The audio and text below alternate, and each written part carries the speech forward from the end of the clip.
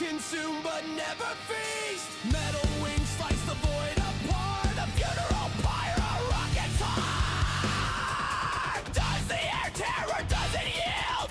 What's the cost of the battlefield?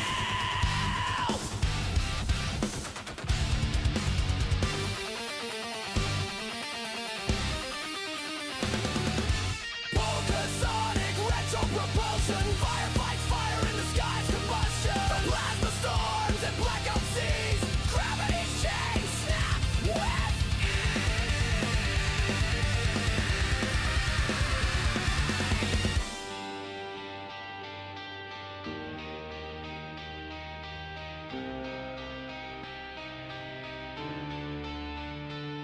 Red rivers, burning trails, echoes scream where silence fails. Ashes rain, the sky won't care, but we keep climbing unaware.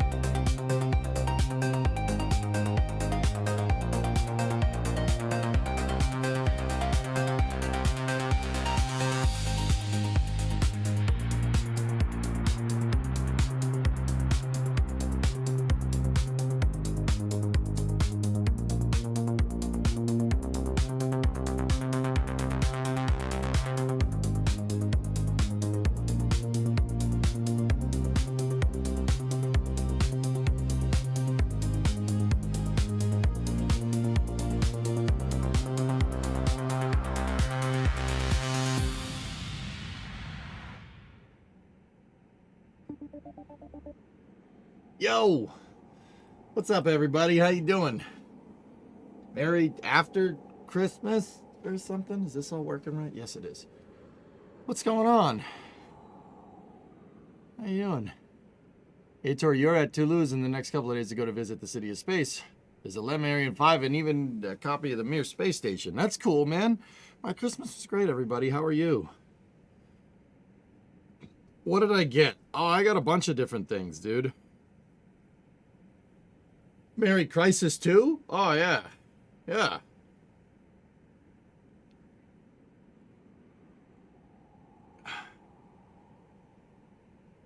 Right.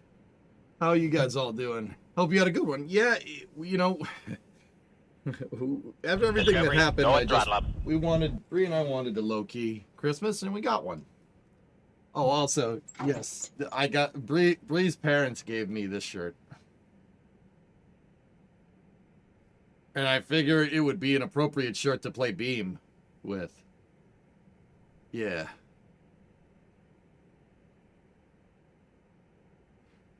No, that's neat, Aitor. That's nice. Yeah, very fitting. It fits great. Thank you. Hey, Chief. What's going on, everybody? How are you? I got, I got tools. A bunch of other stuff. You got a Starbase hoodie. Nice, Ordon. That's good. Good. I also got a lot of really nice stuff from you guys. I got an Australian care package from Heavy Metal Rain that has probably like, I don't know, 20 packages of Tim Tams in it, and it had a set of tools in it too. Which, good. Feels Batman, you're making duck broth. Oh, very nice. Very nice. Yeah, I got Tim Tams, tools, and gloves, and work gloves, and yeah. Not the, you know, pretty easy. It's pretty easy to do Christmas shopping for your boy. It's not like I'm not forthcoming with the stuff that I enjoy, you know, because of the whole stream. But anyway, yeah, so I figure, you know, I have this shirt. Yes, I really do need all these cars, so I figure we'll play Beam. Just play Beam, and then maybe we'll play some GTA a little bit later tonight. Let's just have some fun. It is ridiculously cold where I'm at right now. We're at 20 Fahrenheit, which is well into the negatives in centigrade. I think that's like minus 10 C or something. It's not great. It's not good. You got a drawing tablet, so now I can learn how to do digital art. Nice, Rockets. There you go. Will this be the last stream of the year? It could potentially be the last stream of the year. It depends on our itinerary back if it doesn't snow. Ah, yeah. -6, almost -7. It is really cold. Yeah. You got FPV drone guns. All right, let's go. At least your furnace didn't break. Yeah, no.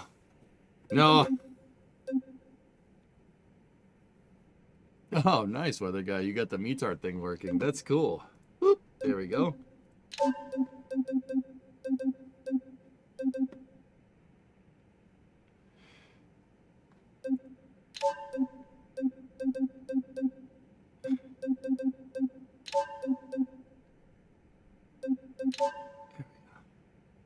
Finally, I got the brass HO double cap G-Tel I wanted for Christmas. It's on its way from the US. All right, dude. Nice, dude. You scored it. That's great, man.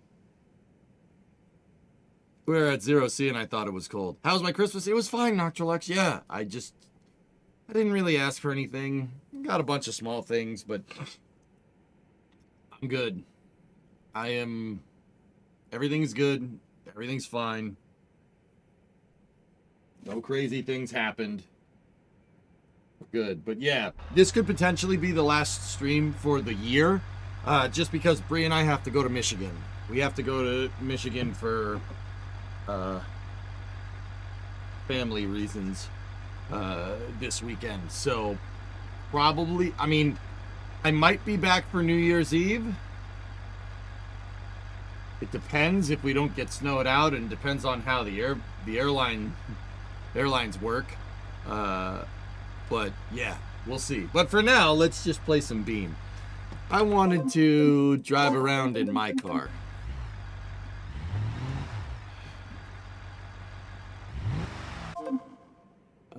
Vehicles, I should have my car.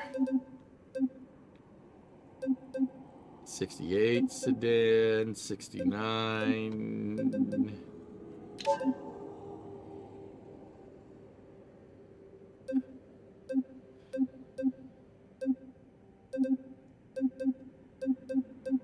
Look at all these damn permutations of the freaking car.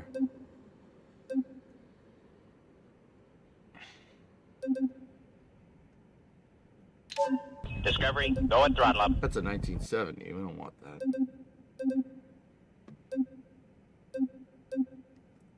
The Deluxe sedan. Place car. My winter car, is it your winter car? My winter car is not out yet, dude. All right, here we go.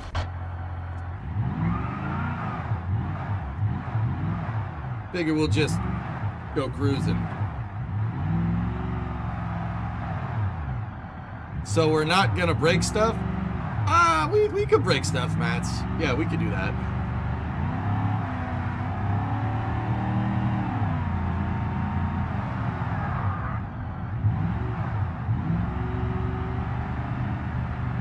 Oh yeah, the steering box is great. It's just like the real one.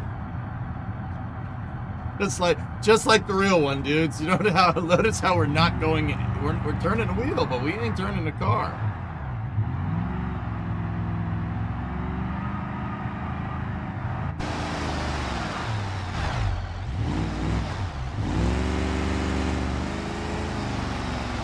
Should we make a hill climbing version of my car? I don't think I've ever done that. Steering's a little loose. Alignment's off too.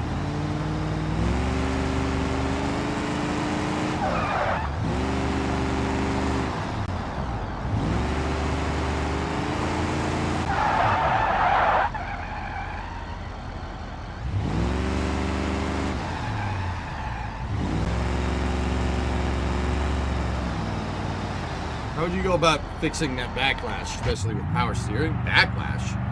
Oh, you just need a tighter steering box, dude. Most of the time, you could probably shim it. The steering boxes are adjustable in these cars. Actually, it's the preload on the steering box is adjustable, so you could probably get the slop out of it. But they make closed ratio steering boxes for these cars, so they handle a lot better. Yeah, you can usually adjust it. But if you tighten up all the slop, it doesn't. The steering box, the preload is too high. It'll break it over time. Hey, Flippers gifted 5 memberships. Thanks, man. Hill climb crew cab sounds good to you. All right, cool. Does this game support VR? I don't think so.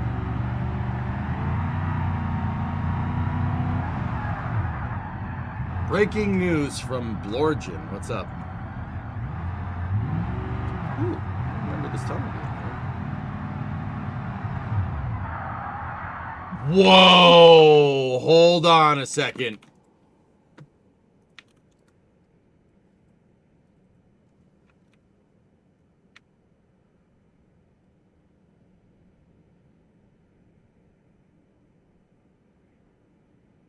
Oh, that's... Whoa! Oh! Oh!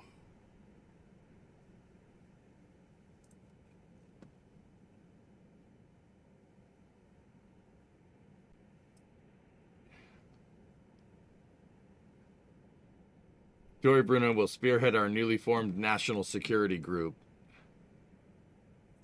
Yeah, Cirrus, that's a pretty big W right there.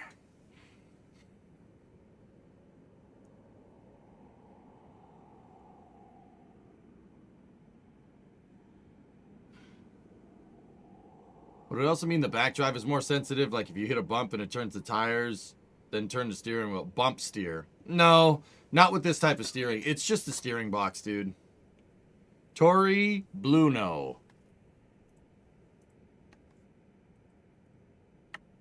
I did not see that coming.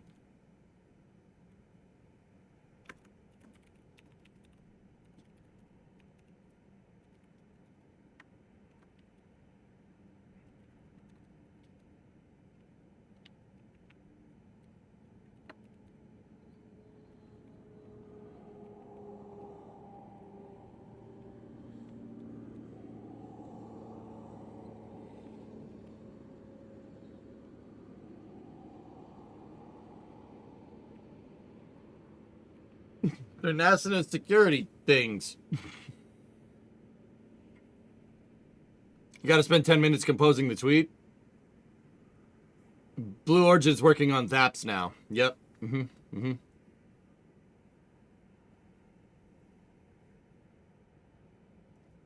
Actually, yeah, that's fine.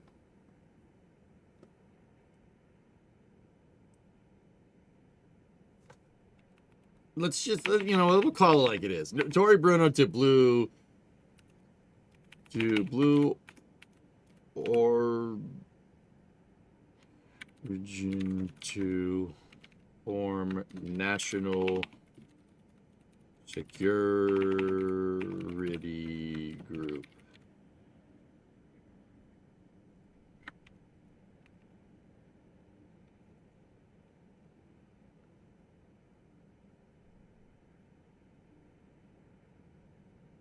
Blue's getting a lot more of those W's this year. That's pretty cool. The only L they took is not launching New Glenn 6 times, but that's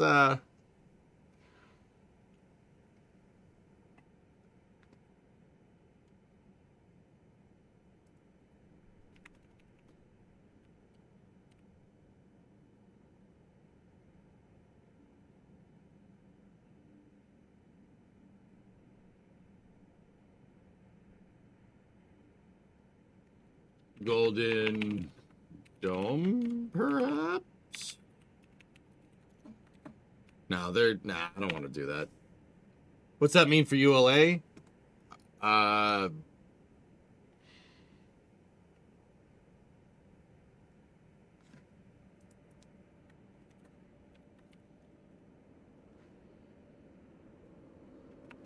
that's self-explanatory.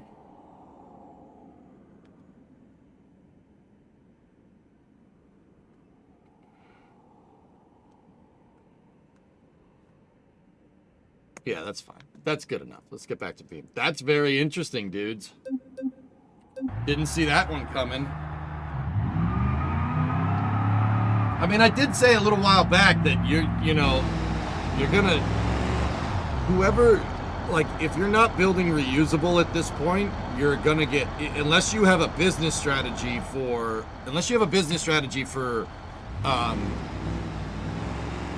extremely low cost, heavy lift capability, you're really gonna get left in the dust.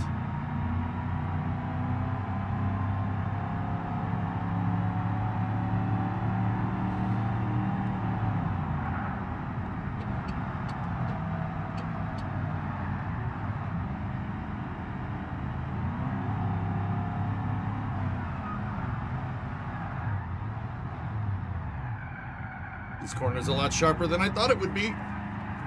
Bring the tail out. All right, we got to get to the hill climbing track. The hill climbing track that we made. I believe it's actually right here, so. Oh. Well, this is the way to get to it. This is not a good idea. This car on dirt is not a good idea. But you know what? It's Beam. So guess what? Pedal to the floor, baby. We're doing it.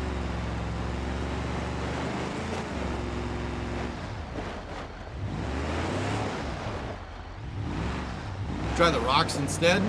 I mean, all right. Ah, it's good. It's fine.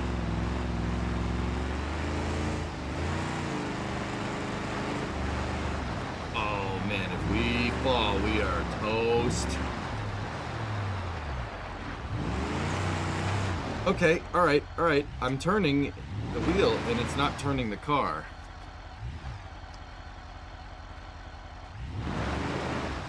we go.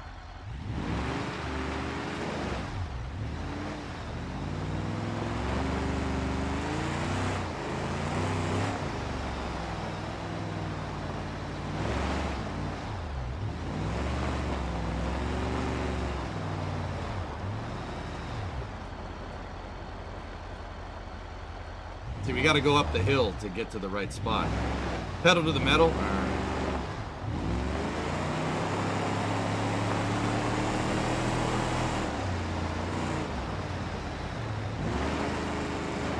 Oh, shh.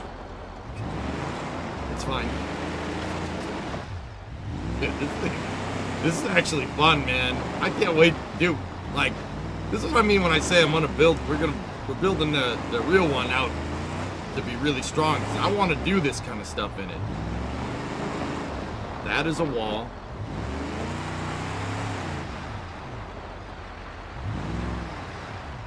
What the hell? When did they add this? What is this? Is this a freaking mine?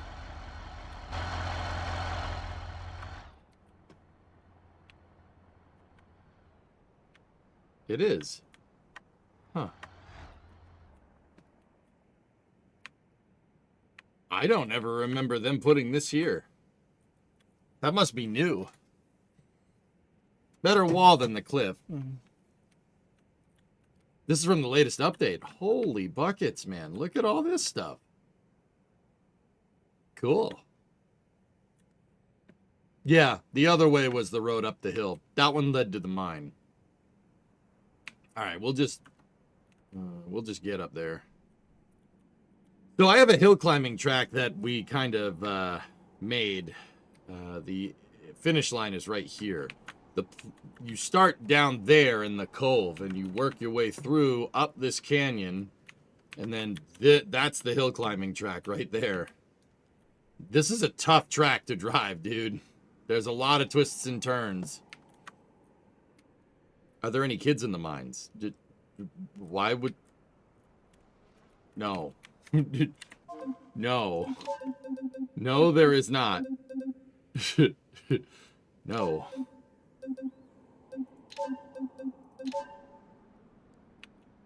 All right, we got to make the finish line.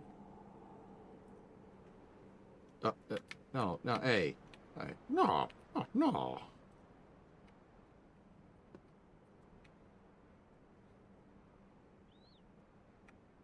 I'm trying to put this thing to make the finish line.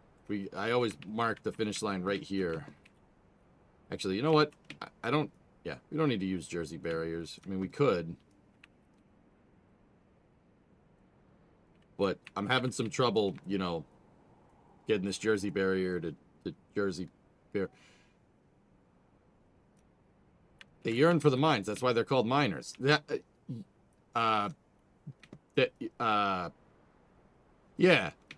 that, I mean, no, but yeah, okay.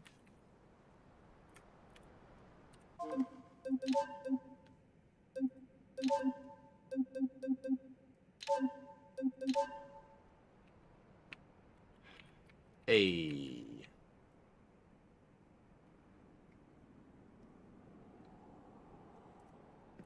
Can you use the heavy equipment and dig stuff in the game?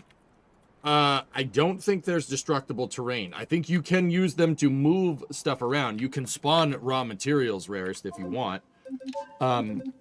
With the new edition, they added like marble blocks and stuff in rock piles that are movable. I do believe there's challenges and whatnot that you can do to, ooh, track flag.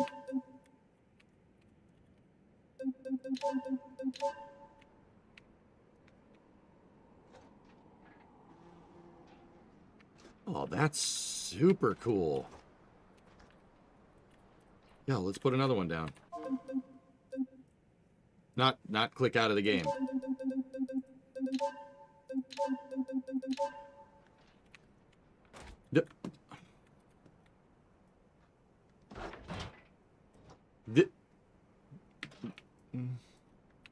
Yeah, you know, that's fine.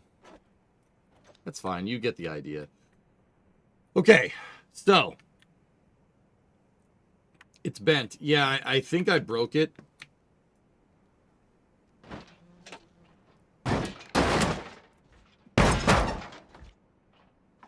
Just stay there. No.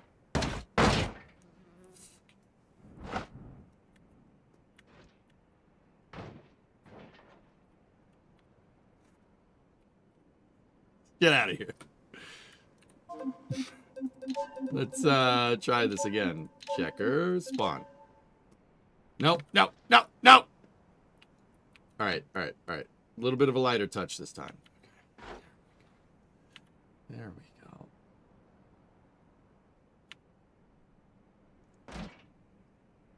go. Good enough. Lost the flag. Tied the leader. Gained the lead. Yeah, Rares, this is cool, man. This game's sick.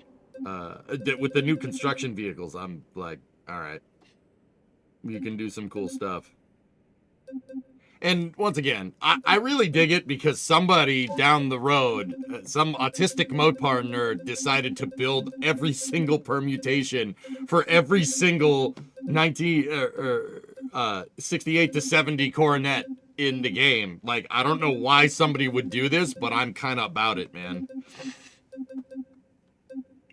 I think it's sick, dude. Like, the freaking dream car is a 69 Super B. Or even a 69 RT, like... Look at this freaking card. Oh, I love it. It looks so good. But that's not what we're about. We'll leave that car there. Shut it off. This is more our flavor here. Because that car that I just showed you is like a $70,000-$80,000 vehicle. Ours is not that. So, you know, we got that going for us, which is nice. All right, so I'll leave that up there. There's the finish line. The track goes back here, right? The finish line is there at the top of the hill, and then it's basically this whole road right here. And what I do is we compare times. Trey, I've been given an employee jacket from SpaceX. It's from a 2014 employee. That's cool. And so you basically time it and see how fast you can get up there. There's a city section right here that goes through this little village, right? And then you go through this little farmland here and you start in, I think the city in the game is called Portino. And you try to make it all the way up, A, fast, and B, without crashing. It is a little bit difficult to do.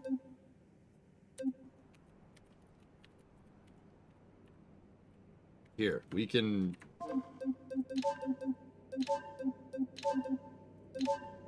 Yeah, baby.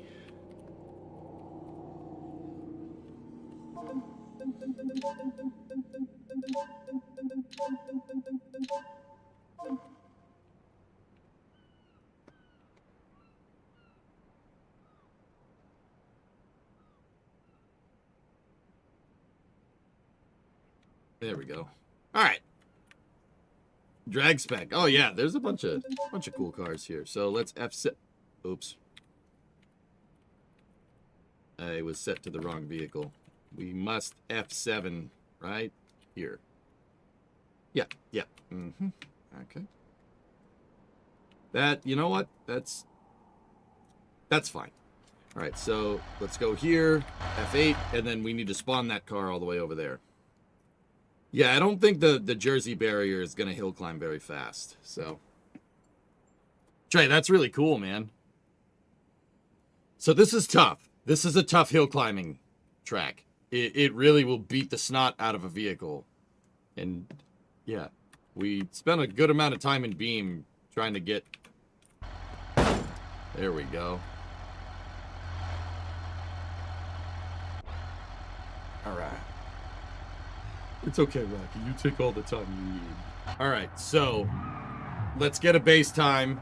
I think I've done this before, but I don't think we ever finished it.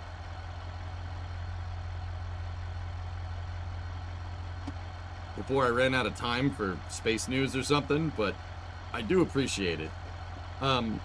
Discovery, go and King throttle Kitten, up. Tier 2, 117 months. I have a racing rig. I have a G29 steering wheel and the shifter to go with it, which is actually pretty cool. All right.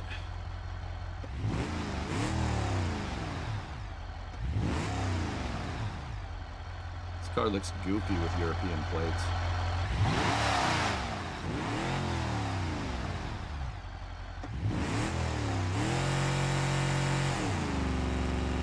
Oh boy. Okay. All right. So let's get our stopwatches out. Stopwatches ready.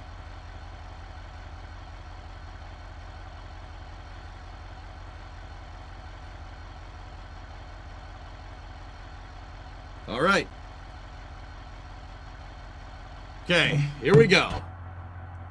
Let's see how fast we can do the baseline with this. Ready? Let's put it in drive. Take off the parking brake. Not hit the help menu.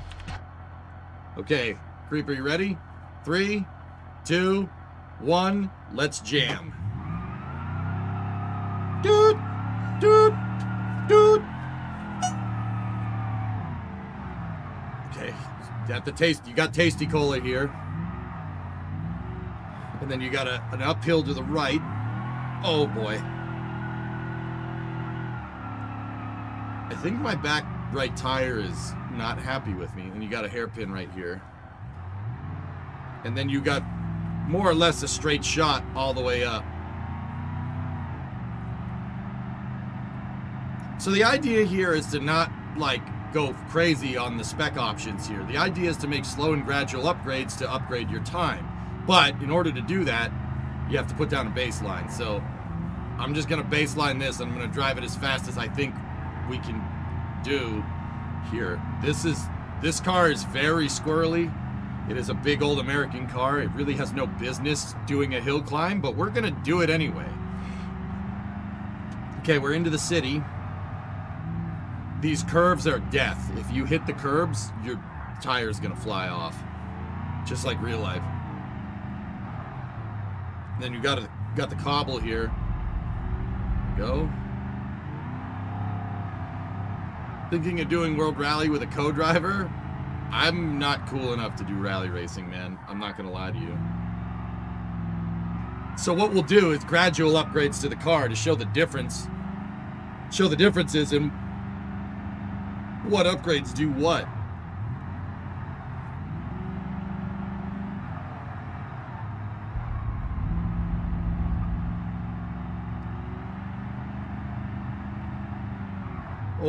Oh, I nicked the curb. Probably got some curb rash on the rims there.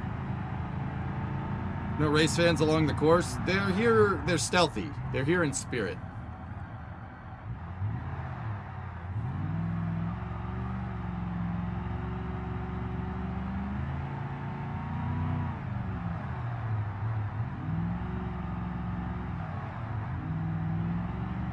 Okay, we're out of the city.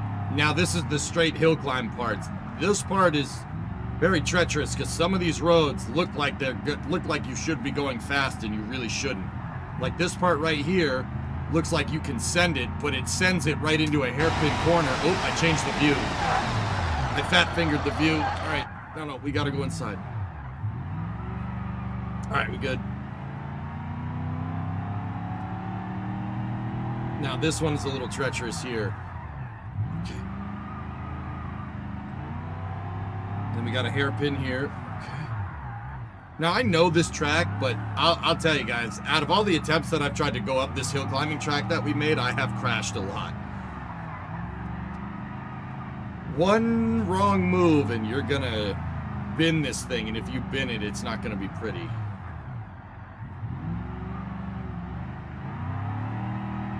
That it doesn't help that this car is floaty as hell. There's a lot of body roll in these cars because these old American cars aren't really designed to do this. They're not designed for roads like this. This thing is designed to go 50, 60, 70 miles an hour down a dead straight road and keep the ride comfort nice. So that's why I like messing with this. This boat really has no business doing this, and that's the kind of stuff I like doing in Beam. Making cars do things they have no business doing.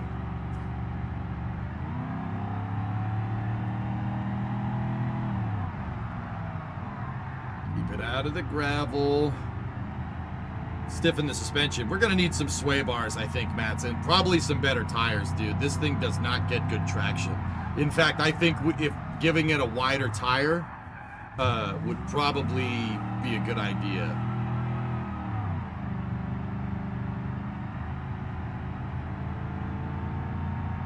Because I think we're on bias plies right now, dude. And this thing, oh man, if you break it loose, that's it. It's not even gonna, it won't skid. It'll just go straight. Probably that, maybe brakes. I don't think we need to upgrade the engine, at least for a little bit. In fact, I try not to do that. I mean, we could just put a big block in this and call it a day, but all right, we're almost to the end. 2 more turns. Oh, okay, 1 left. 1 right, get your stopwatches. And ready, set, stop. 453. Ooh, 453. Man.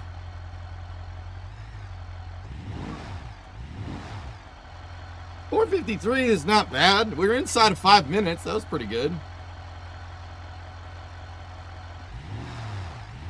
But see, dude, look at those pencil-thin tires. Those pencil-thin tires are... They made the tires so damn thin. Well, that because they didn't have radial tire technology at the time.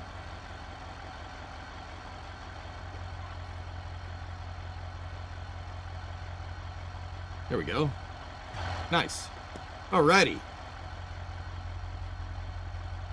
Alright, so if I hit F7, it should... Nope. Or insert? Nope. 4 minute 54:29. Okay. Let's just say 454 and call it a day. Good number. First upgrade should be to chop it and make it shorter. Why? A long wheelbase like this makes for very, very stable, makes you very stable in the straights. I don't think the tires are the main issue why it's so slow up the road.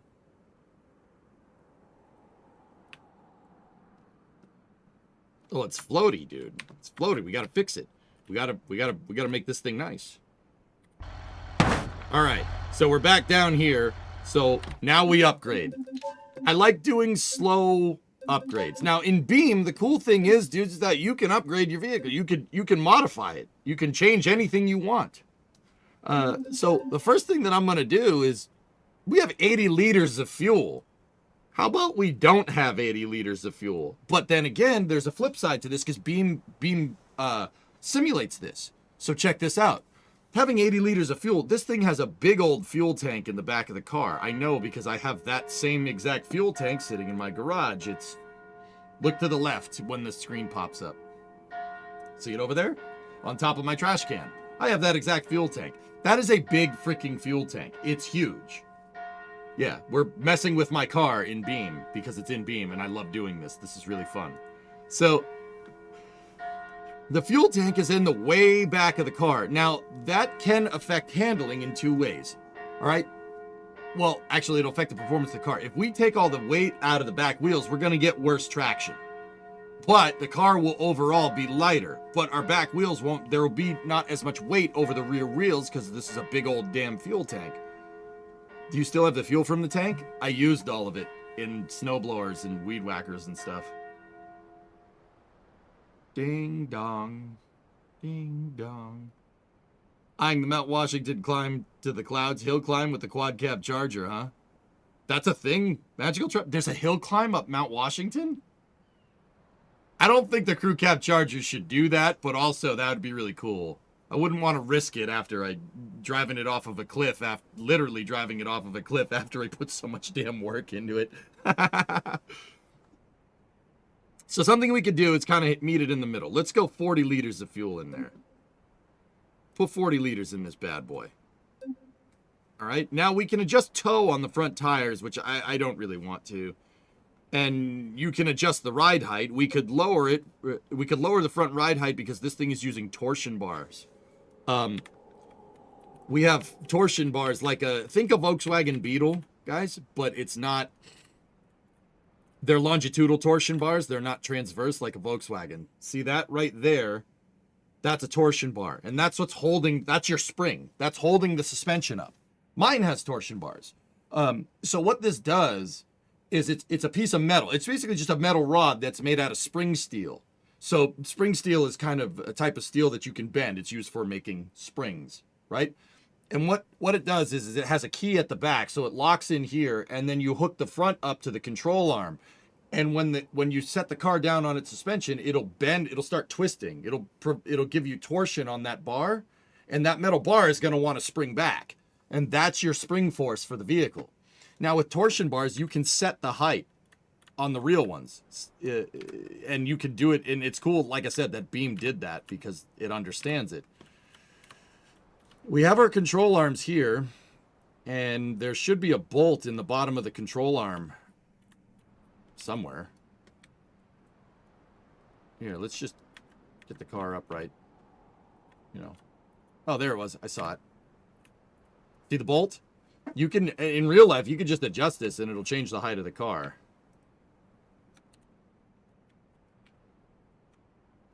And then we'll just make sure the car is back to normal because I bent it. Hey, Geek, what's going on? So let's take some fuel, take the fuel out of the tank. But we don't want too much, we don't want to lose too much weight over the rear wheels. The other thing I think we should do is upgrade these tires. We have bias plies right now. Bias plies are about as good for handling as I think a block of cheese if you made your tires out of cheese. So we can go and mess with that. But I don't think we need to adjust the front ride height just yet. I really just want to give this thing bigger tires. We need radials on there. That should help with handling. It's not going to help with much else, but handling is a big one. So let's go into parts.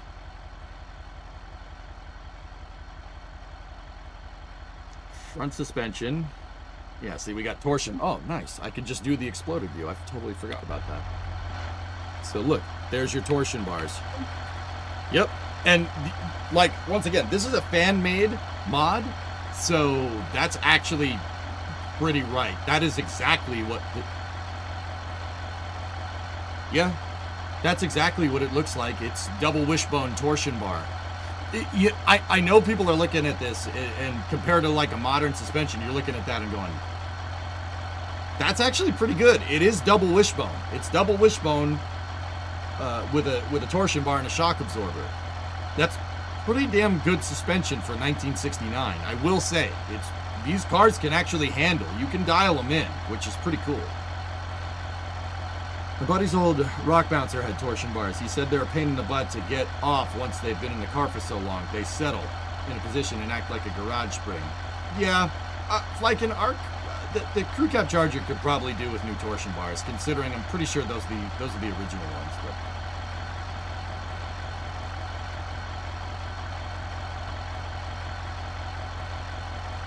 being correct doesn't mean it's simulated correctly in the game with so many updates since the mod got made. Man, it's like 2 days after Christmas, Sig. Why you gotta be such a stick in the mud? You're being as stiff as those damn torsion bars, dude. Just enjoy the content, my dude. Holy cow.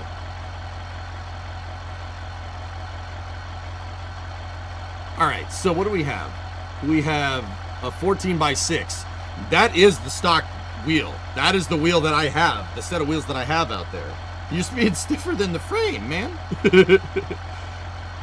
What I want on my car is I want 4-slot 15x7 painted in the body color. That's what I want. This is what we're gonna put. This is what I want to put on my car. A 15x7, and then the tire I do not want a bias ply. I have a set of no, maybe not a 15x7. Do we have a 15x8 4-slot?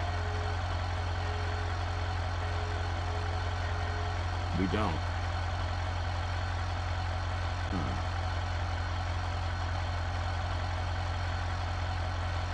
I wish we had that 15x8 4-slot. That, because we 15x8 standard steelies. Oh god, no. That's a GM rim. I don't want that. Do not want.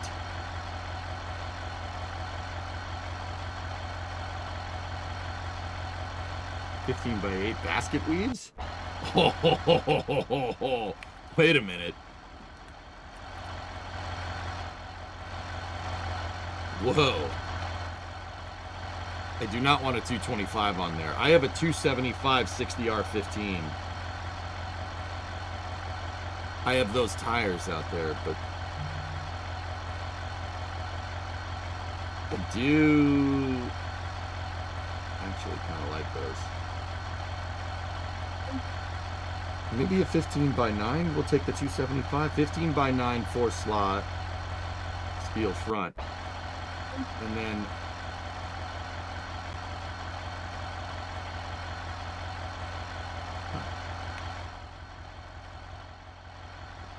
what does 4 slot mean? It's this. It's a steel rim. I'll show you. So if you look at the rim, there are 4 slots. 1, 2, 3, and 4. That's what it's called. It's not slot. Really isn't the right name. In the U.S., we just call that a steely. It's just a steel rim. These rims are very simple to manufacture. It's just you just have a press that makes the inner hub, and then a press that makes the outer hub, and that's it. And then you just it'll weld it together.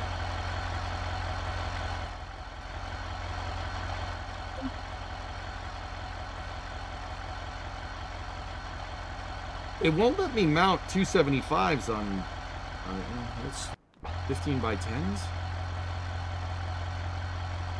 There's 275, 50R, 70R15. There we go. That is the rim combination that I want on my real car. Now let's. Can we put the hubcap on there?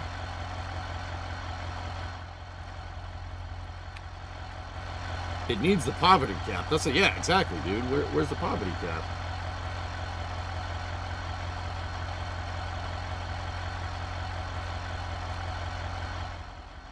He got you a stuffed Santa Bucky for Christmas. All right. Let's turn the engine on. Open the front tires down. There's no way to do it, dude. It doesn't have that. It's got a, oh man, I wish it could have the cap. Doesn't even smell like beaver nuggets. The smell is gone, for what it's worth.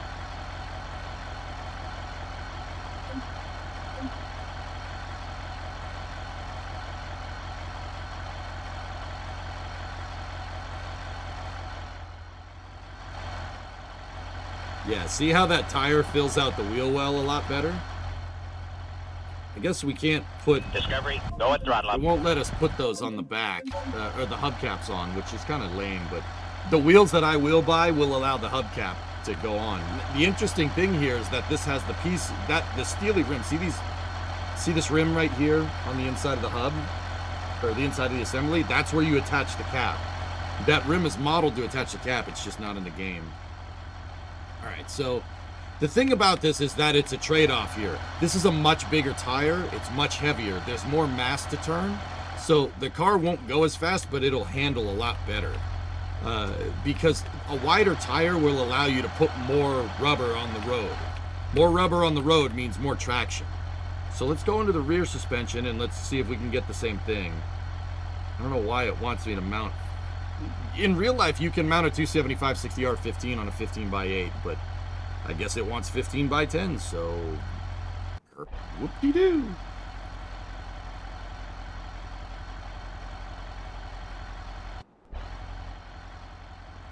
Yeah, baby.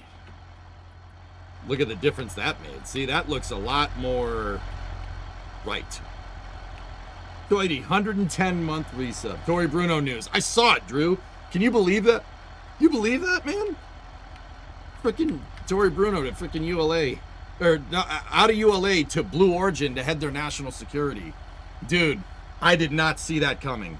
No joke. Didn't see that one coming. I mean, I assumed it was for Golden Dome, right? To do national security stuff. But I didn't think it'd be Blue. Blue's eyeing a Golden Dome contract. They absolutely are. Yeah, yeah, he's the head of Blue Origin's national security group now. So Blue's eyeing that Golden Dome contract, which is cool, man. Yeah, I need the high-end taillights because that's the taillights that I have. See that the trim piece? Check this out. We go into the garage. Look at the very top of the screen over on the back wall. I have that piece, the high-end trim. It was only on Coronet 500s and Coronet RTs. This trim piece.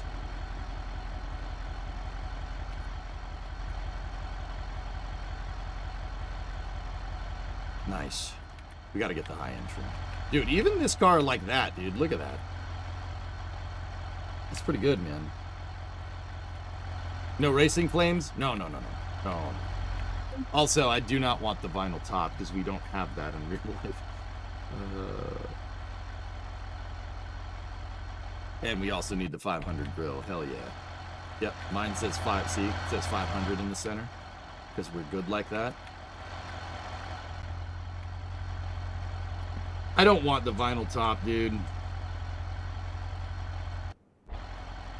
Oh man, I wish I had that. See that piece right there, the piece that it's highlighting? I wish I had that in that condition in real life. This would make this project a lot easier, but it's K.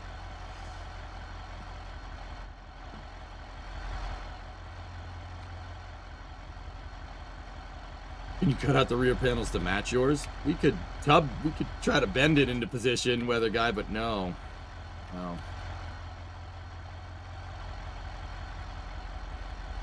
All right. So just better wheels and tires with the right trim. Let's save. Hill climb V1. All right. So the time to beat is 4:53. We took some fuel out of the car.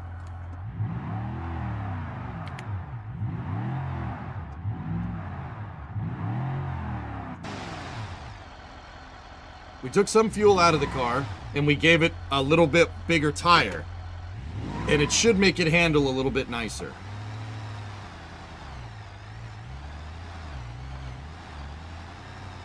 What the hell's wrong with my gas pedal?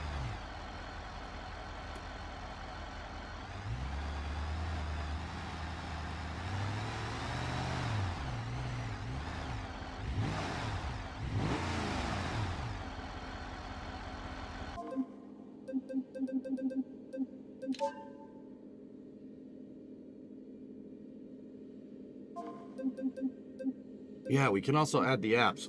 I gotta... Huh. Here, let's get our weight distribution. Add weight distro. Put tire weight distribution right there. What else do we need? I don't want a compass. I don't need cruise control. I don't need the indicators.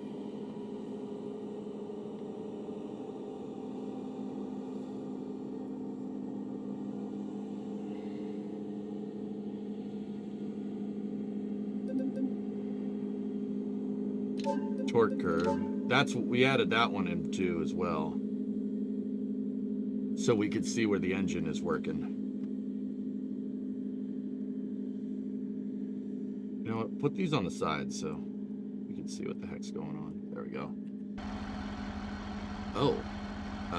Okay, hold on.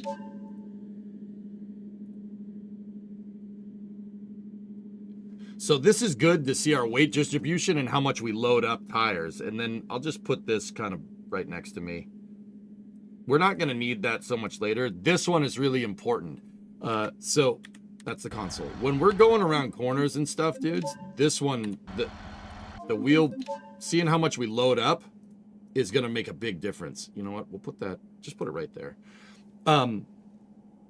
This shows the car at rest. It shows its weight distribution, and it's actually not, that's actually not a bad, that's actually pretty good for what the car is.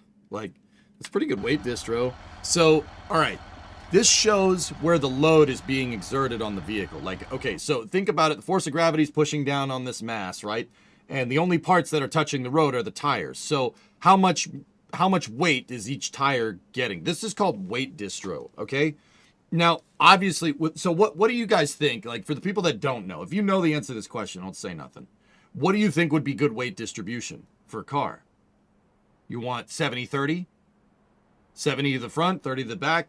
You want 70 out back? 50-50? What do you think?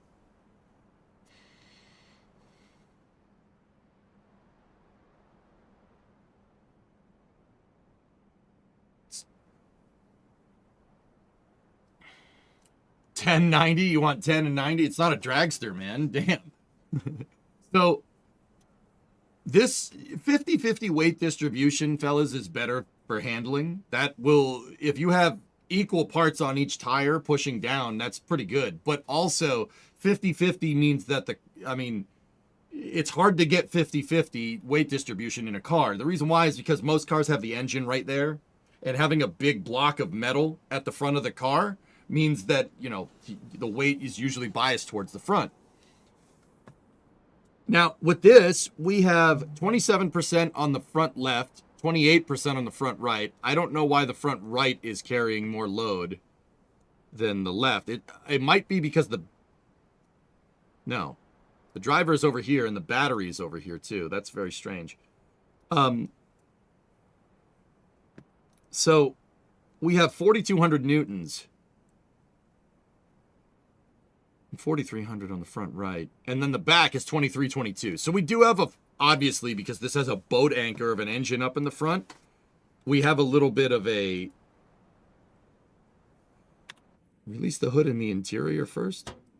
Wait, you can do... Oh, dude. I forgot you could do this. I forgot you could, walk around and stuff. Now, see, I don't know why it's biasing to the front right tire. That makes no sense. Ding, ding. Because the battery and everything is over here. Usually the car will bias slightly to the front right because, the front left. It depends where the steering wheel is. It'll bias towards wherever the steering wheel is because, a steering wheel is over here and it's not over there. So we should be loading up the front left, but we're not. It's loading up front right for some reason. Yeah, it's obviously the wiper juice reservoir. Yeah. You see, this car doesn't really have much going on over here. The battery, the brakes, and the steering column and the steering box are all over here. That should be flipped, which is very weird. Did the exhaust manifold go up to the right? So a stock exhaust from this, it doesn't have the stock exhaust.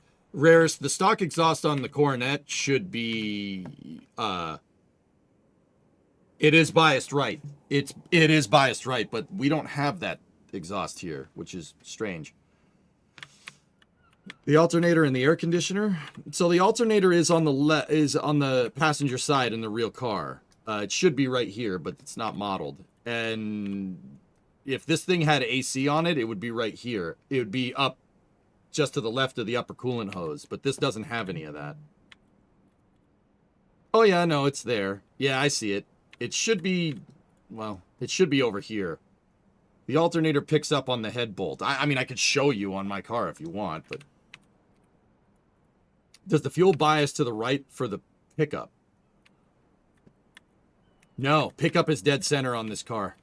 The fuel sending unit and the pickup are right here on this car. The fuel line does go to the passenger side, but that's the fuel line. The only reason the fuel line goes down the right rocker is because the brake line goes down the left rocker. That's weird. All right, so close that sucker. That is what it sounds like. All right, well, we got a slight bias to the front. That is going to make the car the bias to the front here is going to make it a little bit sketchy over the rear wheels, because considering this is a rear-wheel drive car. So our drive wheels don't have as much pushing down on them as the front wheels. So because the engine is pushing down on the front wheels, because the engine is there, and it's not over the rear, this will create... I don't know what I just did. What is that? Oh, that's me. Yeah. Last, what's up? Beating, we saw it, dude. Can you believe that? 5743 is about ideal. 50-50 is okay, but I wouldn't want 50-50 in a car this big, Tessa. The more I learn about cars, reading certain racing dynamics books that I've been given, Yeah, you want a little bit, you want it to be a little bit biased, like 55-45 or 60-40. That'll help the car handle, because having the engine up at the front makes it a lot more stable. Matt's gifted 10 subs. Oh, thanks, man.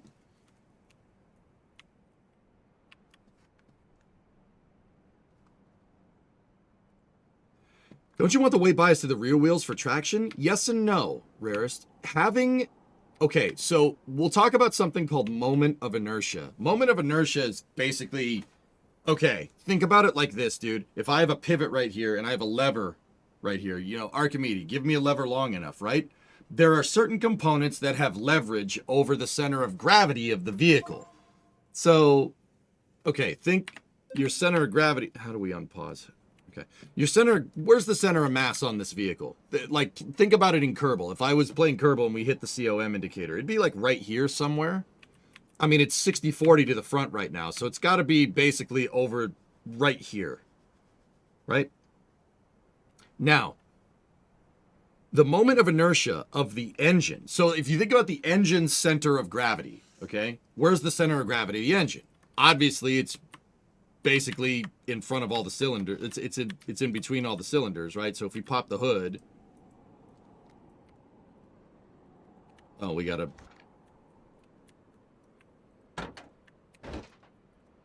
I still think it's super cool that you can do this in Beam nowadays. The hood latch is not there. It's down there, by the way.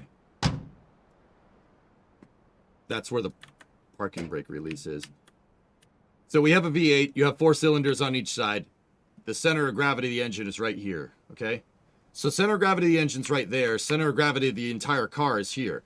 That distance between the center of gravity of this component and that component is a lever, right? It's a lever. That's going to create leverage when you're going around the road. That leverage there is called moment, all right? So moment of inertia. So that object's going to, like I said, the object's going to have inertia going around a corner.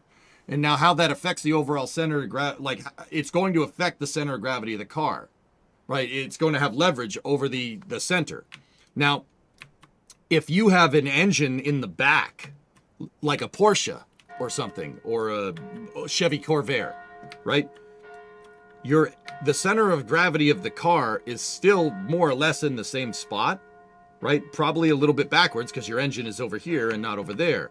But think about the distance between the center of gravity of the engine if it's hanging out the back of the car, rear engine design, versus the center of gravity of the car. That distance is a lot bigger. So the engine is going to have more moment. It will give you better traction over the rear wheels, which is why Porsches are known for really good handling, because they can get better traction. But if you're going around a corner, right, and you say you're hard braking around a corner, right, you load up the front tires with all the momentum of the car, right, and you take traction off of the rear tires, the moment of inertia of the engine will overcome the inertia of the car, and it'll want to spin around. That's called snap oversteer, right? Because you have this big weight on the back of your car. And center of gravity always wants to go first. It's just like an airplane. That's why if you look at like an older airplane, like an airplane with a propeller, the engine's always in the front. That's a stable design. Aren't spoilers designed to increase traction over the rear axle? There are aerodynamic ways of overcoming it. Yeah, sure. Why do you think Porsches carry that gigantic wing over the back to fix that problem? Right? I mean, you've seen many of freaking Porsches with gigantic wings on there, right? He teaches better than college professors. The Ferrari F50 was famous for that. Yeah, I mean, that's what happens when you just put an F1 engine in a chassis and be like, yeah, it's good. Yeah, cars like Porsche 911s, Toyota MR2s, Chevy Corvair, Volkswagen Beetle, they're all notorious for that because, yeah, snap oversteer, it can happen. When you load up the rear tires, the car is basically wanting to lurch forward because you're decelerating at speed, right? All of the benefits of having the engine in the back is nil because you're taking traction off of the rear tires and the car is going to want to spin around. Because like a pendulum, right? Center of gravity always wants to go first.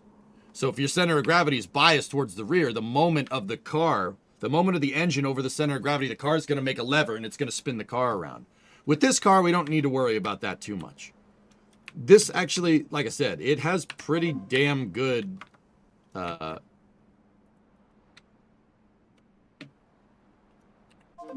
it has pretty good weight distribution for a car this big.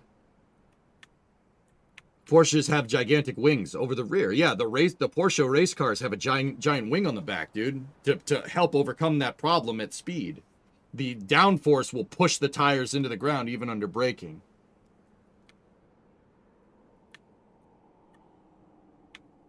Fun fact, I didn't know you could order an air-cooled 911 up until 98. Yep. Does rear-wheel drive versus front-wheel drive matter as far as weight distribution? Yeah, absolutely. Yeah, Dan, sure.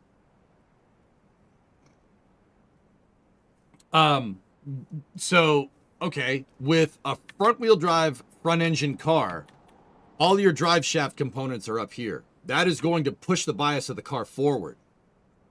All right, and because of this, it's kind of the opposite of the snap oversteer. So with the Porsche, right, with the engine hanging off the back, you're going to brake into the corner and the car's going to want to flip around, right?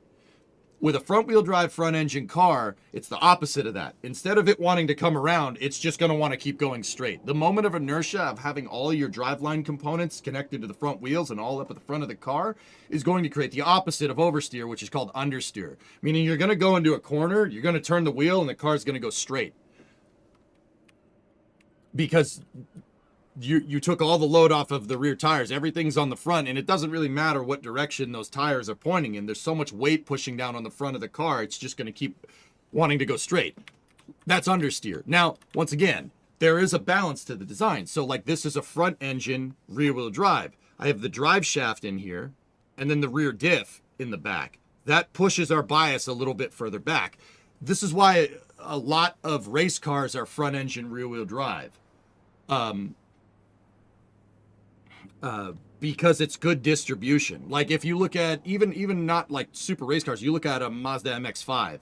An MX-5 has good 50-50 weight distribution with a front engine rear wheel drive design.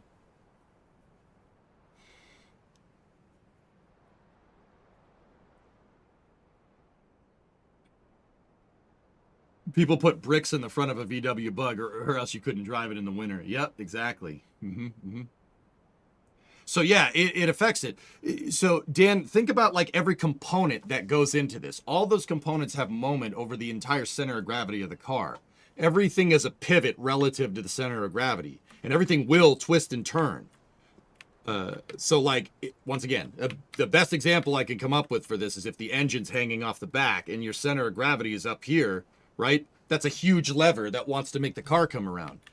Simultaneously, front engine, front wheel drive car, all your mass is up here and the center of gravity of the car is there. That distance is a lot shorter because that lever is shorter. The car's, you don't have any leverage with that. The car just wants to go straight. You got to find the balance. And that's car design, man. You got to find the balance. I think this car is actually pretty good for what it is. It's not too bad.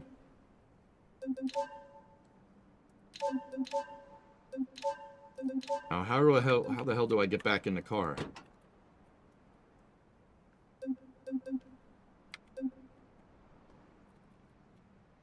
Hit F to pay respects.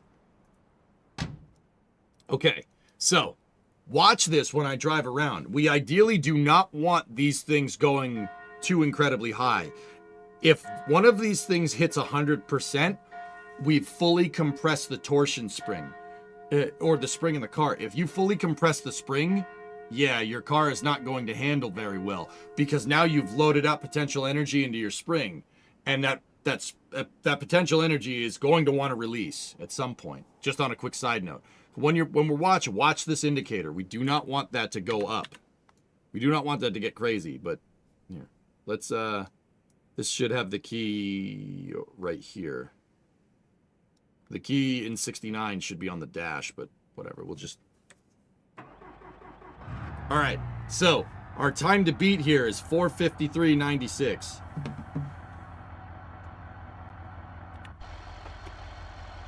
All right, get the stopwatches ready.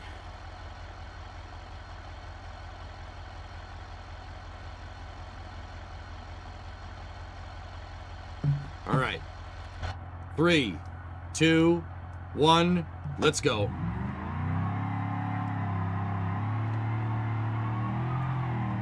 So we have better tires, and I took a little bit of fuel out of the gas tank. That little bit of fuel is going to affect us. We won't have as much traction over the rear wheels, but I compensated for that by giving us much wider tires. Those wider tires should be able to compensate, but... Oh, see, we loaded up the front right. The wider tires should be able to compensate, but we still got to be careful. This car's still going to want to come around under braking. Not under braking, turning. These tires make a huge difference. The car handles way better.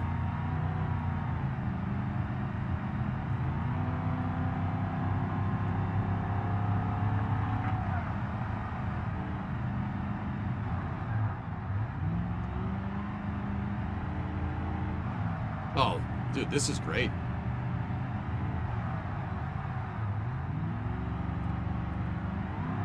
Yeah, way less squirrely, dude, for sure.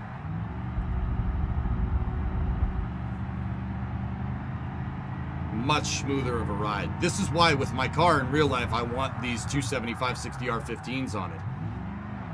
Having these wide tires for this big old car is a lot better. You won't get as good a fuel economy with them, but we're solving that with other problems on the real car.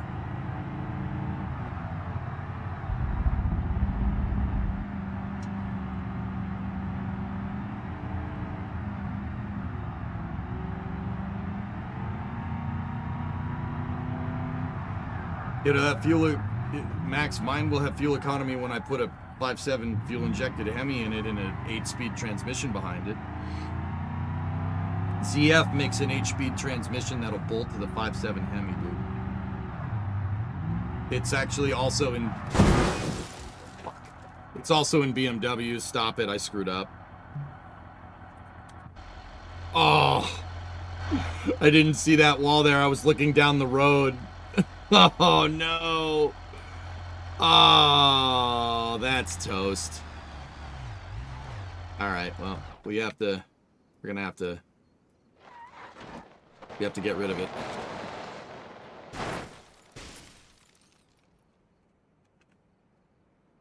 Just what I wanted. Car stuff for your birthday. How'd you know? Call the insurance guy. Yep. Dang it.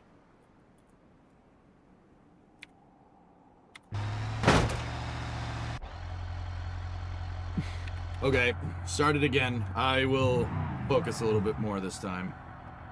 That's what always happens, man. I get too comfortable. We were at 2 minutes, 7 seconds. All right. Start it again. 3, 2, 1. Let's go.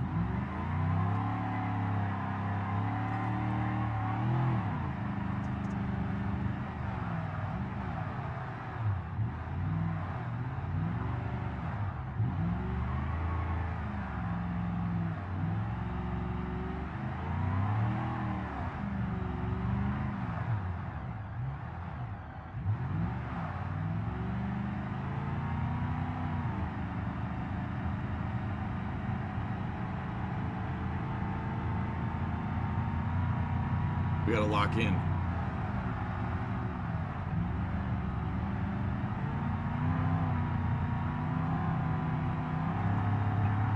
Whoa, okay, all right. Back tried to come around there.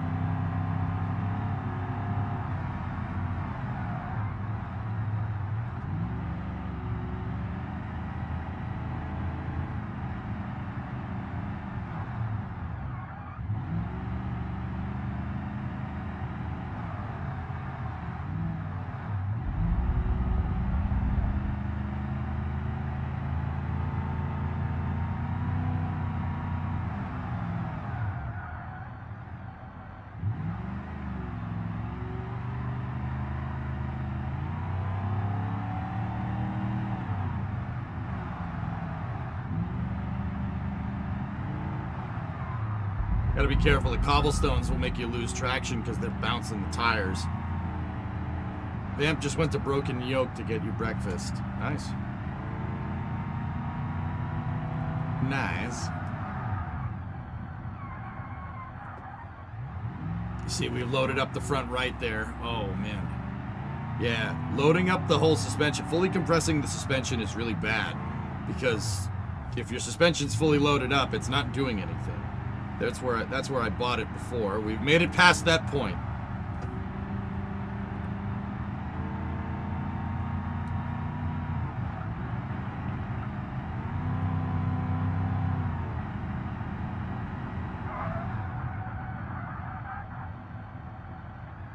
Dude, these tires make such a big difference, man. It's kind of actually ridiculous.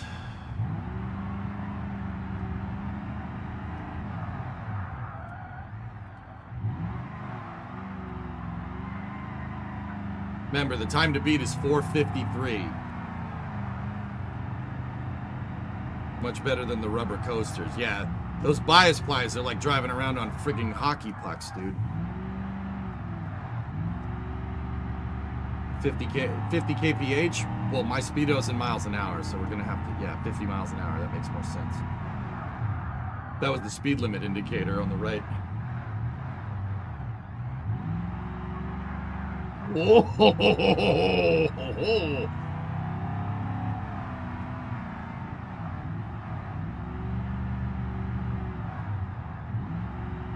That turn is very, very deceptive. It looks like it's going to straighten out, and then it doesn't. Get out of the chuck. Get out of the grass. Come on.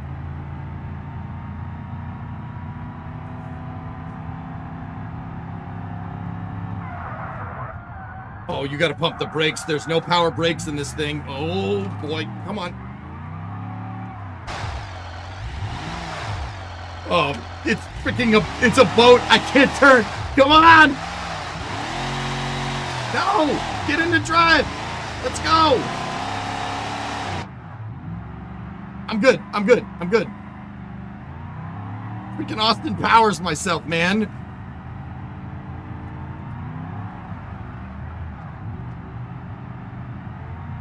I'm good. We're all right. We're really gonna have to step it up here.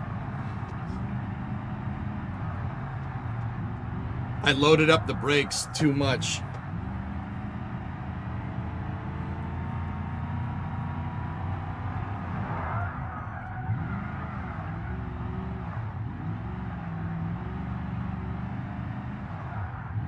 This thing is a freaking handful, dude.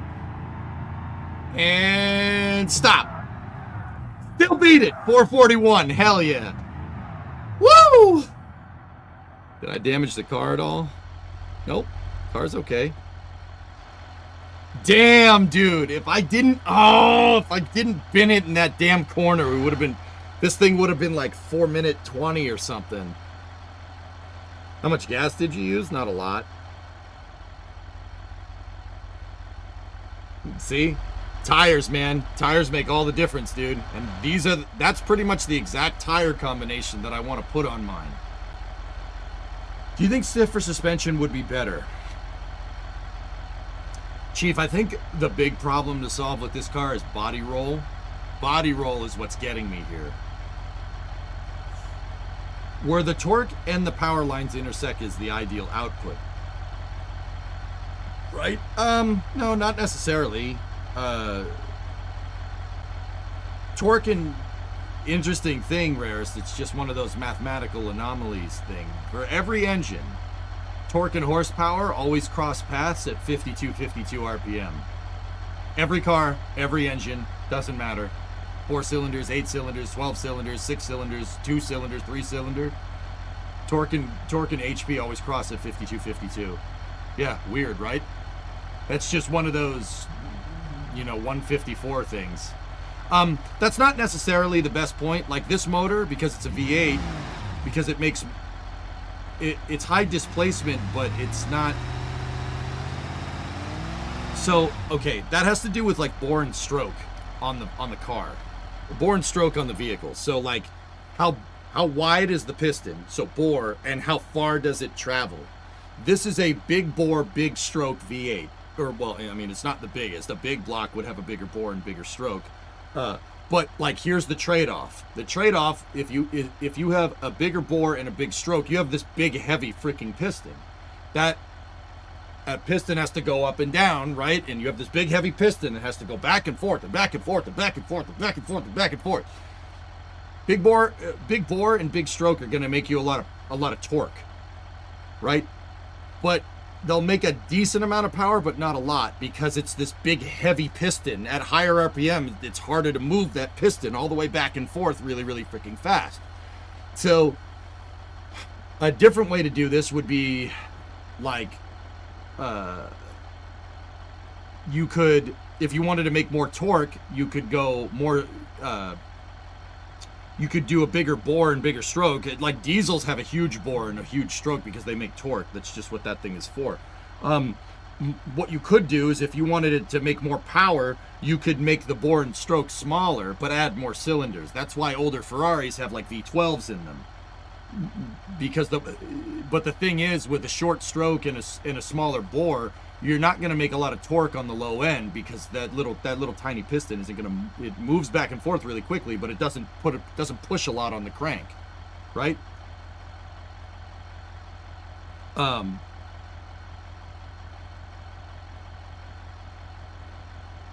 So you could tow with your Ferrari. No, Ferraris with a short stroke, I mean, most race cars have a short stroke and a small bore, so you can rev higher, because then that makes more power on the top end, because that little tiny piston and little tiny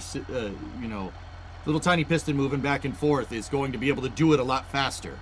That's why motorcycle engines can rev higher.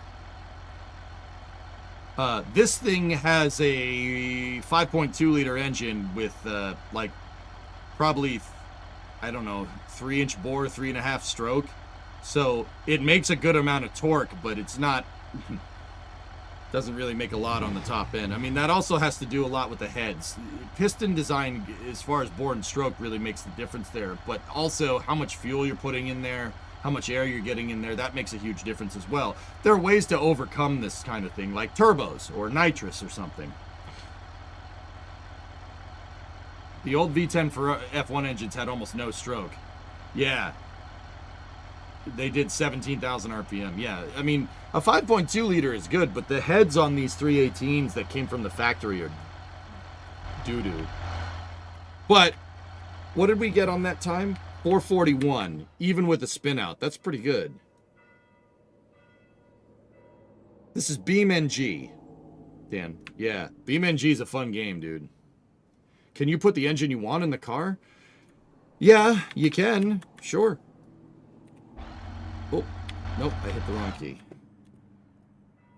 What's your best time up there? With this car today, 441. I don't know what my best time up there is. We've done sub 4 minutes with certain cars. I don't know if I ever did it with my car, though.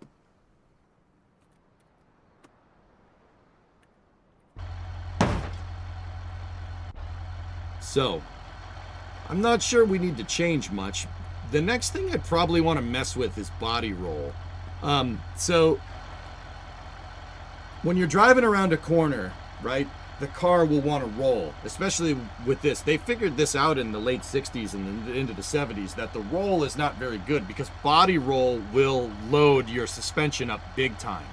You saw how many times this thing turned red, the front wheels turned red under certain conditions. In fact, the reason why I spun the car is because I overloaded the front suspension, and then when I tried to turn, it didn't really do anything, because all the force was pushing that tire into the ground. It doesn't matter if you turn the wheels. All that force is pushing the tire down, not forward. Well, forward.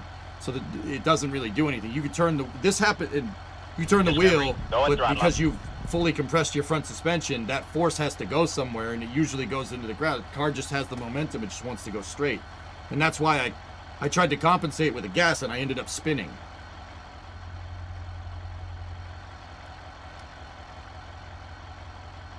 Yeah, team, exactly. Hey, Grab Shark, Merry Christmas, my dude. Hope you had a good one. Yeah, it was fine. Totally okay. So, what we could do is put sway bars on this. You do not, like, especially when you're going around a corner, you don't want the car to rock back and forth, because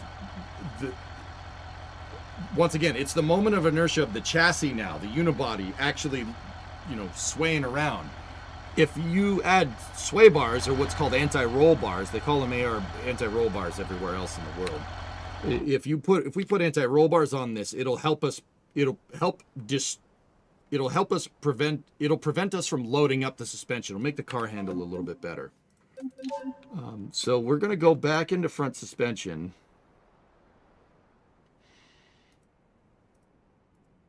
And we'll see if we can add a sway bar. There you go. Factory front sway bar. There we go. So what does a sway bar do?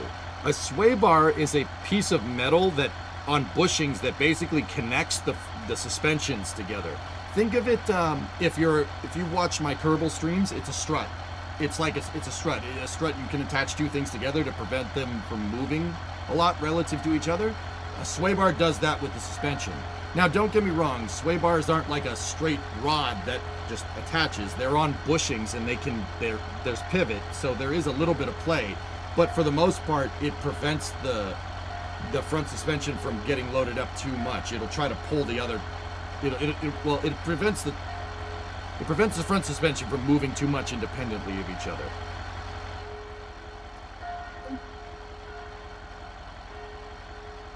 Now, we could go into rear suspension, and we could do the same for the live axle. Let's just put the factory stuff. Mopar did make these things from the factory, and I am definitely putting sway bars on mine. Can I post YouTube links in here? Yeah. Give me 1 second, team. I just got to permit you. So, just I'm gonna hit the permit button. You have 60 seconds to post the link. So these sway bars help kind of keep one side of the suspension from moving too much relative to the other one. Dude, each time the bells go off, I look. Oh, you check outside your house. Yeah. Sorry about that.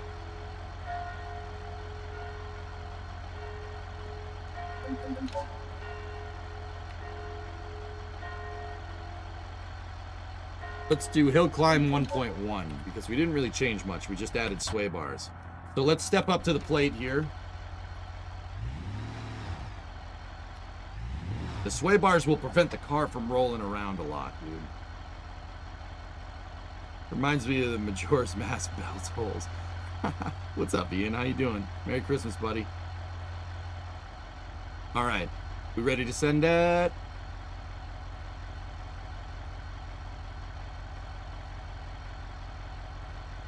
Yeah, I put front and rear sway bars on it. Okay, ready? 3, 2. Oh wait, I don't have my stopwatch ready. 3, 2, 1, go. So watch. When we go around the corners, we shouldn't load up the suspension as much. Merry Christmas, dude. Nice to be back on the East Coast for a few. East Coast, Beast Coast. See how much stiffer the car stays when we go around the corner? It doesn't roll, and we're not loading up the suspension as much. Ian, you see Tory Bruno went to Blue Origin? Crazy, right? I can't believe that, dude. I mean, kind of can, but also it's like, I think he saw the writing on the wall. I think he's like, okay, bye. You know? It makes a lot of sense. I agree. I think Blue's going for that Golden Dome contract, man.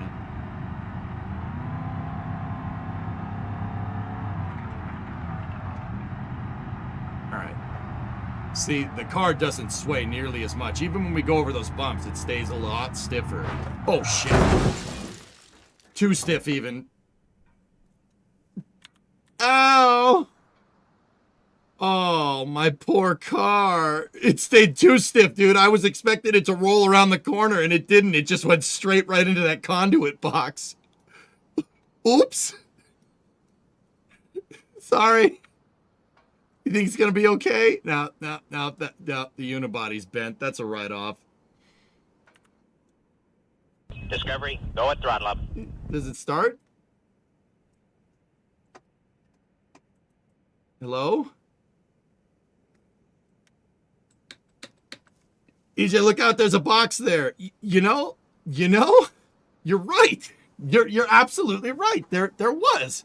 Dude, yeah, it stayed too stiff, dude. I was rolling it around these corners, and I think I caught the curb and it pushed me out to the left. Close the door to check. Oh, yeah, we got it. Uh-oh. So, this is a unibody car. So a telltale sign that a unibody car has been in an accident is if you can't close the doors. That one. The driver's side. Yeah. I'm no doctor, but I think this car has been in an accident.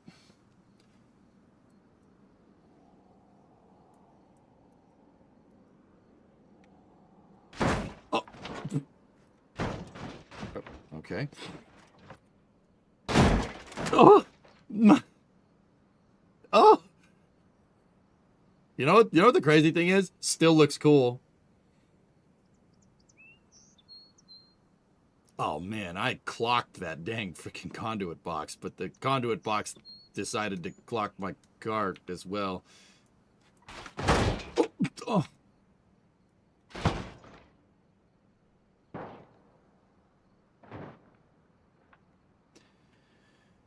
I think it's dead, Jim. What is that conduit box made of? Concrete, maybe?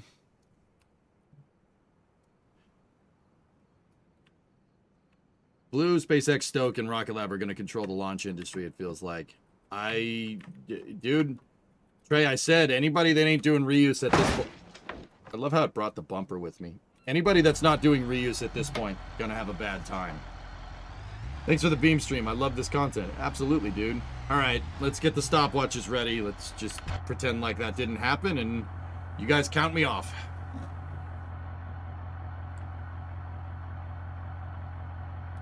2, 1, go. All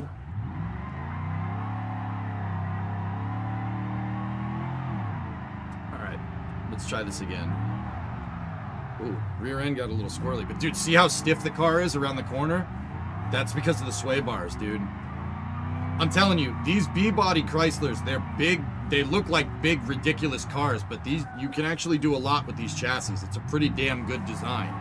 I would say that it's well ahead of its time for the 1960s, considering every car is made this way nowadays. The only thing that really could do with an upgrade with a B-body is to get rid of the live axle out back. Hint, hint. It's got a big old tractor axle in the back. The front suspension design is ace, though. Torsion bar, double wishbones. Perfect. With sway bars, that's fine. We can make that work. Okay, don't crash here. All right, cool. Didn't. But dude, even look, sway bars and some tires. Look at this thing. It's like it's on rails. Now, don't get me wrong. Beam.NG ain't the end-all, be-all of, like, simulation. But this is generally the gist of this in real life. Like, Discovery, go at throttle up. it would do about the same thing. And, you know, maybe someday when the car is finished, we'll do tests like this. Then again, I don't really have an analog to test it, but...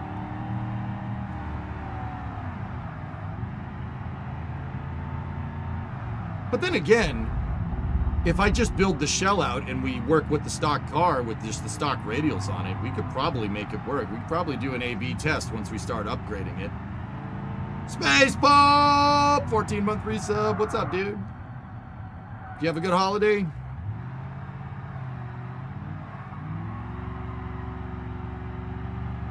But what happened if Wolverine tried to stab Superman with the claws? Don't ask questions you don't want the answer to, pal. You have any place near you for track days? Nah, Panderific. What I'd most likely do is just go talk to local law enforcement and then find a parking lot and just be like, yo, can I use this? It's kind of one of the benefits of living out in the woods. Cops would probably be like, hell yeah, you know?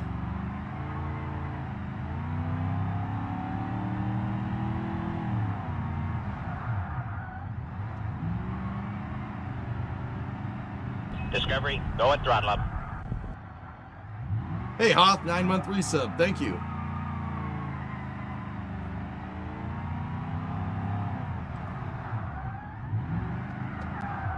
Oh, I loaded up the brakes again.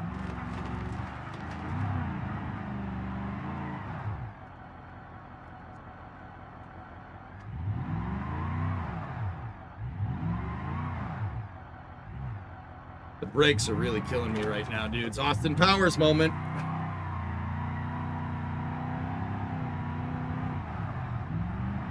I think brakes might be our next thing to mess with.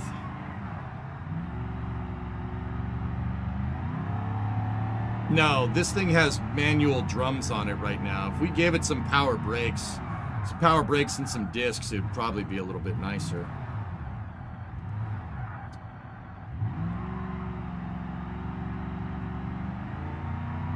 Okay, this corner we gotta stay out to the side.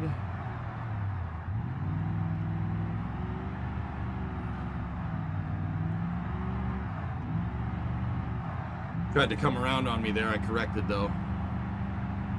Yeah, it's got 4 drums on it right now, Alucard, I'm pretty sure. Mine has 4 drums on it on the real car. Front and rear. Now, don't get me wrong. Drums are good. For street driving, they ain't bad. For racing, no, not so much. You see how I loaded up the suspension? That's where I Austin Powers did before.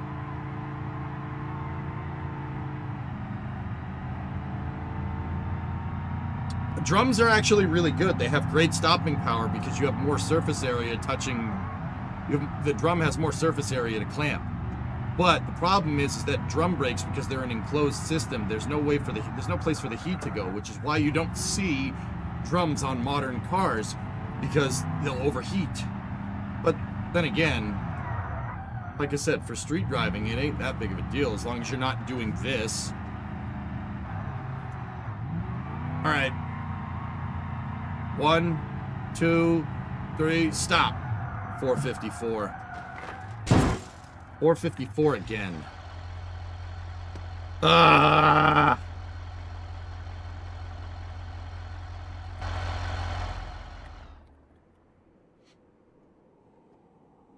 What about a funny East car like the Yugo? Hill climbing in a Yugo, we would still be on our first run trying to get up there, Rusty. I like a car that does, you know, a quarter mile in 14 seconds, not 14 minutes. That's not where this car should be. All right, I guess. Isn't there a replay feature now? Might be worth it to start it on every run for the content. Is there a replay feature now?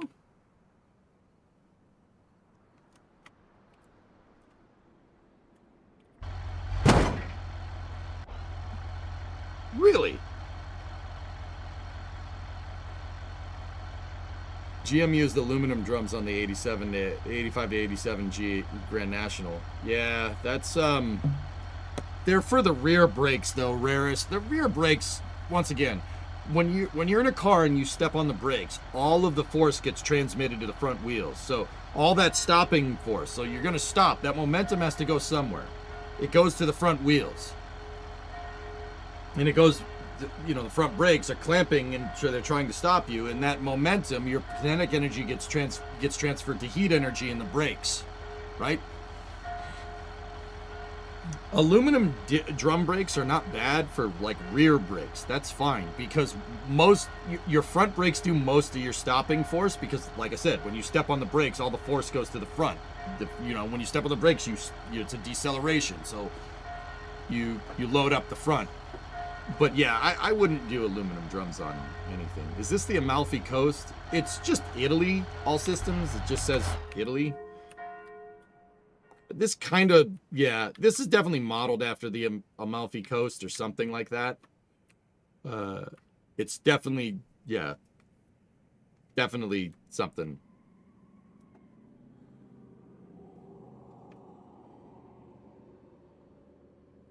What's going on?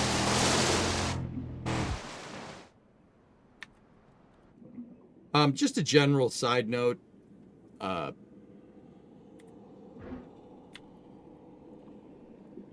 That's not good for it if you drive it in water.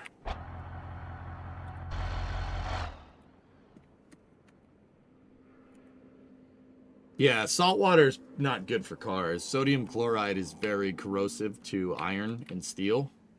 It's very reactive. We don't want that. That water has a lot of that in it.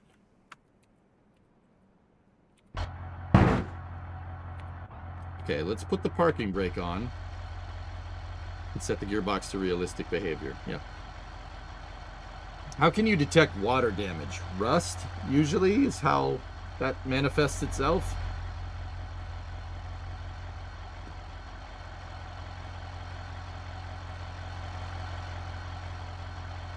This thing looks fat with those tires on it. I like it. Looks real good.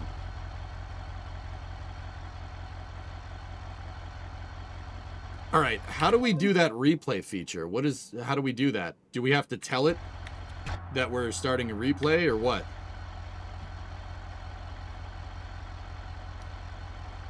Let's see. Options.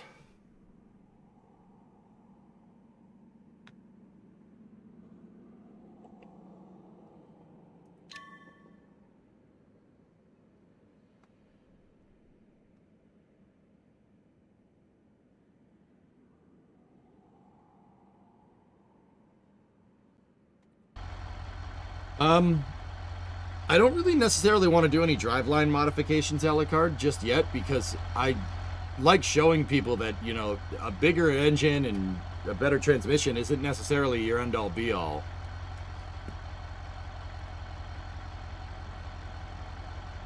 Replay's a great way to capture and rewatch memorable moments. Alt-R to start-stop recording. Okay. All right. Let's, we'll load up the replay this time. Let me bring the car up to the start-finish line.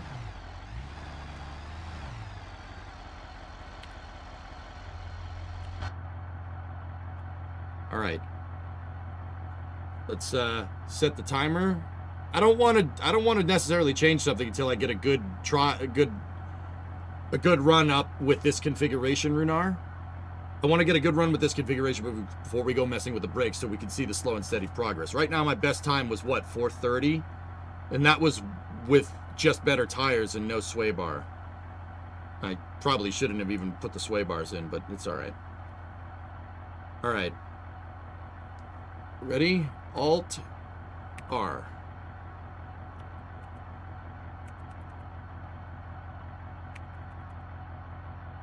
.441.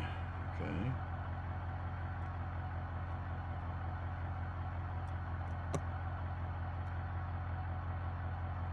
That didn't do anything.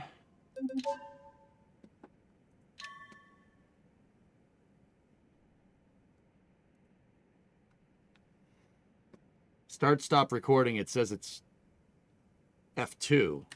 Okay. Let's try that.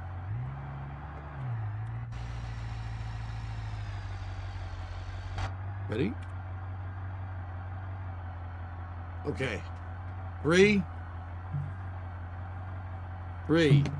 2, 1, go.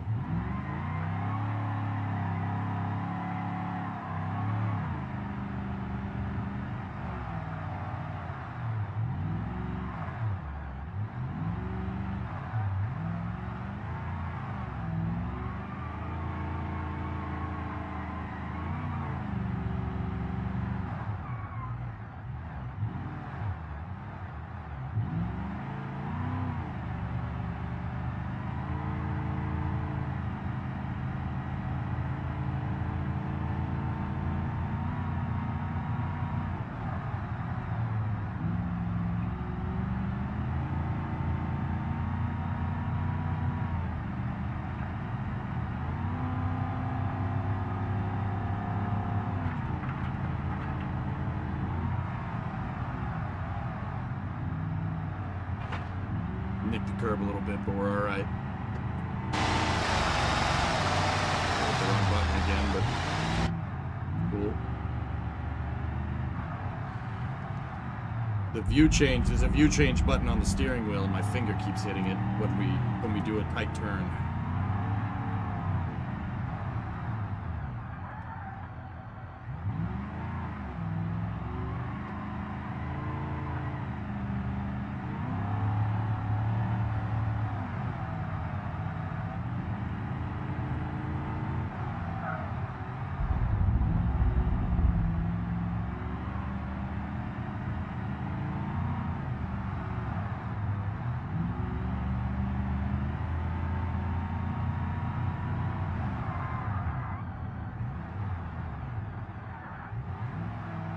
front right's really loaded up around that corner, but we're all right.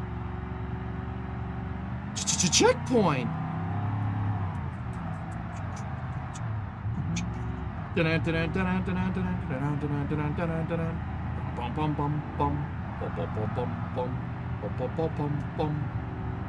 Ooh, ah, ooh, ah, ooh.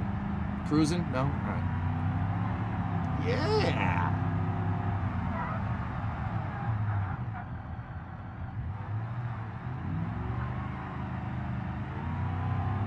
Yeah, Space Pup, you know.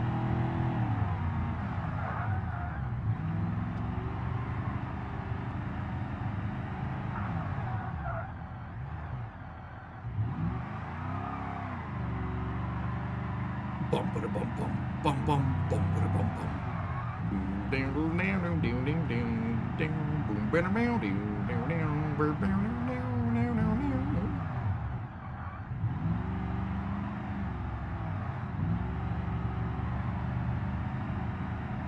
Ooh, ooh, ooh, ooh, yeah.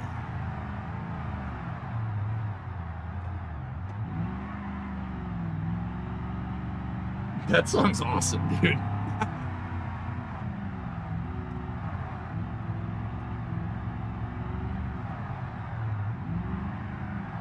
Oh, back end started to come around there. All right. Pedal to the floor. Careful. All right, don't screw this corner up. The brakes got some heat into them, so we got to just pump them, pump them, pump them, pump them. Cannonball it, cannonball it.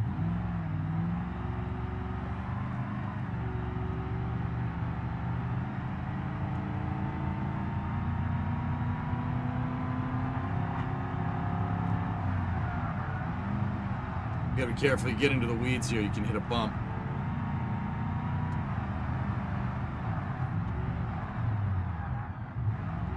Almost done. 4 more corners.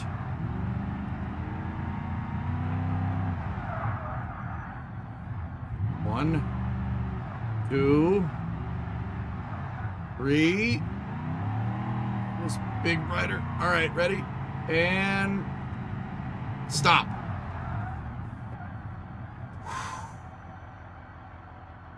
.432.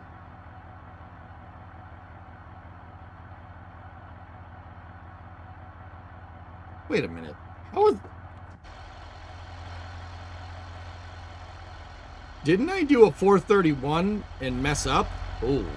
Oh.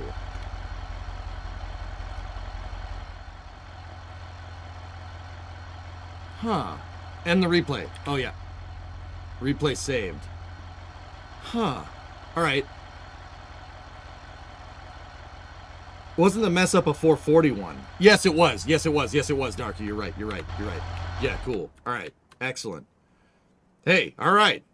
So, sway bar and some tires and lesser fuel gave us, we were 453 on the first try.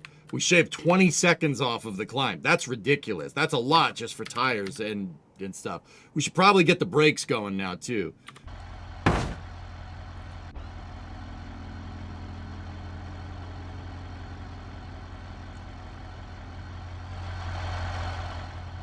All right. How do I view that dang replay? Just out of curiosity, can we...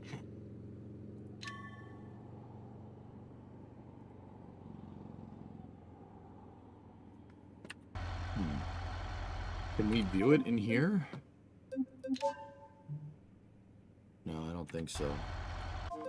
Hold on one second, dudes.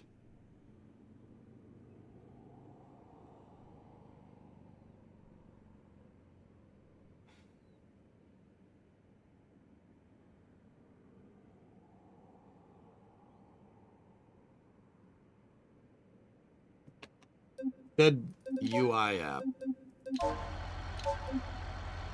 Not apps.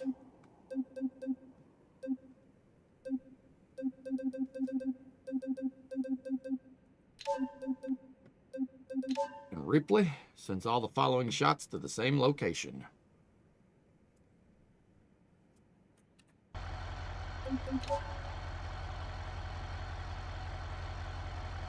Oh.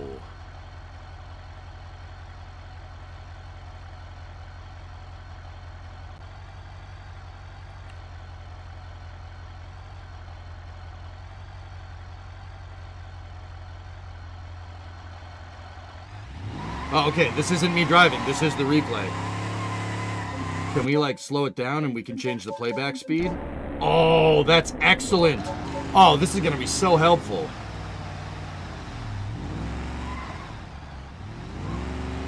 Those other replays were probably me fat-fingering the keyboard by mistake. Oh. We're squealing that wheel around that corner. See that? Yeah, we probably should get a better diff in there, too. We need limited slip. Did you see how one tire was spinning like crazy?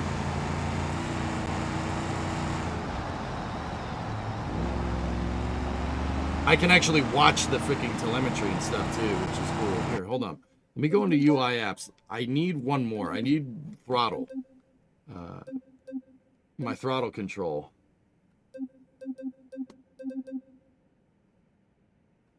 Is there one that shows that? There's got to be. Pedal and axis. There we go. Add to layout. So you guys can see that when I step on the brakes.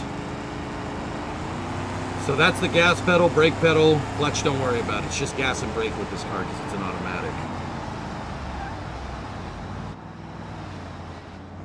Dude, this is awesome. Oh, I've been wanting this feature for so long. Dude, look at that big boat. Oh, dude, we could go so much faster. Like, just even with the setup that we have, I'm just trying. I was just trying to get this thing to the top. I'm in space.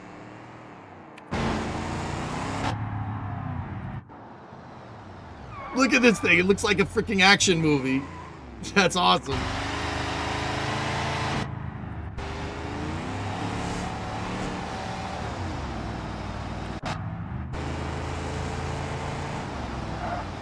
Hey, Bandaroo. How was your Christmas? It was great. My apartment decided it wanted to have a pipe burst in the ceiling upstairs. Oh, no.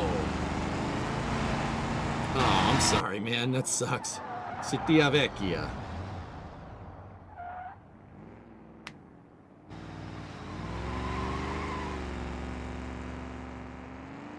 That freaking boat, dude. We're gonna be doing this with the car in real life. This is what I want to do. Crash it. Oh, believe me, I've done plenty of that.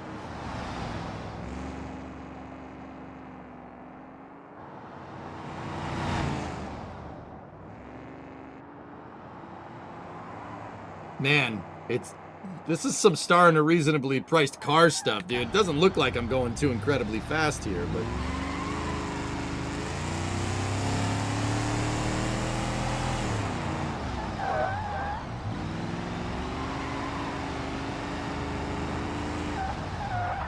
yeah, see, I'm pulsing the brake to prevent them from locking up with those manual brakes.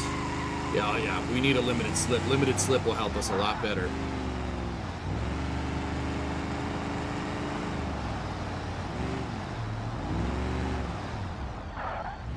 Oh, gosh. You really don't want to lock tires. Locking tires is not great, but it looks like I nicked the front left tire on the curb, and it looks like it's just not having a good day. But I'm not sure if that's affecting our handling too much. It looks like we just got some curb rash on the rim.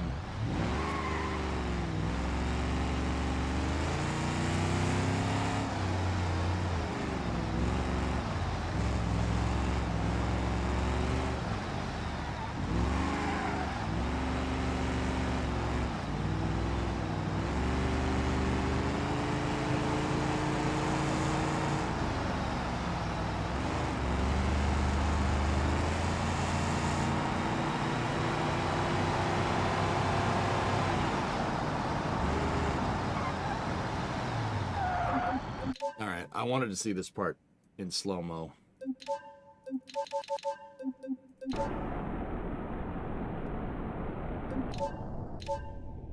Alright, so we're going up here at 65. When do I start braking? And let's see what it does. Yeah, see, that... I'm not sure if that... I think that's just Beam's way of looking at curb rash, because both of my tires have it on that side. Okay, I hit the brake. I'm trying to tap the brake here to slow ourselves down. And look at us load up the front wheels. See what I mean? If that red circle matches the outside of the square, you're gonna have a bad day. That's fully compressing the front suspension. It shows your rate of compression, which is good. And then it shows the force being exerted on the vehicle. Look at our weight distribution right now. Weight distribution, quote unquote. We have nothing on the rear tires and everything on the front tires. 6,000 newtons of force on the front tires.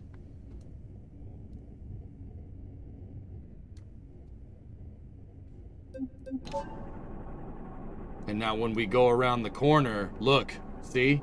We fully loaded up. 50% of the load of the car is being pushed on that front left. Got to be careful there.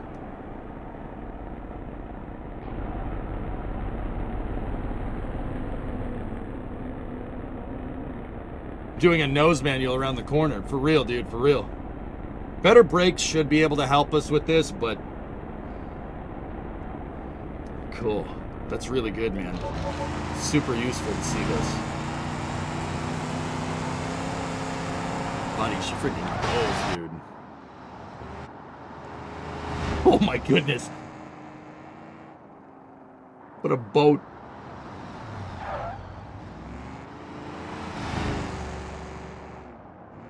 We have torsion bars, Alucard. We might need to get an adjustable torsion bar.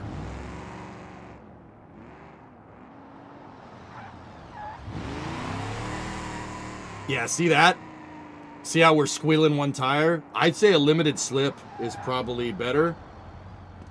Not bad, dude. Not bad at all. That's super helpful. Holy cow. All right, what else do we need for this thing? I'd say a limited slip is probably something we should look at.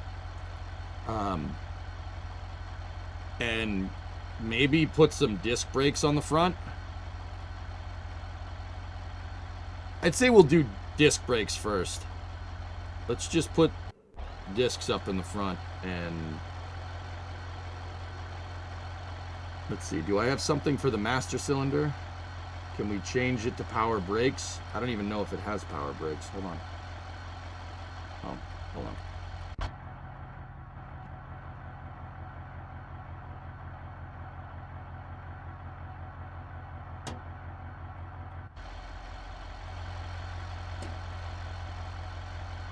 Okay, we have a diaphragm, so that means we have power brakes, but...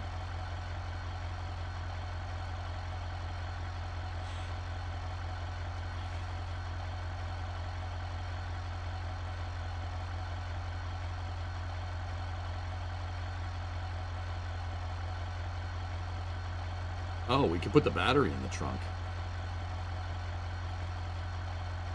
And we could put subframe connectors in. Oh, all right. All right.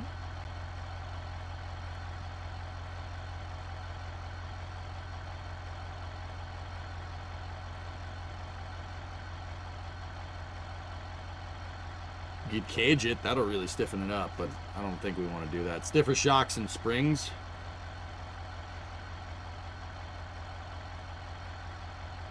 So I put front discs on this bad boy. Discs should help us, but honestly, yeah.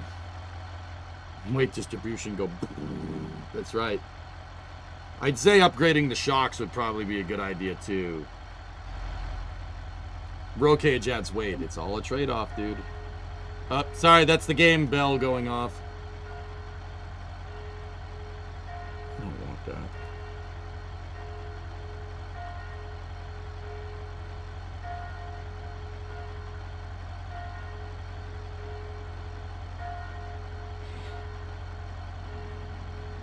We could put adjustable front shocks, and we could put adjustable torsion springs in it, but that's getting into something too much for what I want. I'm just thinking some disc brakes, and then if we put limited slip in the back, oh God, we're running a 276 open diff. Oh. So, see that? that is your what's called the final drive in a car. So in the back of the car, you have a differential. It's this thing. See this big circular thing right there? That's the diff. The final drive is basically how many times the tires turn for how many times the drive shaft turns. If that number is lower, it's what's called a taller gear. Meaning, with a taller gear, you're going to get a higher top speed, but with this final drive, you're going to get not great acceleration. A higher final drive here, or a shorter gear, is going to get you more acceleration but lower top speed. It's just setting the gear ratio between the rotations of the drive shaft and your tires that are driving. 276 is okay. That's really good for like highway driving, meaning that, your car's going to get better fuel economy because you're not going to spin the tires a lot. But yeah, with a taller gear, you usually get better fuel economy, you get a higher top speed. We don't want 276s though. I want to put a 323 Sure Grip in there. A 323 Sure Grip is a limited slip differential. Now, what do limited slip differentials do, guys? They allow, a limited slip is exactly as the name implies. So with the differential, when you're going around a corner, okay? Say you're going around a corner, and say in this proverbial turn, right, you have your inner tire and your outer tire. Say this is a perfect 90-degree turn, okay? The inner tire has less distance to travel because it has a shorter radius to your point of pivot, right? So your inner tire is going to be here. Your outer tire is going to be there. If your engine was connected directly to the tires, when you're going around the corner, this tire would work just fine and that tire would slip. It would slip on the ground because you have different distances to travel between the inner and outer tire around this radius, right? What a differential does is allow the tires to move independently of each other because they need to spin at different RPMs when they're going around a corner. A limited slip differential basically sets the amount of differential RPM that you're supposed to have. Okay? An open differential will allow infinite amounts of slip between each tire. Right? Meaning this tire could be spinning at 5,000 RPM and that could be spinning at 0 and the diff would just be like, all right, whatever. A limited slip differential uses, amongst other things, it uses clutches and clutch packs inside of the differential to allow the difference in RPM between inner and outer tire to not get too far apart from each other. So a limited slip will only allow, let's say, a delta between the inner and outer tire of like 100 RPM, or let's say 1,000 RPM. Like comparatively to the open one, which is how much ever you want, right? It'll only allow the differential RPM between your rear tires to be so much. That will help you with traction coming out of corners. Positive traction is a form of limited slip differential. Yeah. That's cool. You only had 410s in your SUV. A 323 will give us a slightly smaller top speed. It should give us a little bit better acceleration. But most importantly, I don't know if you guys saw in the replay, when I was powering out of these corners, we were spinning one tire. Because as we were going around the corner, one tire was spinning more than the other. And then when you apply power to it, it'll apply power to the tire that's slipping and make it spin. Right? You'll spin it more because the differential is the spider gears and the third member inside of the differential spinning really, really fast. The more that thing spins in there, the more slip you're going to get between your tires, right? When you're coming at it, when you're going around a corner, you already have a high delta RPM change between left and right tire. And then if you apply the throttle coming out of it, it'll just try to spin the tire that's spinning faster even more. It'll try to, at least. When we're powering out of corners with the limited slip, it'll apply power evenly to both tires, getting us better acceleration out of the corners. That is the application of an LSD, limited slip differential. That's what they're there for.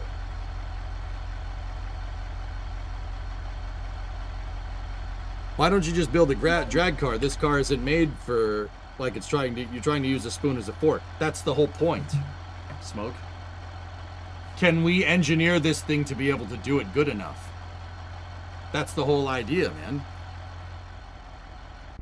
All right, so I have disc brakes in the front and a limited slip in the back. Let's make this car that has no business doing this, do it. Let's make it do it for the fun of it. That's the whole idea. Smoke, we have a blank check. I can do whatever I want in the game. Why not make a freaking American land yacht into a hill climb car? That's hilarious.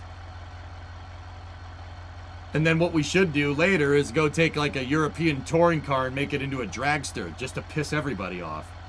We'll just make everybody mad.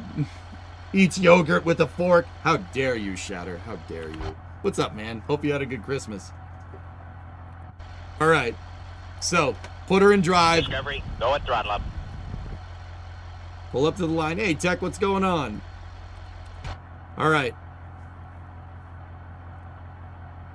4:32 is the time to beat. Reset the clock. We have disc brakes. This is version 1.2. Disc brakes and a limited slip. Just had Christmas about an hour ago. Kids were at grandparents yesterday. Cool. All right. Start the replay. 5, 4, 3, 2, 1. Let's go. It's all about the engineering challenge. That's right, man. Oh, man. So this thing should... That limited slip's really going to make a difference when we're powering out of the corners, like right now. See, we're just accelerating. We're not squealing the tires like we were before.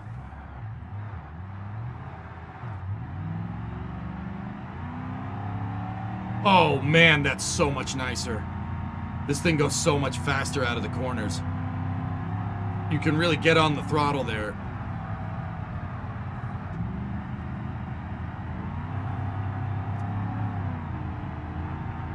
Whoa!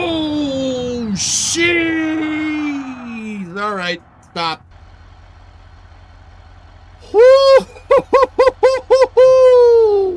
That was almost bad.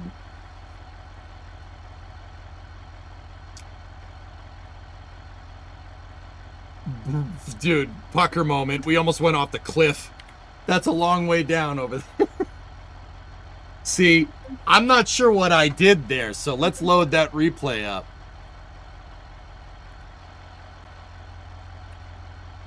Here, let's fast forward. Let's get all the way up there.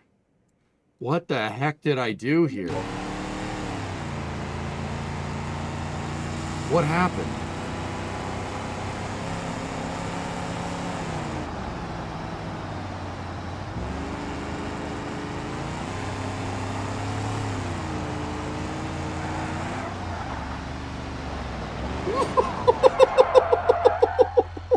Dude, that was so close to being really, really bad. Here, let's watch it in slow-mo. I'm not exactly sure what I did here.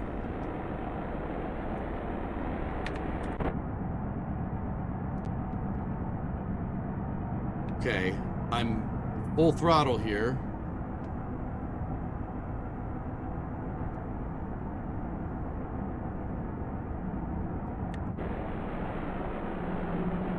I think that was just me. That was just me. I think I gave it a little too much gas coming around the corner. We understeered into that corner. Now, what the hell did that happen? Can you F8 with the replay? Oh, yes, you can.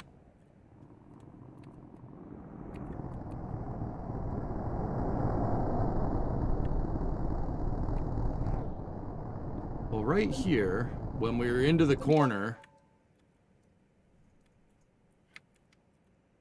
When we're into this corner, look, whoa, why did the load go so high on the right front? It's not even that hard of a turn. I basically fully compressed the front right. And my left tires are, for the most part, off the ground. My suspension is fully unloaded almost, meaning there's no load on it. But look at the differential load between the front right and the front left. Maybe I just caught the grass a little bit? What direction are we going here? Let me slow it down even more.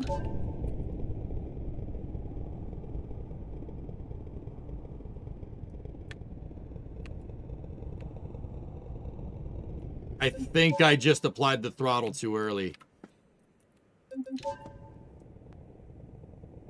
Either that or we just caught the grass. Did our rear wheels catch the grass that bad? Hold on, let me take a look.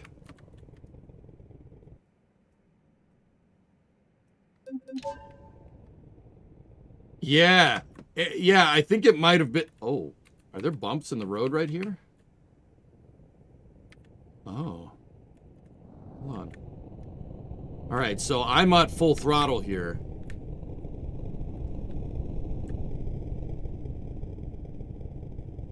Yeah, I caught the grass. That's the problem. And let's see, are there bumps up here? Is it enough to show up here? Oh yeah. Oh yeah. It's the hill. The road goes up the hill. So the car was already upset, right? Coming around this corner because I caught the grass with the rear wheels. It starts to slip. Yeah, we got some side slip on the grass here too. I mean, was the car planted going into the corner? No, I would argue no. Absolutely not. We weren't going perfectly straight. There we are. We're going straight right there. But yeah, see the back of the car? See how the back of the car is wagging around? Let me see. What do I do with the wheel here? Okay, there's the turn in. Yes, you have to turn in. You turn in before the corner. That may have been a little bit too early for the turn in. I should have probably... Yeah, okay. I'm guessing I corrected and I turned to the right. Yep. Yeah, see, doing that is going to upset the rear end. Especially when you're under acceleration like this. That's not good for it. Yeah, I turned in a little bit too early. Just a smidge. Dude, the mirrors even work in this game now. This is nuts, dude. Beam has gotten so much better, man. Yeah, I turned in too early. That was me. That wasn't the car. That was totally my fault. I mean, there's only so much you can ask this freaking land yacht to do. Oh, yeah, we just nicked the grass. The turn in and then I nicked the grass under acceleration. That's what got me. I just turned in a little too early. No problem.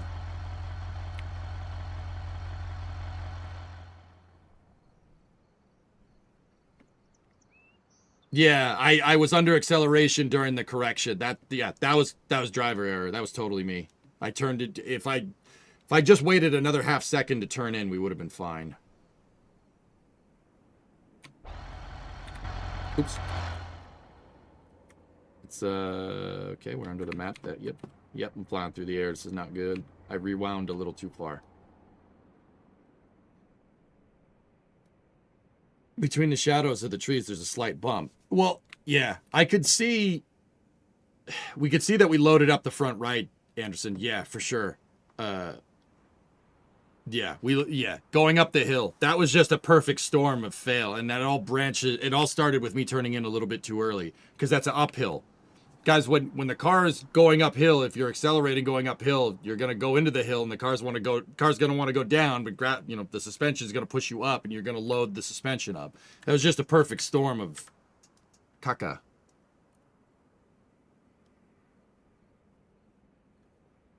You know, we're in Italy. It was a perfect storm of caca. Caca poo poo. No, not great. Not good at all.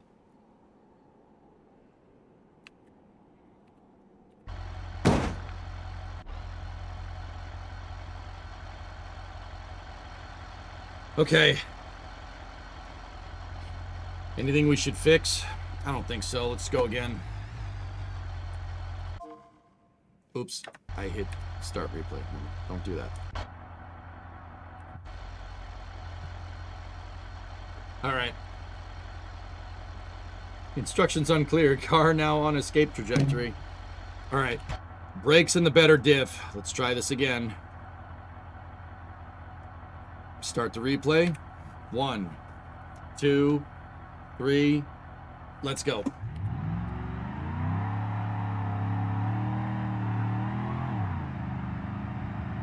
This thing can definitely put the power down a little more, but because it can put the power down a little more, it's a little more rowdy. But see how it handles around the corners, dude? You can make boats handle if you really know what you're doing. And I'd like to think that we got enough collective smarts here to really know what we're doing.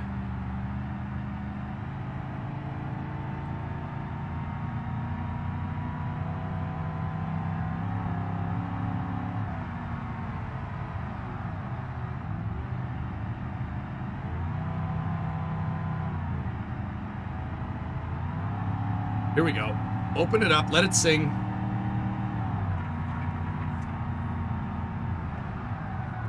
Oh, the disc brakes are so much nicer, dudes. Way better.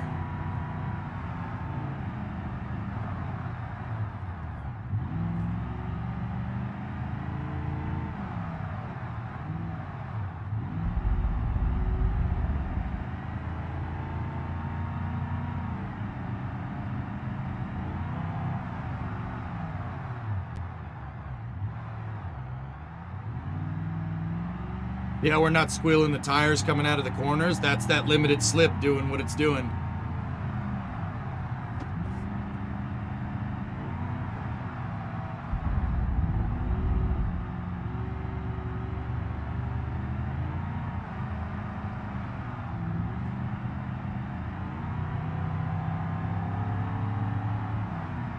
Oh, the disc brakes are so much nicer, dude. See how we're not squealing as much during the brakes because they don't overheat, they don't get too hot. The drum brakes don't work as well when they get too hot. Disc brakes can shed the heat better, so you get overall better performance. Drum brakes work better than disc brakes until they get too hot.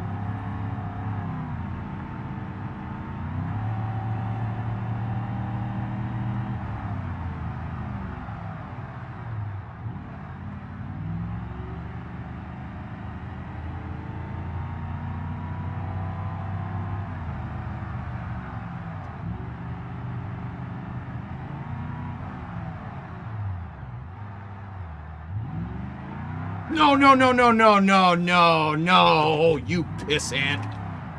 I got on the throttle a little too late, or a little too early out of that corner. I didn't have the rear of the car settled.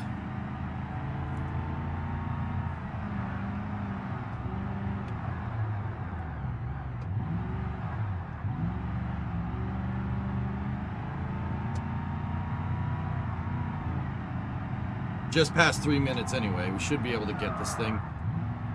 If I can get this into the 420s, we'll be good. Too soon, Junior. Oh! You can't bet your dad's car. No, I ain't losing. This fool's running a Honda 2000. I'll win. That way me and my dad can roll together when he gets out of prison. It's all good.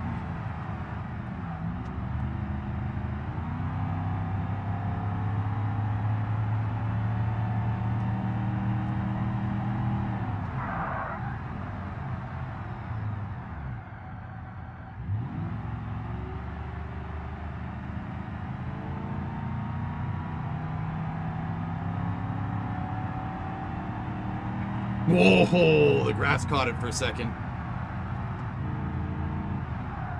Whoa, that was sketchy. I shouldn't have stepped on the brakes there.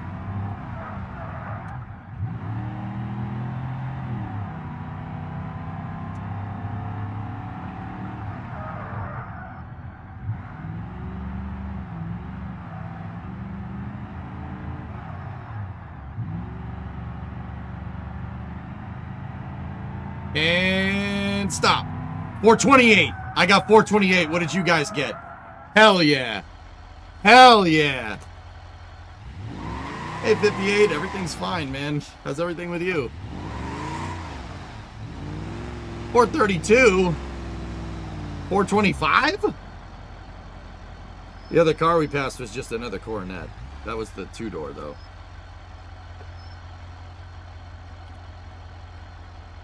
And the replay. Cool. I know what mistake I made. I got on the throttle just a little bit too early before the rear end was settled. Hanging in there. That's good, man. Whew.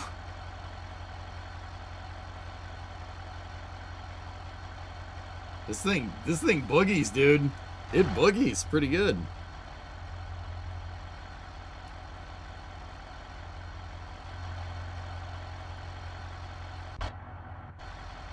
She's good, man. Didn't know you finished your car. Yeah, I mean, virtually we were able to get it done real fast. The real one's not finished. I don't know if you could tell, it's missing some parts, you know. There's some pieces. There's some pieces that are, you know, missing.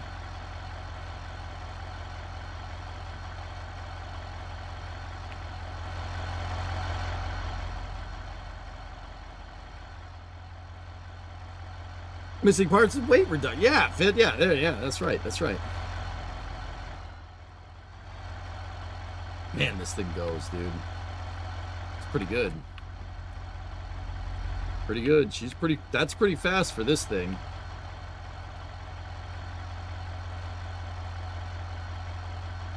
Cool. Hey, Pace. Ew, what's that? The blue car? Oh, this blue car is the Speedmaster. Very nice. Trunk down.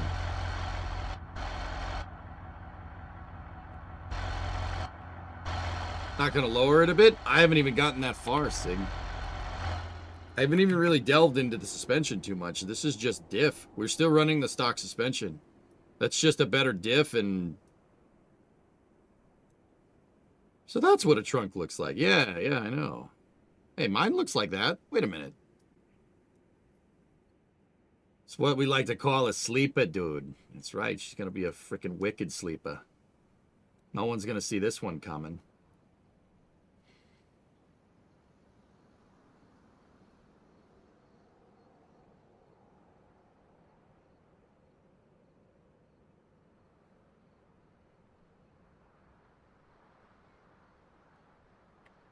Is it just me, or does this thing go slower now? How do we make it go faster? Go faster!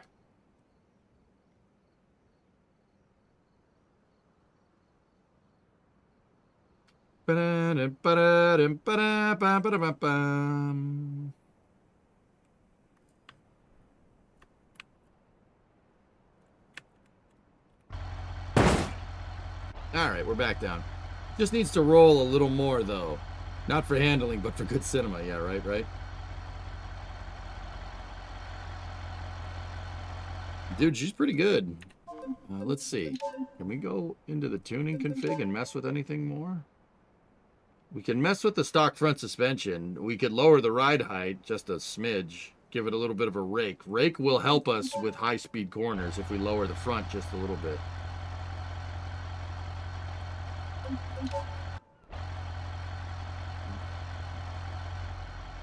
But that... Okay.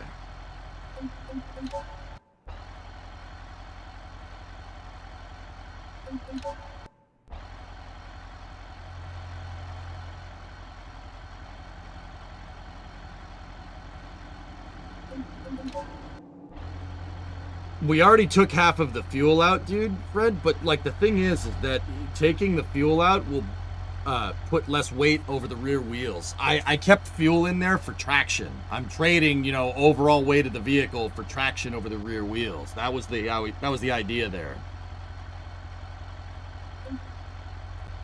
The other thing we could do is start messing with our tire pressures.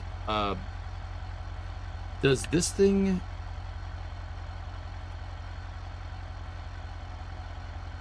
show tire pressure? No, let's get a UI app.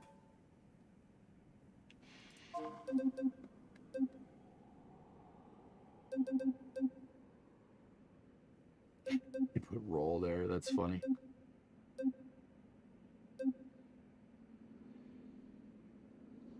There's brake thermals.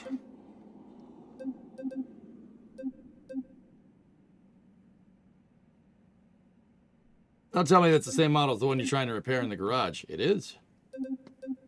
Yeah, it's in Beam as a mod, which I don't know why you'd do that, but it's fun to mess with.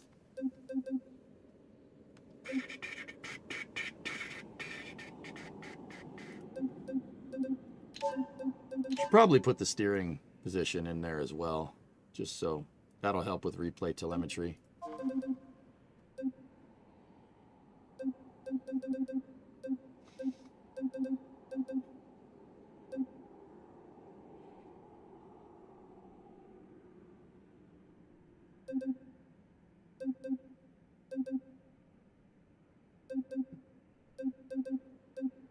Not seeing anything for tire pressures here. Tire pressure.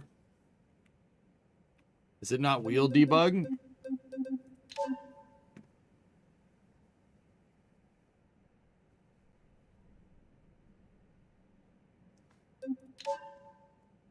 I don't know.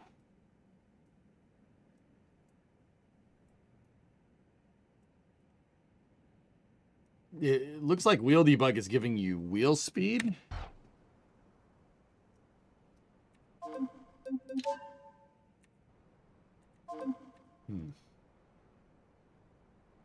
Lowering the ride height in the front did change the weight distribution.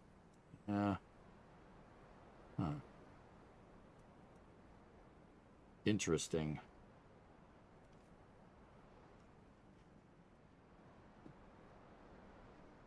I kind of want to see what this car does just with the rake. You're very late to the party, but yeah, we saw it, dude. That's pretty crazy. What do you think about Tory? Oh, over in YouTube, Caden, same time. What do you think about Tory joining Blue? I've only just been able to join the streams. It's yeah. I theorized that Tory Bruno is going to be doing something with defense. I theorized that it may have been Golden Dome. I think I got that part right, but I did not see it. I didn't think it would be Blue, to be honest with you. I really didn't. I thought it would have been like Lockheed or something. Very interesting.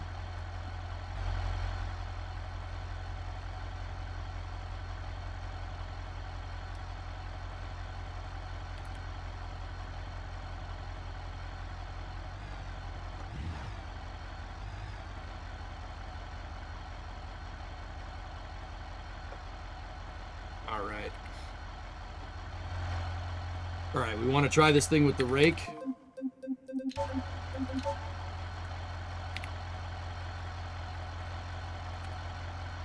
Let's just go 1.21. 1.21 gigawatts! Because we didn't really change much else except for lowering the front suspension a little bit. We should probably do something about that big old rear end. I mean, it's got a pretty sick stance. Cayman, you're not wrong. It looks pretty sick right now. That's pretty cool. But something about this... This looks funky back here. Looks funky. There is rudimentary aerodynamics in it, Timbite. Yeah. This car, believe it or not, doesn't have the biggest coefficient of drag, dude. The coefficient of drag's not the worst. Real problem with these old cars is that they're high up off the ground. They have no diffuser. There's no aero elements to be able to push the... The problem is it compresses air underneath it because it's got a high... The ride height is way high up. You know, like, guys, I'm going to say that the real car doesn't ride this high up off the ground. It really doesn't. We should... You know,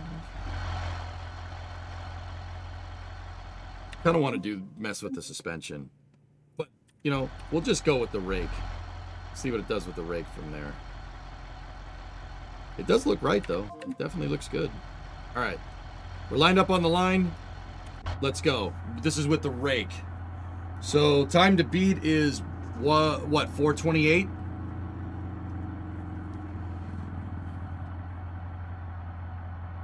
Is there a way to find the stock ride height? Yeah.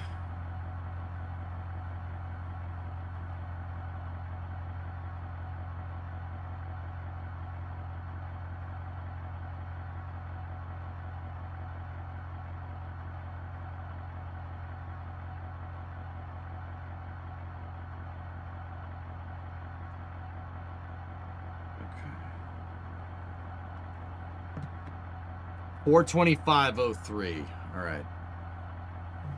All right, let's send it. Let me reset the clock here. Okay, start the replay. 3, 2, 1. Let's go. So I just raked the car. Lowering the front of the car opposed to the rear should make it handle a little better in high-speed corners, but really shouldn't make that much of a difference.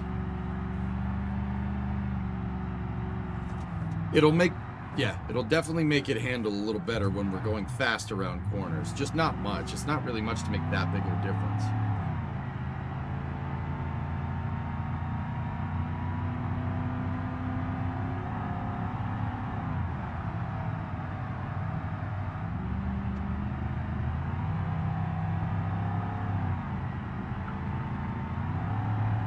I also want to point out that we're doing all of this with an engine that makes 200 horsepower. The 318, the 5.2 V8 from this era is not really set up for performance. It's set up for reliability, so it really doesn't make a lot of power, but it will go forever. They're just kind of boat anchors, to be honest with you. It looks like that from the photos. You know, Dave, I guess, yeah, you're probably right. I'm just used to this car riding low. I have one of these in real life in my garage that I'm sitting next to. It's in pieces, but I always remember the car in my mind to be running low, and that's most likely because my front suspension was collapsed because there's no shock absorbers. So I guess, you know, seeing the car with immaculate suspension at its stock ride height is probably a little bit higher off the ground than what I'm used to, because I will tell you, when I took apart when I unbolted the rear end from the back of the car and undid the shocks because I was doing frame rails on mine. I found a pair of Monroe shocks back there that are probably older than me. Yeah, like way older than me. They look like they're from the 70s, which is okay. So, yeah, you're probably right.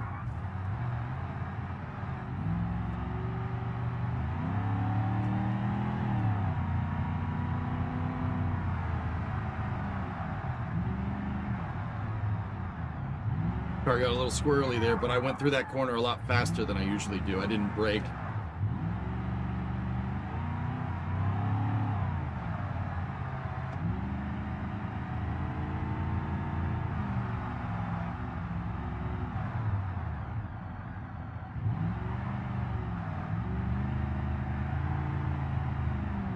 Hey, I'm from the 70s. Come on now. But you're not clapped out like those shock absorbers were, are you?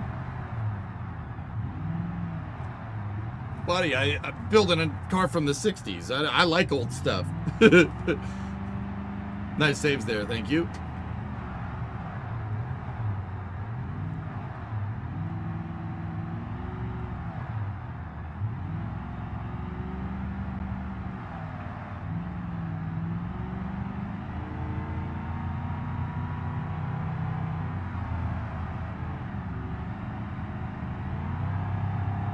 Let it sing, baby!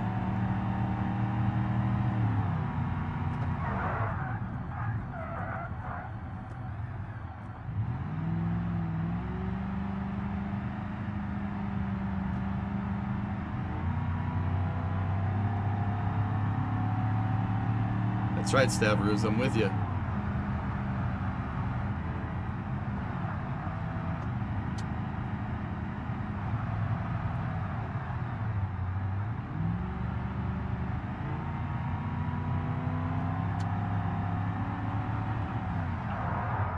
No, I got in the brakes too much.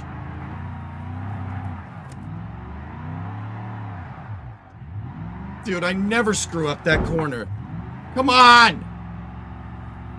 Oh, I just got in the brakes just a little too much. Damn. Oh, that time would have been in the low 420s. Ah!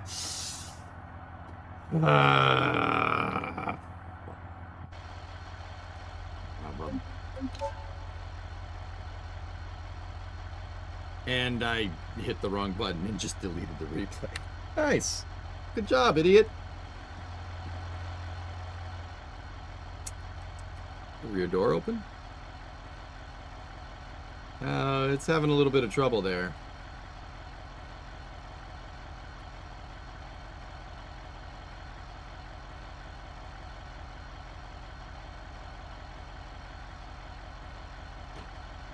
That door opens. So the front rake didn't make too much of a difference, dudes. I mean, we were pretty much, that would have been low 420s, but I'm not sure that would have been any better than what we've done previously, and had I not screwed up. I got on the brakes a little too hard. I loaded up the front wheels, and yeah, car overspun, which sucks, but what are you gonna do? I didn't see the shock, so I'd say I'm okay.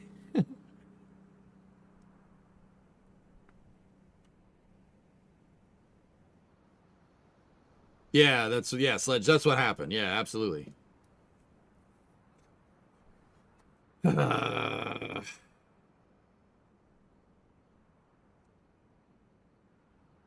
Give it a little toe out 2 degrees. Make it better on turn-ins and understeer.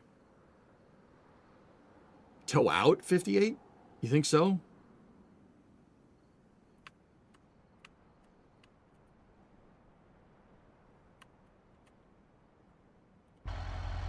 Yoink. All right. Well, let's see if we can mess with it then. Vehicle config, tuning.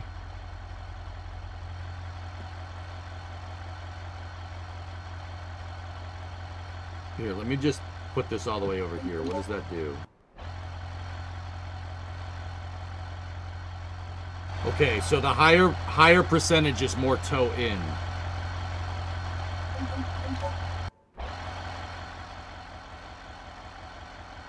Hey, Ryzen. Do you know if there's a flame trench today? I don't think so, dude. The NSF Discord is really quiet. Good check, though. I'll check for you.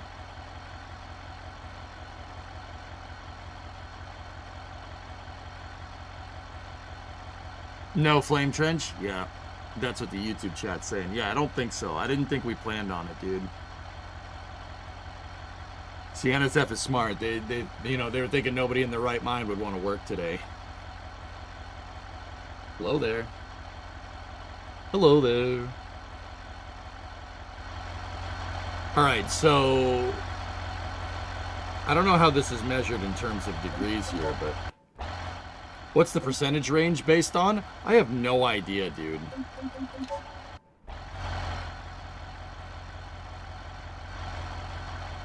I would say toe in looks like it's about 5 degrees out, and that's 5 degrees in.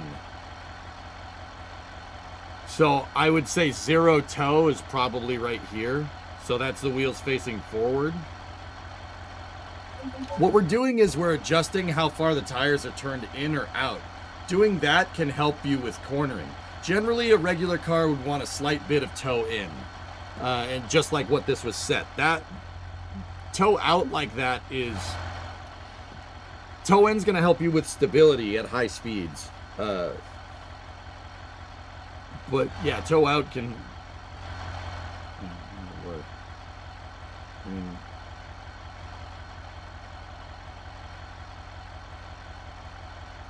I don't have an adjustable rear toe with this right now. This is Lovey, space. gifted I'm 10 in space. subs. Thanks, man. I don't know if I want to do that much toe in, so...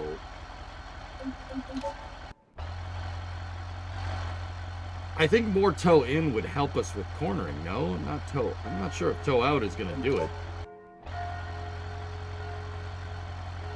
Fluffy, thank you for the 10, man. Merry Christmas, buddy.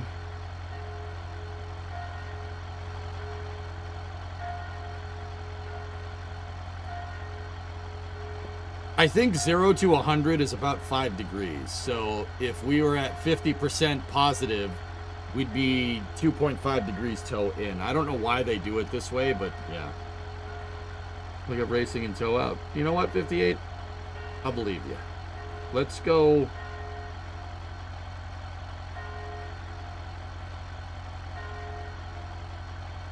Let's, it was 27. Let's go 15. All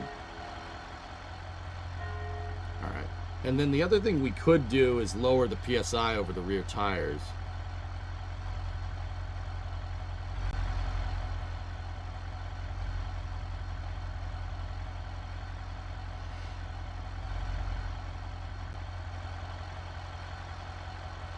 Fluffy, hope you, Bruno, and Taito Jet had a great Christmas in Mano.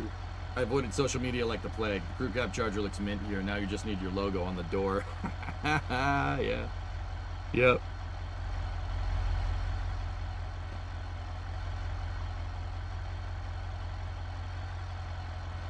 It does look pretty good the way it is, guys. And guys, the thing is that we could make it.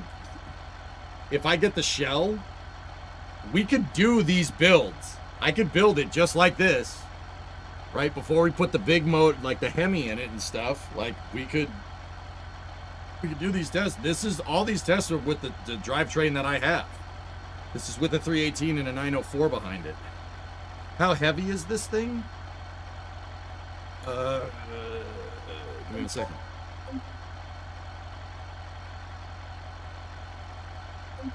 Here, I adjusted the toe. We'll save it with the toe. Drew, we can actually check. Hold on.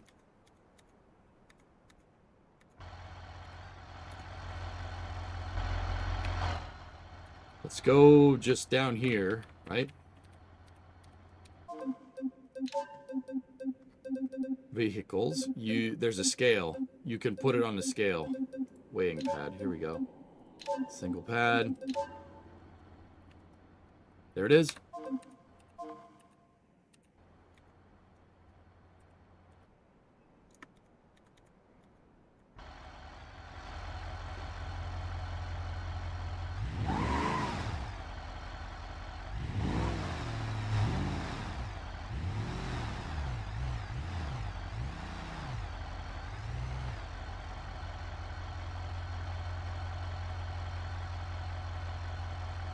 Bro, at 3,600, 3,540, 1,600 kilos. That's not bad for a car this big. That's pretty light for a car that's this size.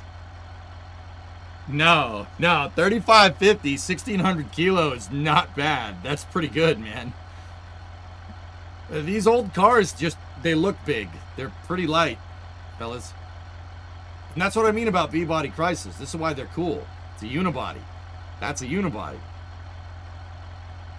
With double wishbone front suspension. I mean, like 117-inch wheelbase. This is that's pretty garden variety for like modern cars. It just needs better rear suspension.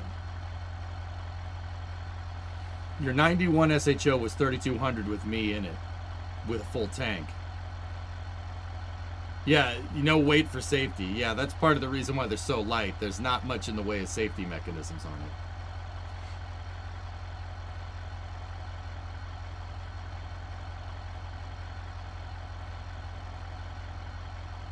You'd up the front tire, PSI?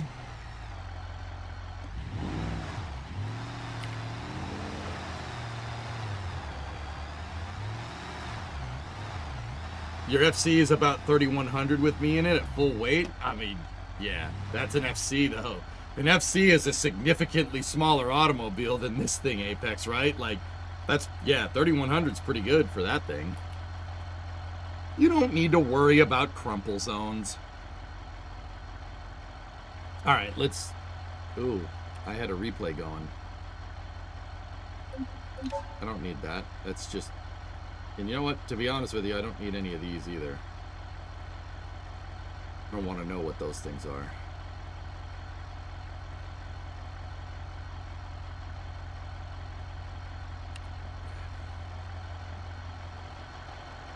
Interesting, Apex. Interesting.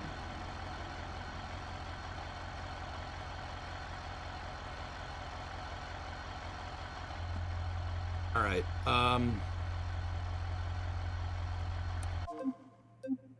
Vehicle config, tuning. I don't want to take a little bit out of the rear tires, not too much. Let's put them down to. They were at 28 pounds per square inch. I want 20, and I'm gonna keep 28 on the front. It's going to give us better traction, but this thing might not handle as well with 20 PSI on the rear tires.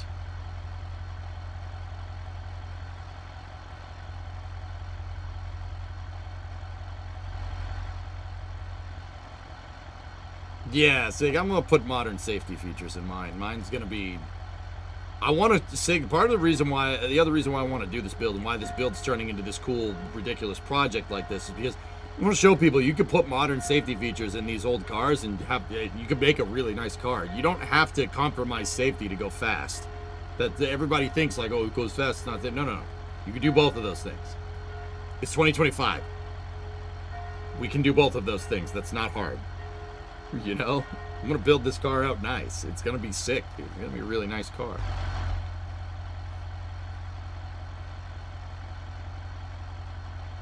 There's a UI app called Advanced Wheels Debug. I think I have that. Is that this sucker up here? Unless you're Vince. There's being safe and then there's driving fast on roads where you shouldn't.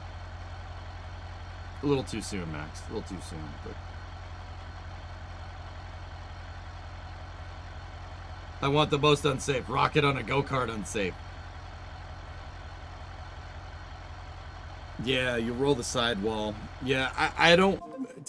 I want to keep high PSI in the rear, Drew. I agree. I don't think that's sitting it down to 20. We'll get better traction, but we're turning here. I want to keep it high. And I took a little bit of toe out of this thing, so... Alright, let's try this again. Alright, parking brake off. Put it in drive. Okay. Ready?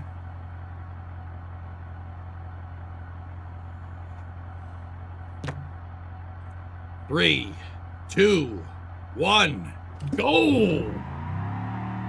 Yeah!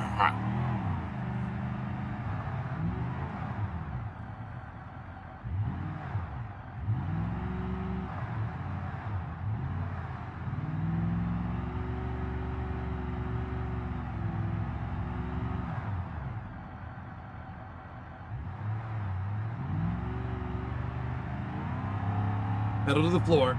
No balls. Pedal to the floor.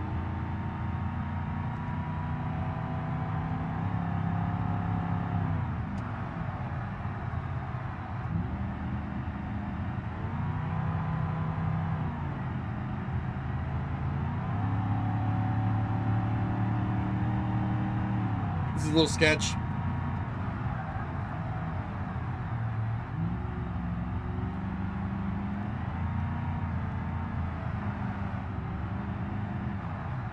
We're all right. We're fine.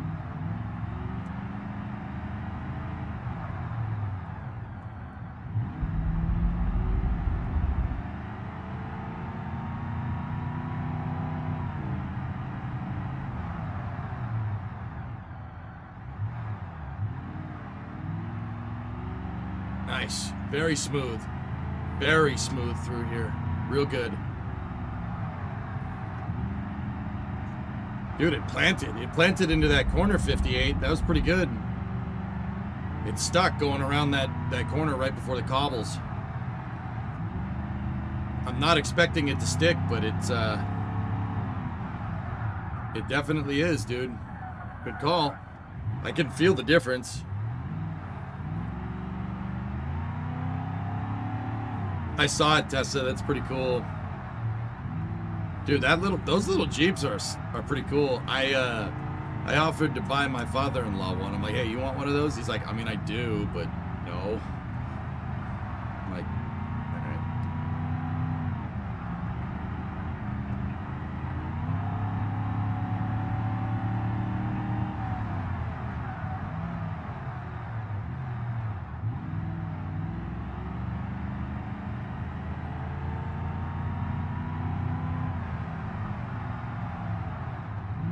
Dude, it really sticks around these corners. That's actually pretty cool. except for the one I just screwed up right there, but that's fine. I lost a little bit of time there, but it's okay.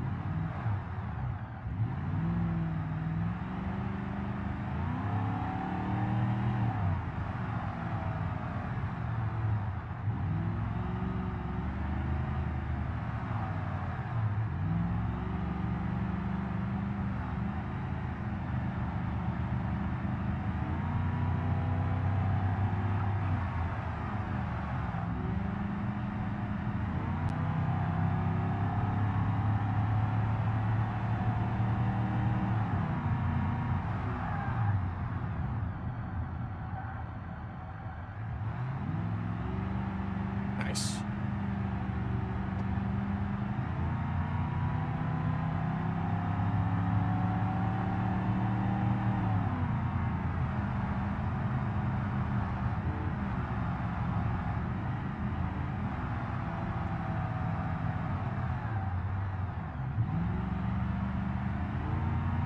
Very good. Very good. No, no, no, no, no, no, no, no, no. You're not doing that again on me, you prick.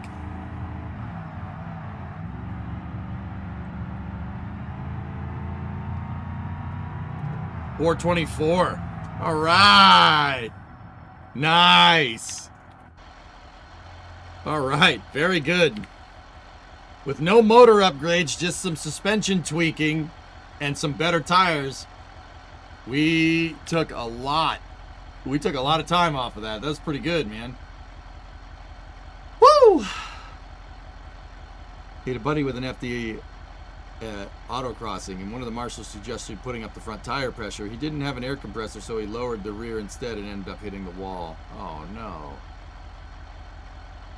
Yeah, Apex. I put 275 60R 15s, which is what I have for the real one. I have a set of tires. For those, I just got to get the rims. And now replay for the fans. All right, let's see.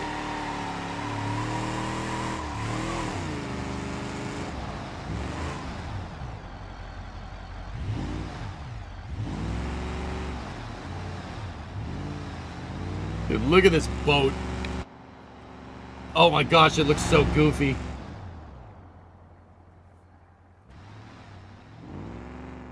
Pretty cool, Panther, right? My freaking Brobel right there.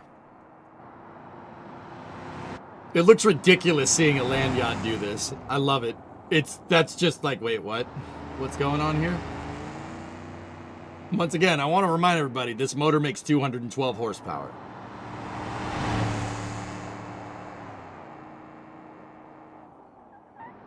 Oh, I got a little squirrely there. Land speed yacht. Yeah, right.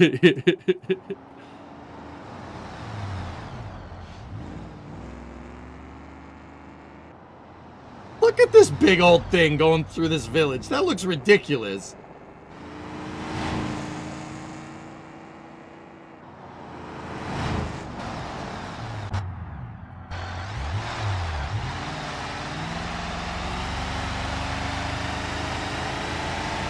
Yeah, sorry, Fuel Save. Yeah, you're right. I didn't read the sign.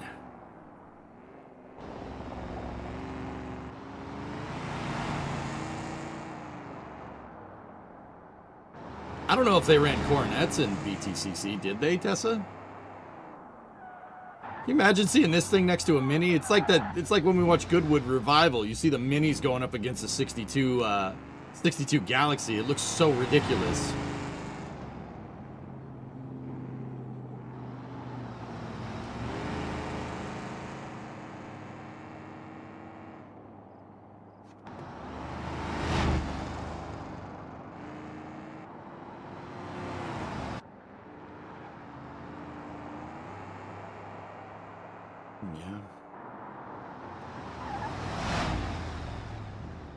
I mean, a Galaxy. The Galaxy is the mid-sized car from Ford from the '60s. So the Galaxy and the Coronet are similar cars.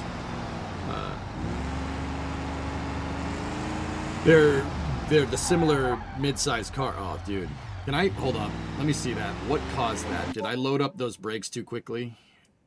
Let me just watch this a little bit. Play it back just a little slower.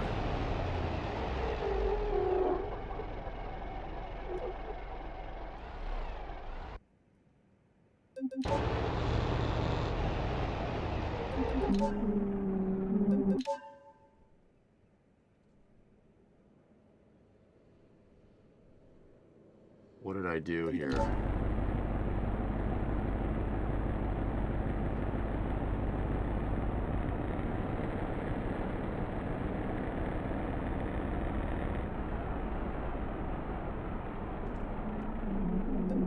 Okay, my mistake here is that I didn't slow down enough. Look, I'm still pretty far in on the brakes, and I'm already starting to turn in. I didn't slow down fast enough. So look at my front left. My front left suspension is fully compressed. Fully compressed.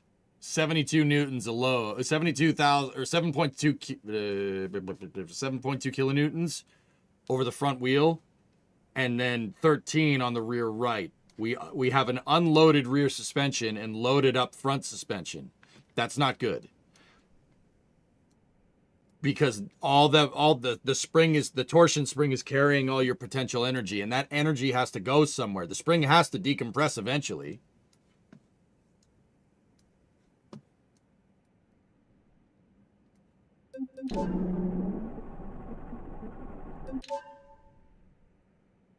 Yeah.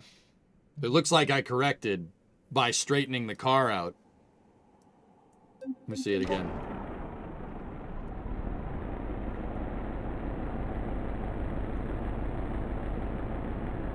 Yeah, if we load up the front suspension and try to turn it, we'll get traction over the front wheels, but the problem is you got nothing over the rear wheels. The back of the car has to go somewhere. Yeah, I straightened the car out. See the wheel? That saved it, or else we would have been over there some. We would have gone into the woods.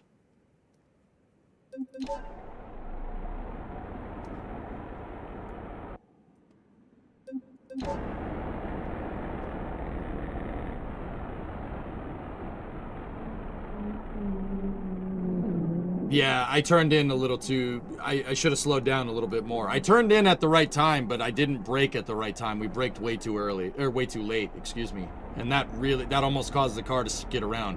If I just braked just a little bit closer, or a little bit earlier, where did I start? I'm on the throttle right here. We're almost pedal to the floor, right? And then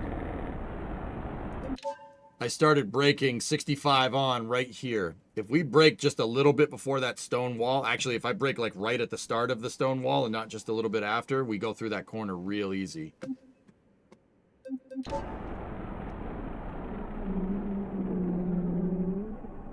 What game is this? This is Beam.NG Drive. It is a car simulator game where you could just play around with cars. Now, most people use this for crashing cars. I like using it to race cars because you can modify them and you can do all kinds of cool stuff and you can download mods. Like, so fellas, here, check this out. For the people that don't know, you know, we're messing around with a 69 Coronet sedan, right? That's a mod for the game. The reason why I'm messing around with this weird, obscure car is because I have one in my garage that I'm building. And Beam is a good place to test different configurations out. It's actually really not a bad simulator, dudes.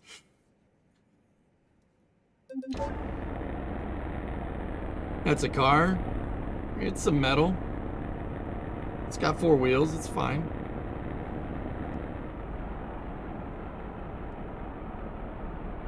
No, I have all of it. It's just in my vacuum cleaner, Drew.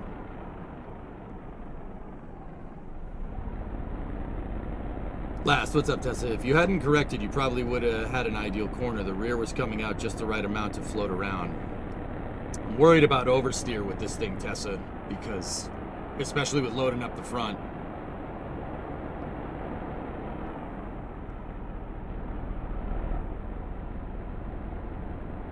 Yeah, see, my car didn't have this part. This lower flap right there was gone on mine. That's why it has no rear quarter.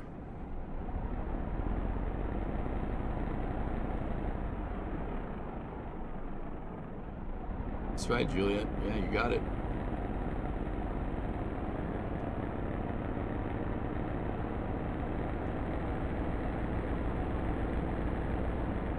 I love it, dude. This thing looks ridiculous going through these corners.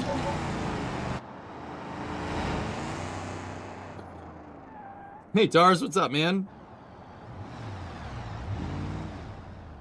Dude, look at it. Did you see it go through that curve? Like, that's really good. Look at it. Look at it. Just carve that corner. It's a freaking 3,600-pound boat. And with almost no suspension changes, just some sway bars and some better tires. Look at it carved, man. This thing's sick. Hey, Varix, what's up, man? Post-surgery, no solid food till June. Oh, God. I'm so hungry I can gnaw on a 73 Imperial bumper with enough barbecue sauce. Jeez, man. That sucks, but I'm glad you're okay. Hope you had a good Christmas. I mean, Varix, I did not have a good Christmas. I've not had a good December or November or October, but it sounds like comparatively I might be doing all right, dude. Hope everything's okay. Wish you good health, man. But yeah, I can't complain, brother. I really can't. I'm just making this freaking land yacht I'm making this land yacht into a hill climb car. All about perspective. Yeah. It does look pretty good, dude. This car looks... I don't know why. Something about it just looks right going around these freaking corners like that. Now, see, hold on. I screwed that up again. What did I do?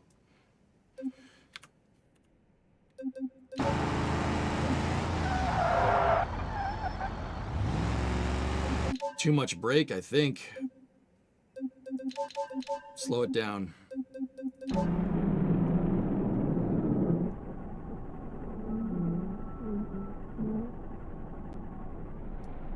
Was that me correcting? What the heck did I do wrong here? The car just got super squirrely all of a sudden. I mean, I know I broke too much, but... Here, let's go even slower.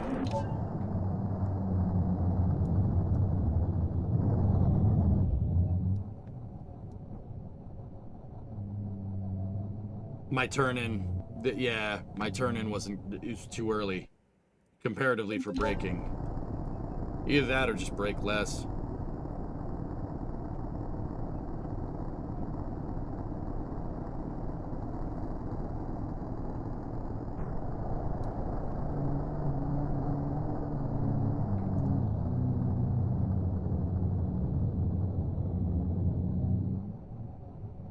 Looks like I may have locked the tires. Hold on, where's that tire debug? Yep, I locked the front right. See, front right, the wheel sensor on the front right is reading 0. I locked the front right. That's what happened. The reason why it locked front right is because I turned in.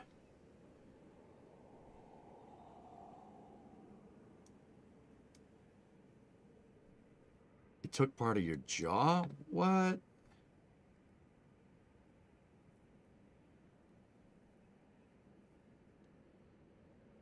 Hey, you want to lose weight, folks? All right, there you go. Is it on Xbox? This is on PC, Sean.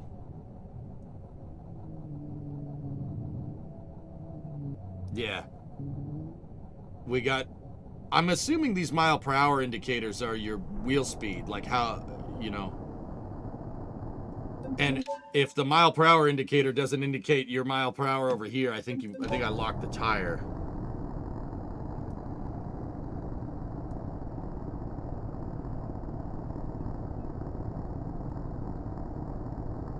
Just play the game? What do you mean play the game? I am playing the game.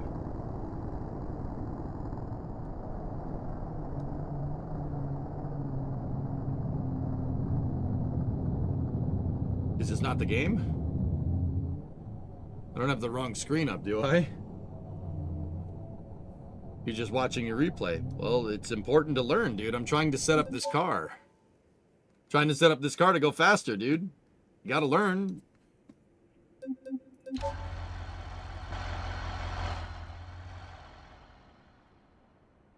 So, I think the toe out did make a difference, dude. Brake level is fine until you added steering input. Yeah, I think that's just driver skill at this point. I think I'm just running out of skill for this car, which means we just got to drive more. What wheel do you use? I don't know. We could go look at the replay and find out. I'm just messing with you. I'm just messing with you, Millie. I have a G29. Logitech G29 in pedals.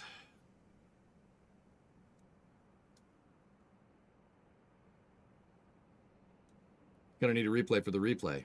Well, how else are we supposed to learn? No, what I'm trying to do is set up the car. Like, when I play, dude, I like messing. I like crashing the cars just as much as anybody else, dude. But I also like how you could set up cars. Like, you could really get into detail with setting up the cars in the game, which is pretty sick.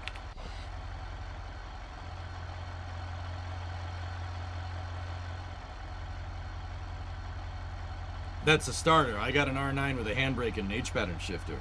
Oh, look at you. Yeah, Gig, I think it's just driver skill at this point. Yeah, I gotta... Dude, yeah, I gotta get better at it. But, yeah, dude, pretty good.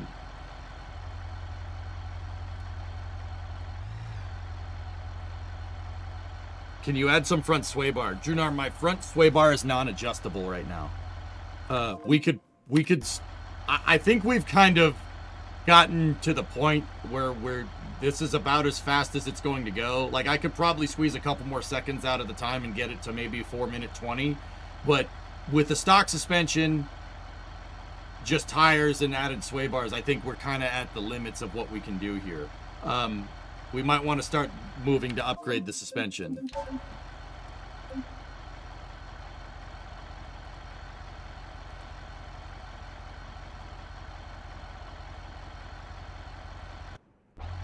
No way you can set the blue interior. Oh, dude, this is my car. Sick. You could set it for the blue interior. I don't remember you being able to do that. Give it another 5 ticks of toe out. I don't have brake bias, I don't think. I don't think we can adjust that out of the box.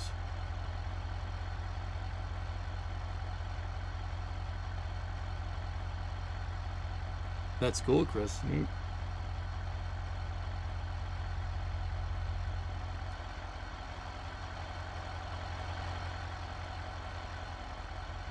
Take the front toe to 10. Okay. I can do that.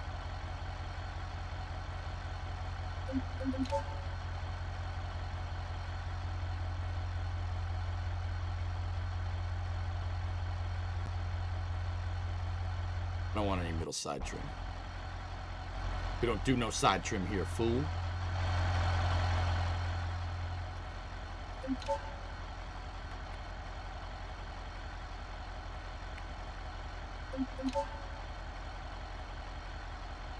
I wonder if taking the side trim off actually did change the weight. I doubt it would too much. Maybe a pound at best. But dude, see? This car looks so nice without any of the trim on it. I think it looks really good. The Coke bottle, dude. That Coke bottle finish, man.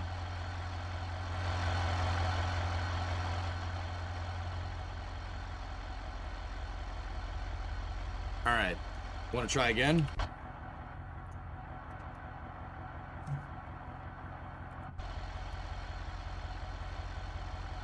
Max is a youngin'. Don't worry about it. Pretty obvious at this point. Alright, let's do this. We're in drive. Get the stopwatches ready. Time to beat is 4:24. Alright. Put it in drive. 1, 2, 3, go. What's up, Vince?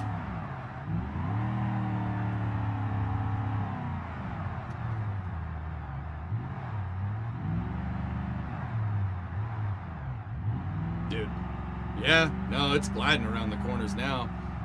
Jesse, you know what gets me with this, dude? We could do this with the setup that we have now. Once I get the shell fixed, not do that. We could do this. We could set up the car exactly like this, dude. Same wheels and tires, same everything. Like that's the other reason why I like doing this, because this exact configuration for the car, I have all the parts to do it except for the rims. Rims and the sway bars, but you can buy those. Sway bars are a dime a dozen, no problem.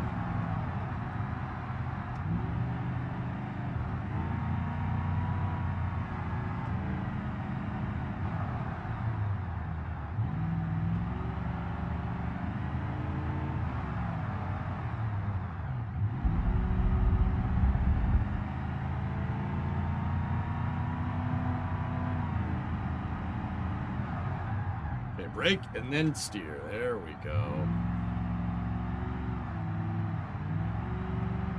The exit was kind of bad in that corner.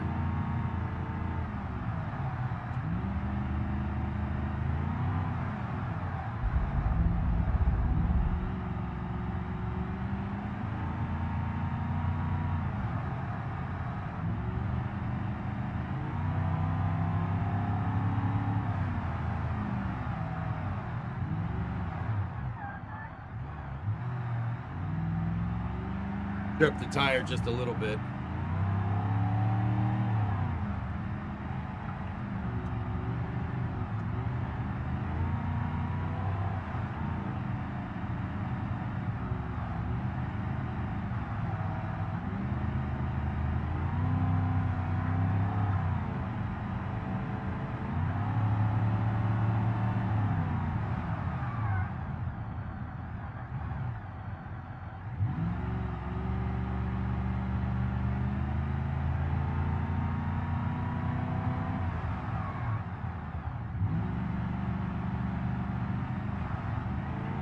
AMS, Ferrix? I think some people here have messed with AMS. Yeah, some of my racing crew guys messed with it, I think.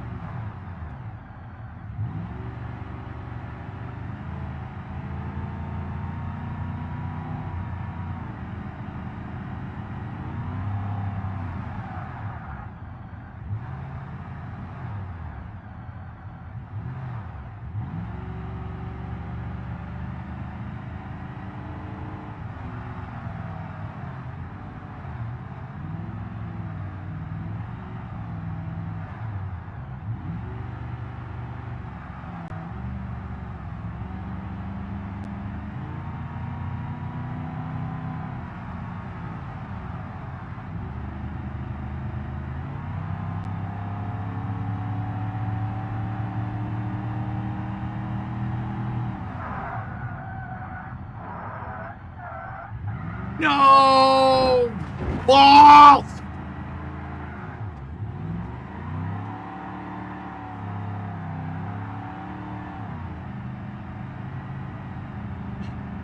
I'm sending it.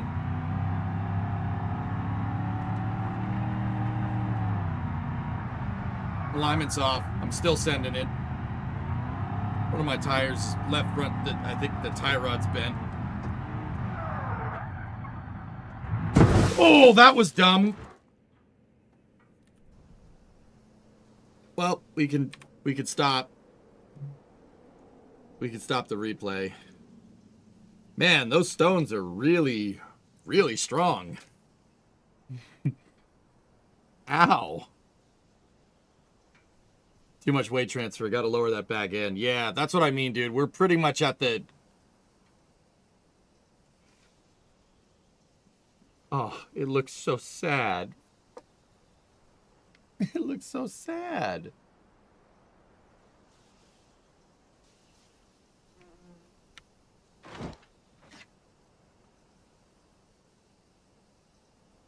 Oh, come on, man. She's not so bad. The blue book on her is what? You know, 80, 200. So we take 80 from 200 and we make a deal. A little Bondo, it'll buff it right out. You know what? I prefer the reset button.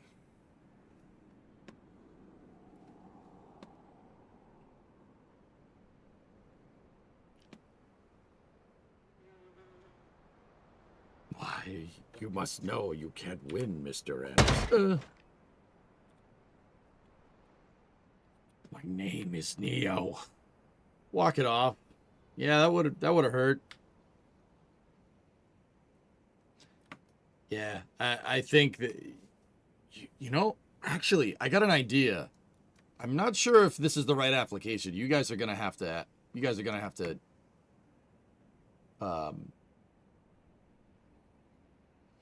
Tell me. We have ladder bars. I'm pretty sure I could put ladder bars on the rear suspension. Or traction bars. That might help. But I'm not sure if that's the right application here for trying to get the rear end to settle down.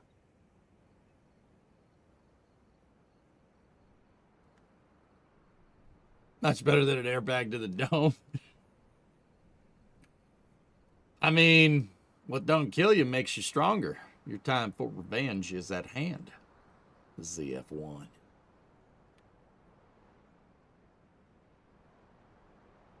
We could do... You can do some pretty crazy stuff back there, yeah. Oh, we should probably fix it.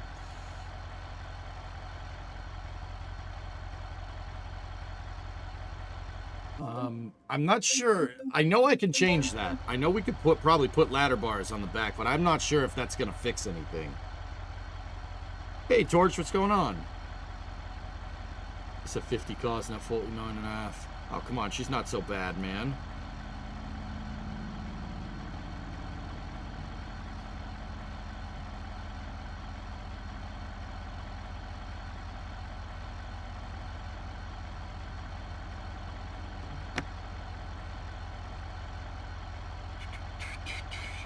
Hey, Apollo, Merry Christmas. Low rear leaf springs. High rear leaf springs. We can put the traction bars in. The traction bars are there to prevent axle wrap. They're basically there to make sure that your axle doesn't roll. Like if this is the rear axle of the car, it's to make sure it doesn't do that. I'm not sure that's going to help us with suspension compression under high braking.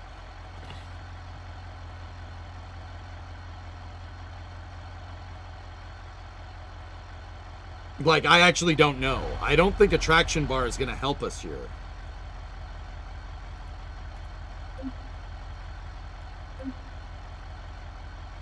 I am wondering what low rear leaf springs do, though.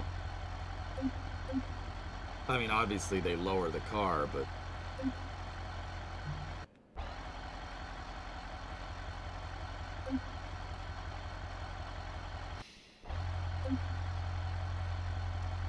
See, now, you see, that looks a lot more in line with how my car sits.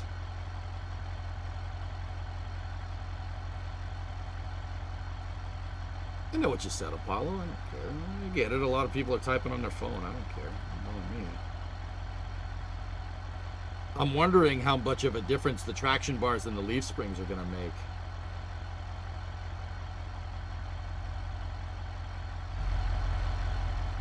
Oh, hold up, man. I got a message.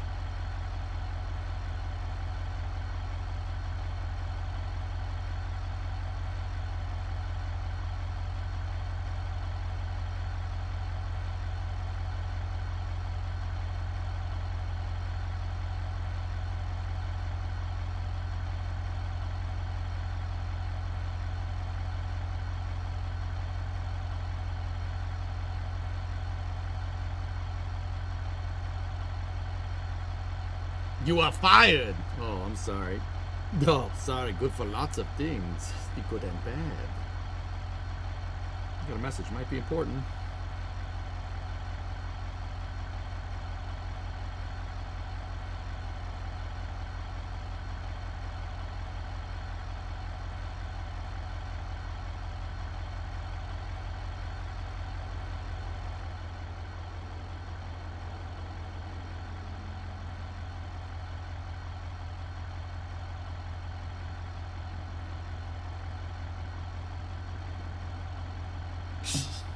See, good and bad.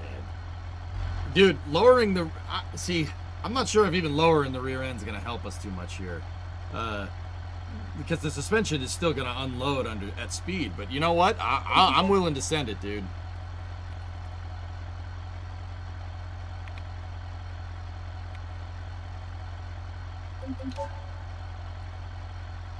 Okay, so I put traction bars in this thing.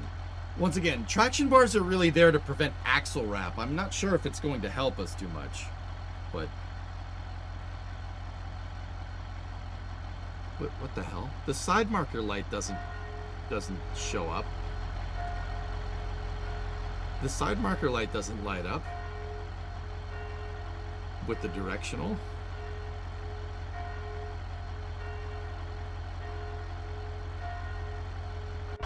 Yeah, all right. Well, let's check it, guys. I'll get everything ready to go here. Okay. Stopwatch is ready. Let's do this.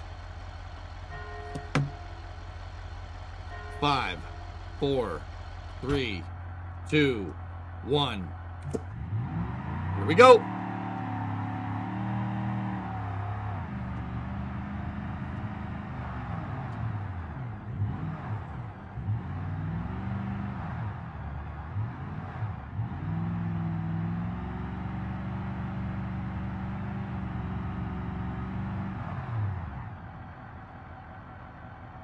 Yeah, it's not bad. I mean, car handles a little bit different. I haven't figured out what is exactly different, but it definitely handles a little bit differently with the traction bars. We'll see.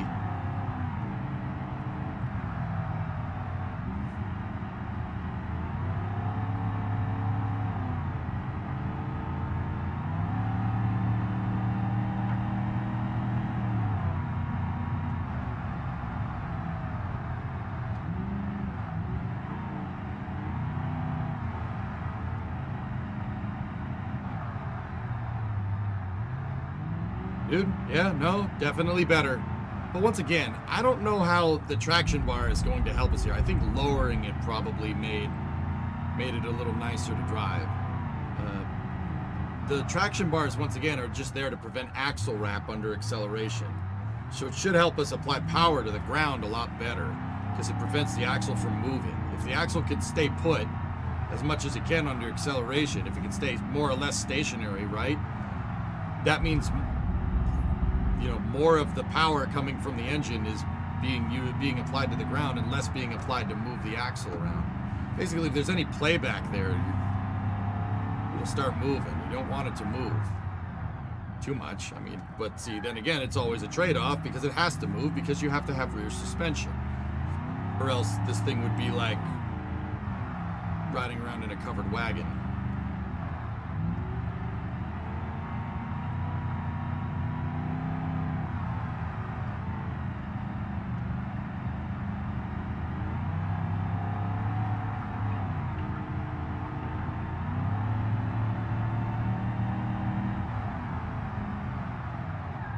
Oh, definitely nicer there.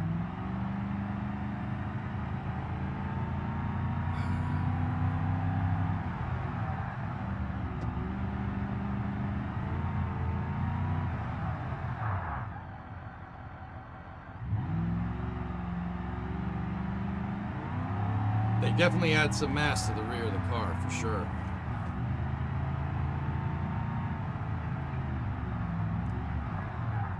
Whoa, whoa, whoa.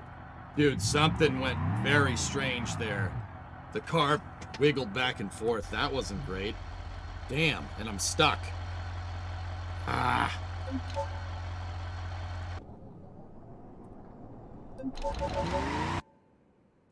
Hold on. What the heck happened there? What did I do?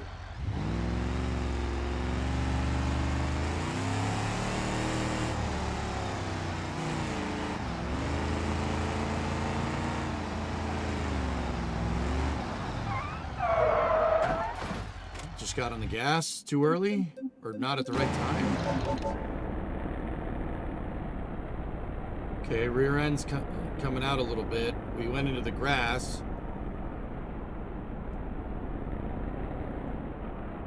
Yeah, I just caught the grass.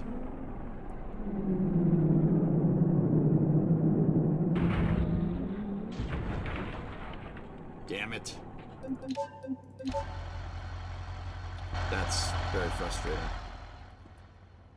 Yeah, I went too much into the grass. That's what happened. Yeah, definitely. Yeah, I definitely teed it in too much. Maybe we can... It's hard to tell where the car's going with the stock steering box, dude.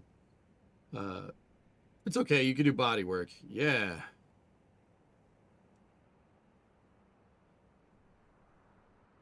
Traction bars also control braking wrap too. You're reducing a freedom of movement and improving predictability and responsiveness. Yeah, Drew. Yeah.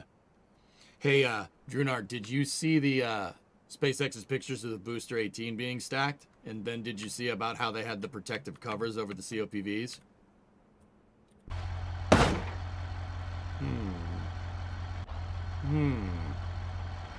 Interesting.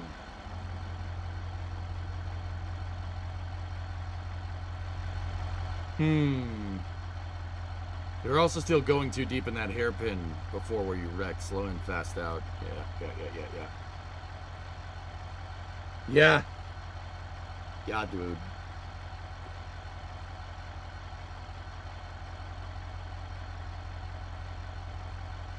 I did the red COPV blankets.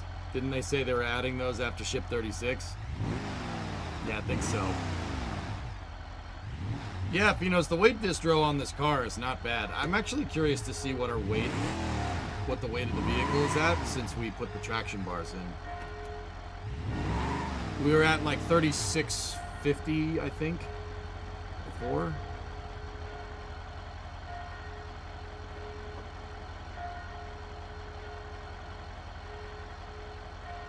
Oh no, 3550. We're at 3580 now.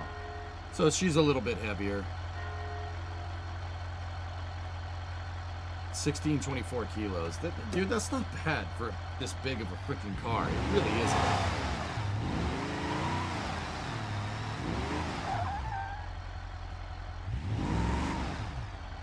Alright. Let's get her done again. 3554. Take out the unused seats? No. Trying to keep it realistic. I don't want to take out the seats. I don't want to do that. We'll upgrade the engine instead.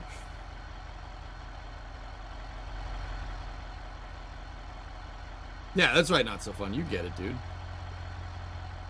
Okay. Let's do this. I'll try not to bin this damn thing this time. Ready? Get your stopwatches. 1, 2, 3, go.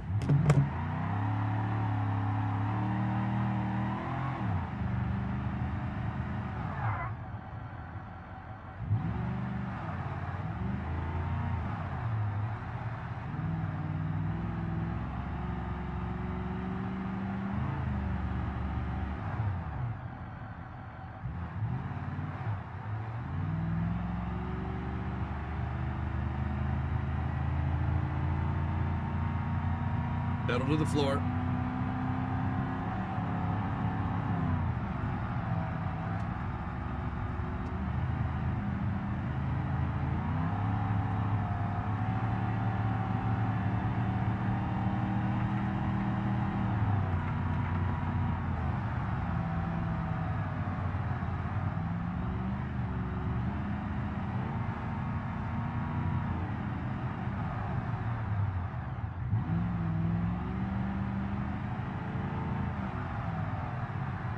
One minute in.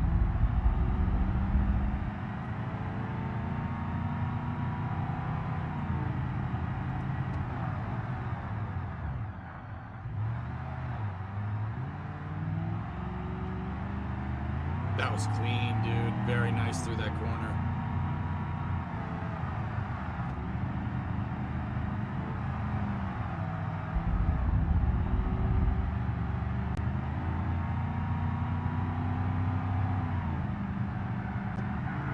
Oh no, shit!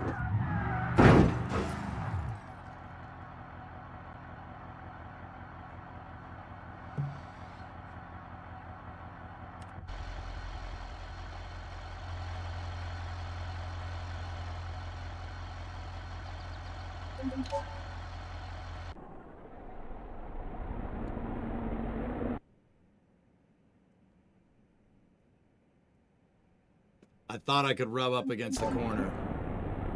I was very wrong.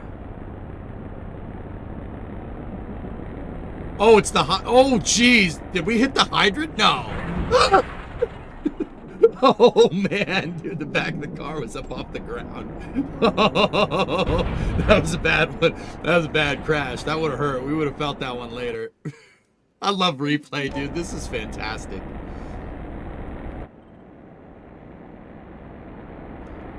I was trying to get a little bit more speed through that corner, but yeah, it did not like that.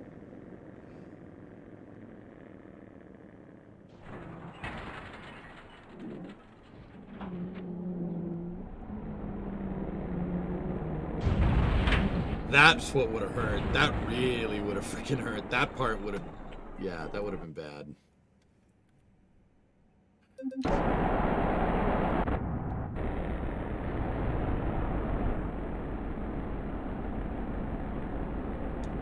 I thought I may have clipped the hydrant, but no, just oversteer. So look, left front is totally loaded up, dude. Left, oh, dude, left and right. Oh man, yeah. When the suspension loads up fully, it basically becomes useless. Oh.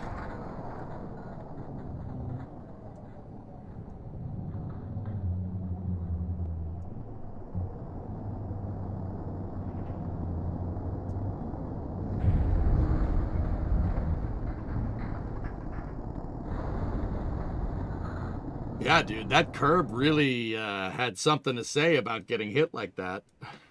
I can't believe that, dude. We shot off that thing like crazy. What I thought was going to happen, I saw it going into the curb, and I didn't really correct too much because I was worried, because I already saw we were oversteering. The back end's loose, meaning that my rear tires aren't really making traction. They're not doing anything. They're unloaded, or at least one of them is.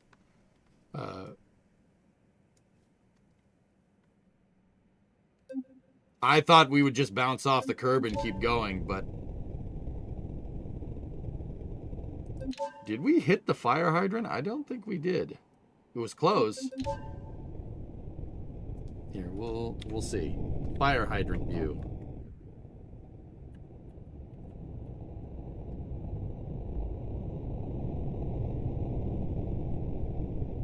Nope, we didn't. We did not hit it. It was at this moment that he knew. He screwed up. See, it's interesting that my front tire did not take the curb. Nope, it rode up the curb. Oh, that's... Yep, right through that guy's front door.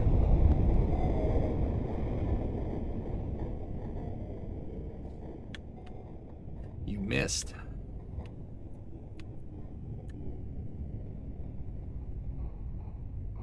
How do we put the crash test dummy inside? I'm pretty sure you could. Oh, geez. See, we're bottoming out the rear. Yeah. You bottom out the suspension. That wheel, if you're bottoming out a suspension on a certain wheel, that wheel basically becomes useless for a second. Oh, yeah, that would have hurt.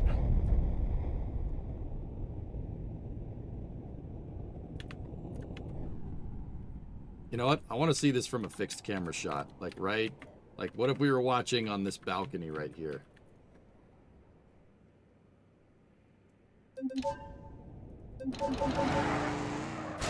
Oh! It's so bad.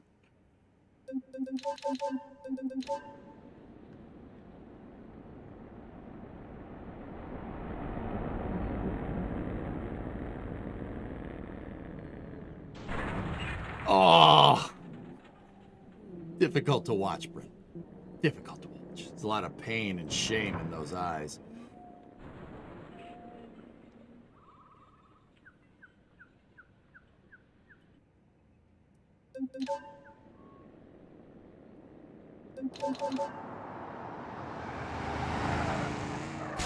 Oh!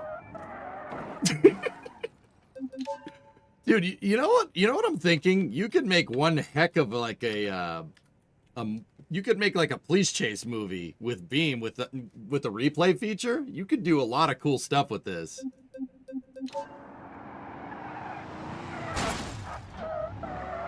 Oh. That poor guy's house. Dude, it's fine. Oh, come on. It's not so bad, man. What's up, Rob? How you doing, man? You have a good holiday, Christmas, etc., etc.? Oh. Just you good old boys. Never meant no harm. Been in trouble with the law since the day they was born. Sure did. Thanks for asking. Yours? Everything's good, man. Low-key Xmas on my end. We gotta go to Detroit. You know, I crashed my car in Beam again. Just you good old boys. Never meant no harm. Been in trouble with the law since the day that was born.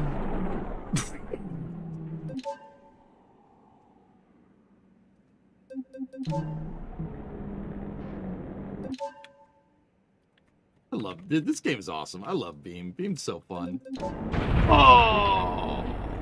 Oh, he cracked the back too. I put the back of the car in that guy's deli. We put the back of the car right through the meat shop. He has assorted meats and peppers.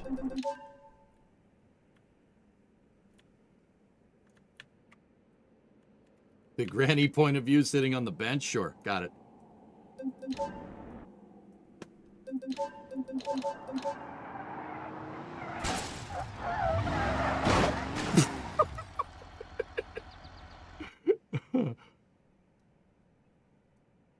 I don't know why I'm having so much fun with this particular crash, but oh man, when you see it from this angle, it's so much worse.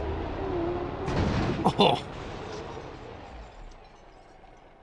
You ruined that poor guy's sandwich. Yeah, I did. Oh, wait, do we have steeple cam? Steeple cam.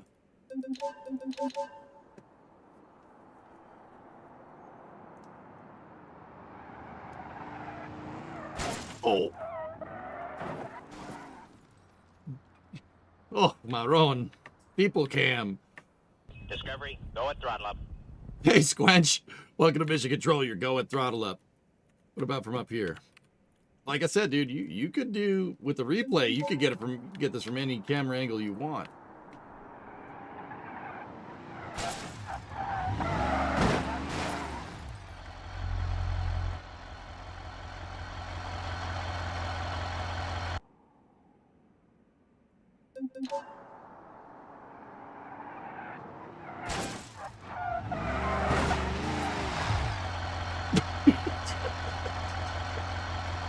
Absolute cinema.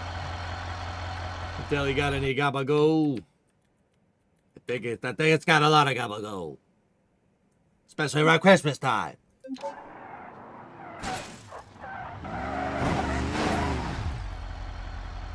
Damn.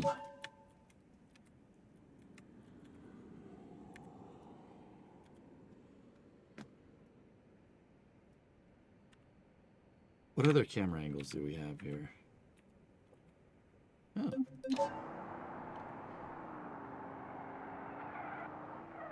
Man, I thought the thing would stick. Ah! That was a cinematic masterpiece. Thank you. I really thought it would stick. I thought it would just go around the corner. It didn't do it. Back seat? I'm not sure if we can get a back seat point of view. The replay button, another Zorg invention, it's even easier. Reduce the suspension a bit. Feels too wobbly. What do you mean reduce the suspension? What are we adjusting? Wait a minute. Was there a bump in the road right there that I didn't see?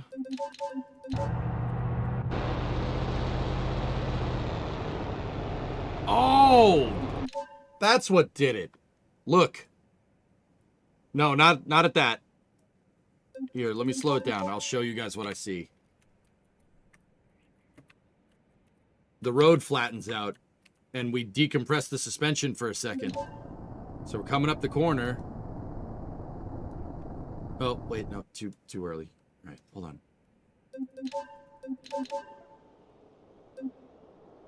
It flattens out.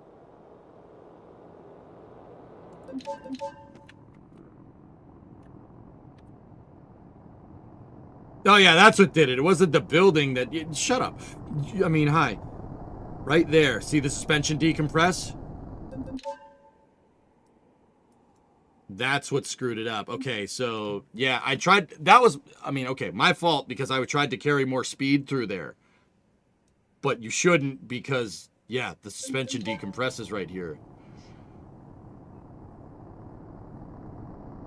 Watch.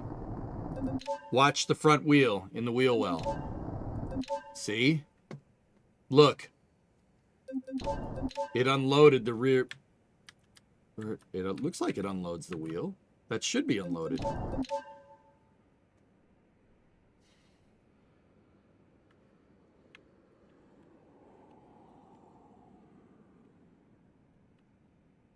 Remove suspension, problem solved. My Venmo is... I want to look at the Newton load on this thing. Hold on. Okay, 53, 53, 58, 59, 660. Oh, yeah. Yeah, 39, 50. Yeah, dude, it unloaded. Okay, you can't go through that corner like that. Because we uncompressed and decompressed the suspension, it upset the car. It got really angry at us. You could tell that it got angry at us because of that.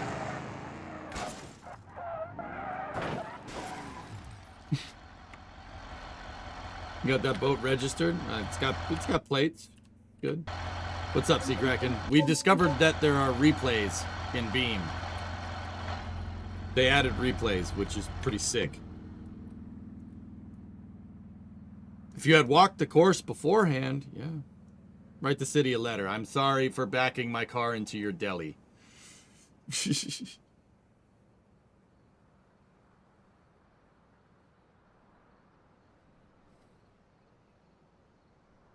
Yes, you can drive down this if you really want to. I don't think that would end well for us, but it would be fun to do once. It adds a lot of replayability into the game. Yeah. Do it?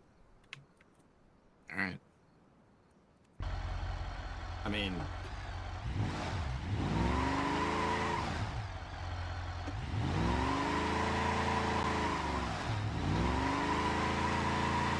Discovery, go at throttle up.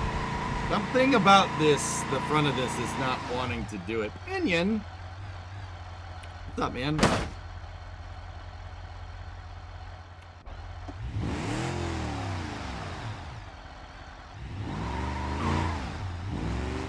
Okay, so if we're gonna ride that down, we'd have to go. I think it's this way. 98 months from Minion. Thanks, man.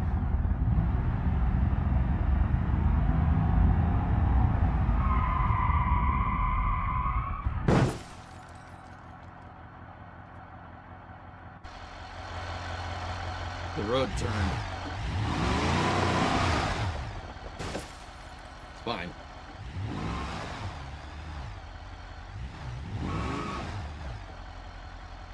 It's fine.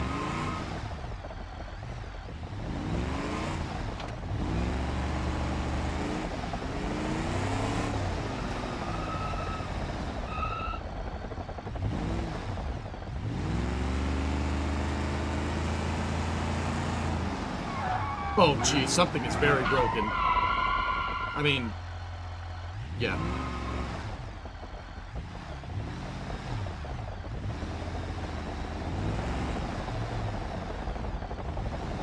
Policia.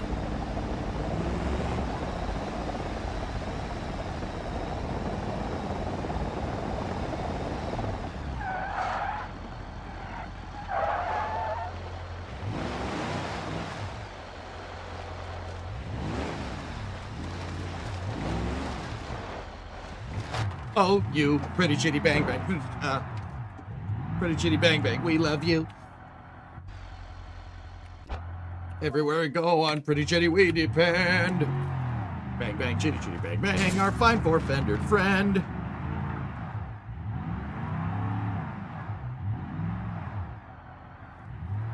That's a treat. Okay. We're here and we found trees. Good.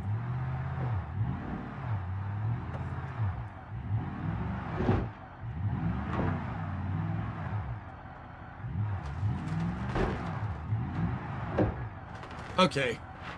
We're in the ditch now. There we go.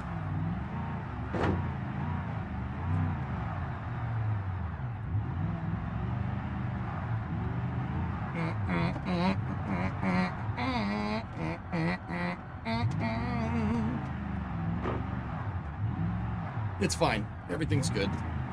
We don't need to worry about the windshield.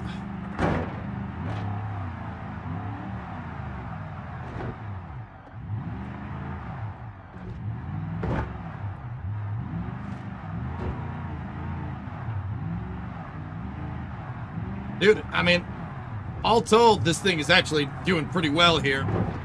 Not for long.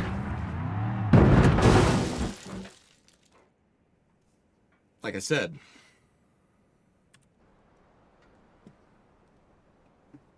Oh, it looks so sad.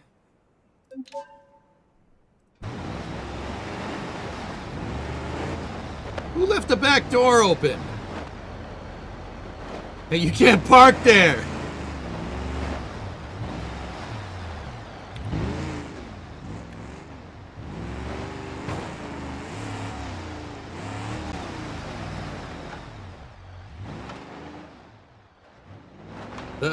Come on.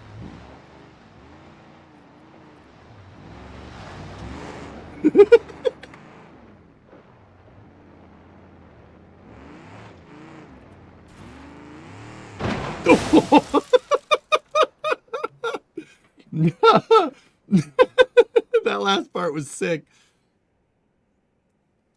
Hold on. We gotta bring the camera right here. Chicago. Like a glove.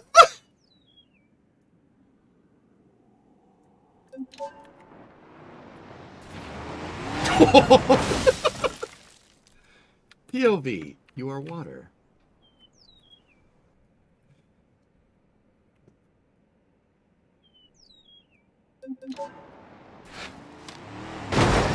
Oh, God, that's violent.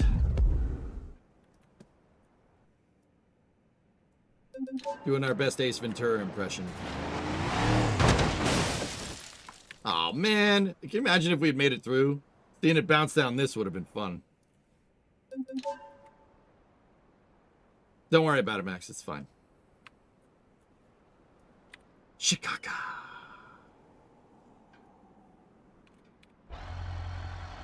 All right. What was the best time that we did? 4:23?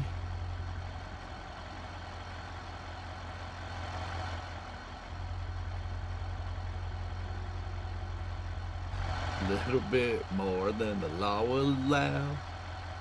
Chicago, you're out of there. Go on, you're gone. Go on.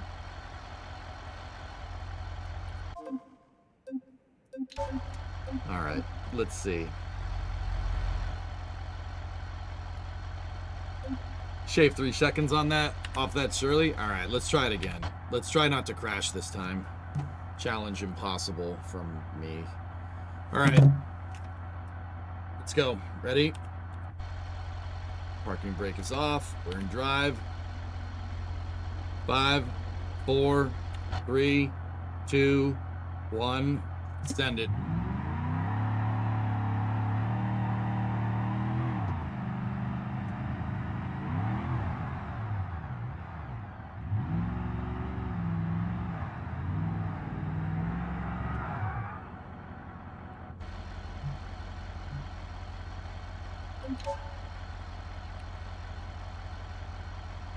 Just, can you guys, like, maybe not tell anybody about that run?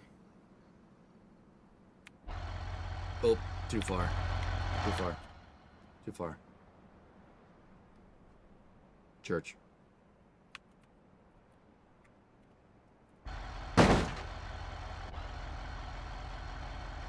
Okay.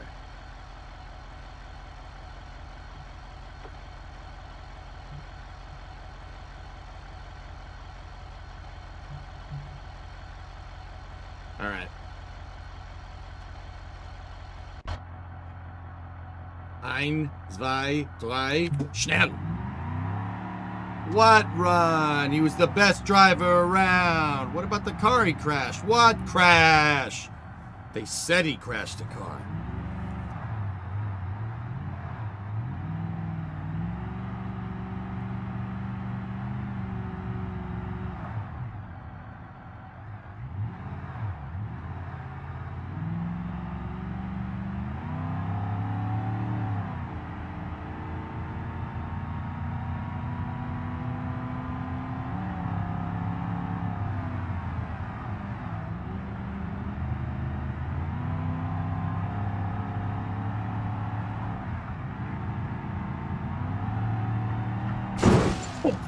Come on!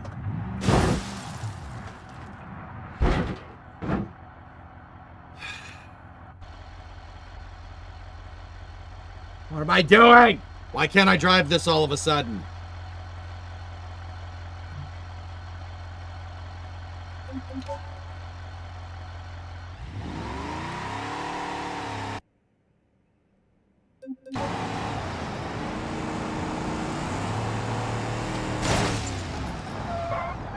Who put that rock there? I just floated it too far into the grass. I was trying to be quick.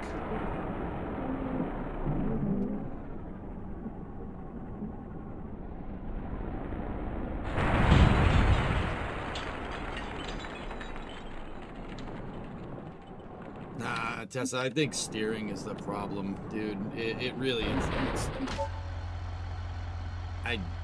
It's tough to judge where the car is going, dude. Bring it back down. That's it. You're gonna drive with a Cougar in the car. Yeah. Yeah, it's a gosh dang Cougar in the car. It's like too much power. I mean, it's just got a stock 318 in it, man. It's not. Yeah. Traction bars slow down the suspension. Yeah. Yeah, that's why I was wondering if the traction bars are really doing anything to help us, right? Like, I don't know, man. Since we put them on there, my probability of actually finishing the dang thing is not very high.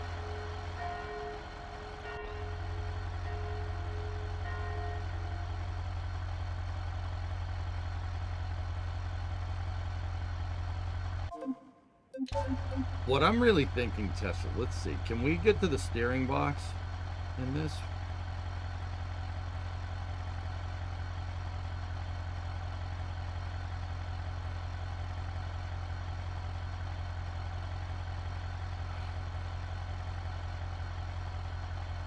Can you put all-wheel drive in this?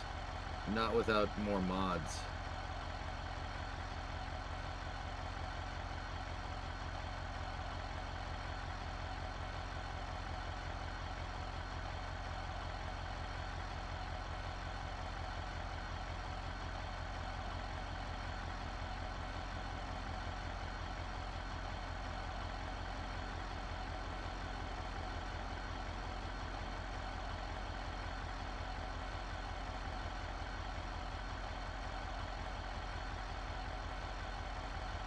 A quick ratio. What the hell is reinforced steering? I don't know what that means.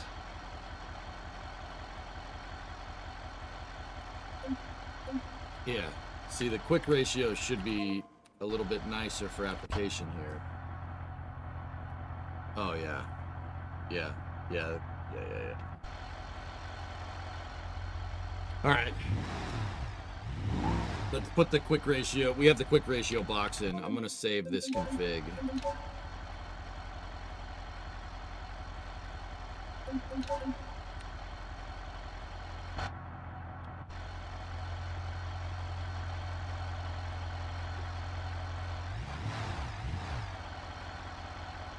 I think I just turned all the graphics to full. I have an NVIDIA card busy. I don't know if it's in Vulkan though. I'm not sure. All right, ready? Reinforces the steering addition to a brake from the steering box to the opposite frame rail. Okay.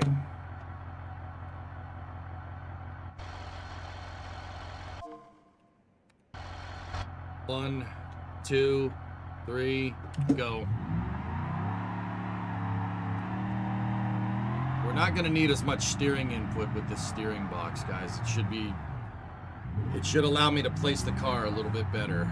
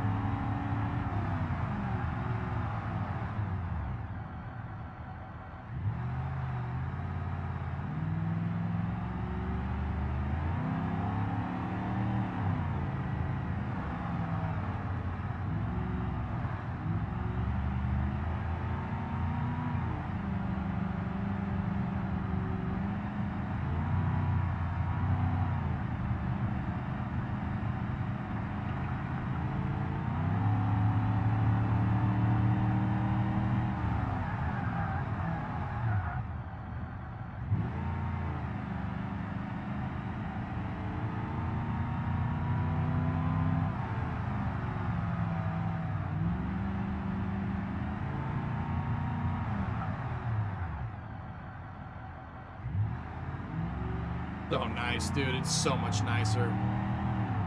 Yeah, those dang rocks, I know.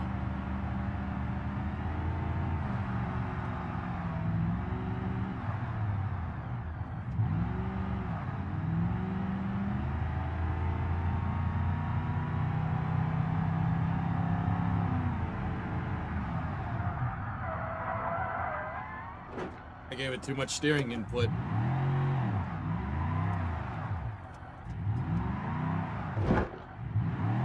Okay, all right, let's go into reverse. Come on, now let's go forward. Thank you.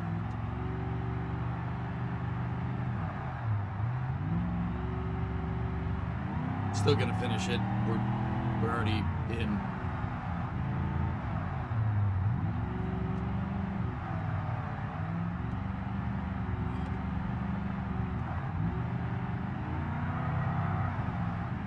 Oh my goodness.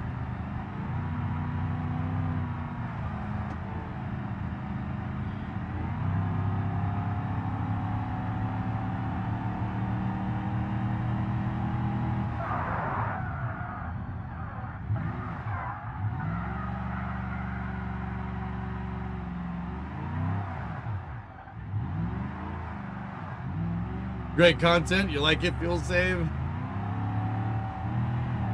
Watching me Austin Powers it on a freaking Italian road in a boat, the freaking land yacht.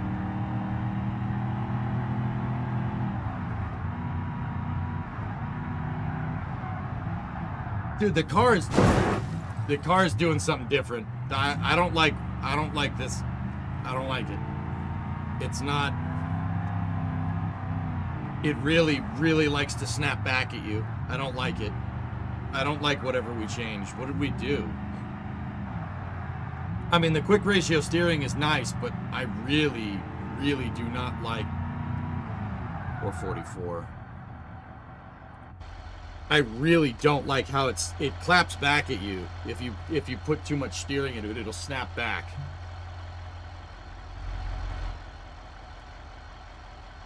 I don't like that at all.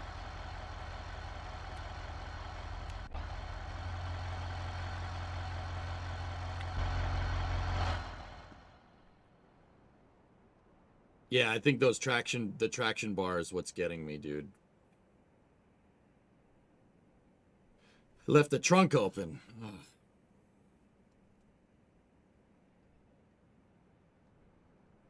Rear end is very loose. Yeah, dude, it really, if you go left right, dude, the thing snaps back. It doesn't like it. It oversteers like crazy.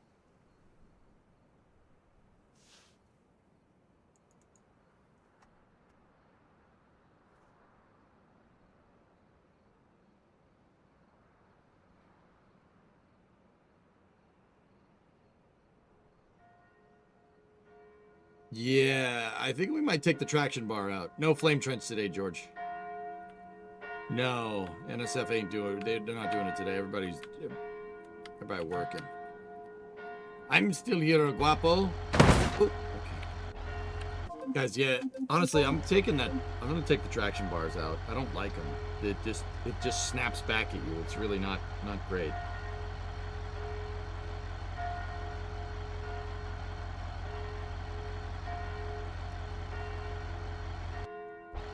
I'll keep the lower leaves because I like the rear end planted a little bit more, but yeah.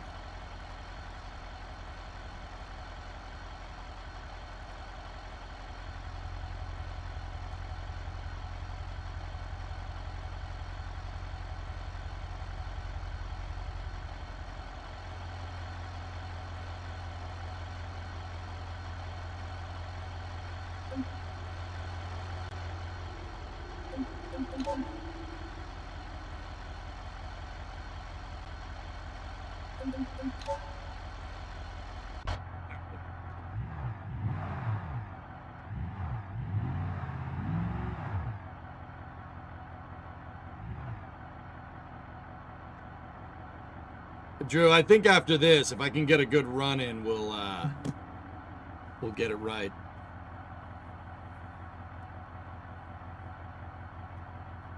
Yeah, the close ratio. Yeah, the close ratio steering is. Yeah, you don't need to be as jerky with the wheel. All right, ready? 1, 2, 3, go.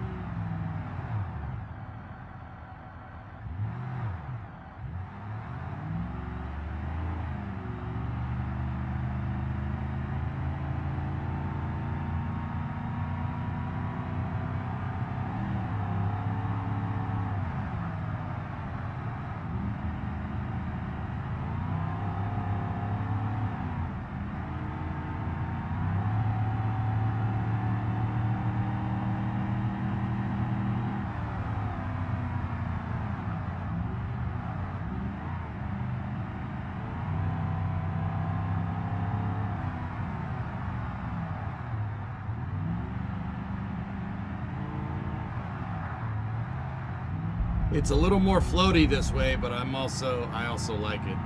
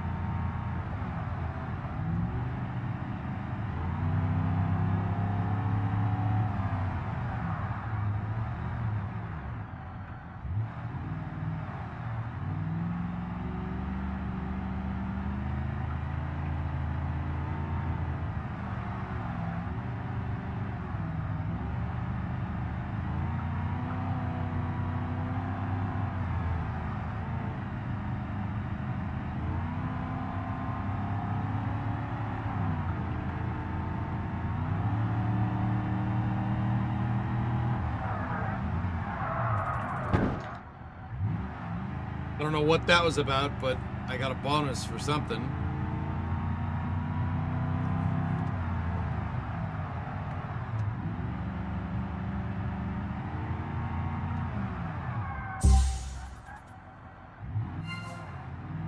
Why is it being like you just drifted all of a sudden?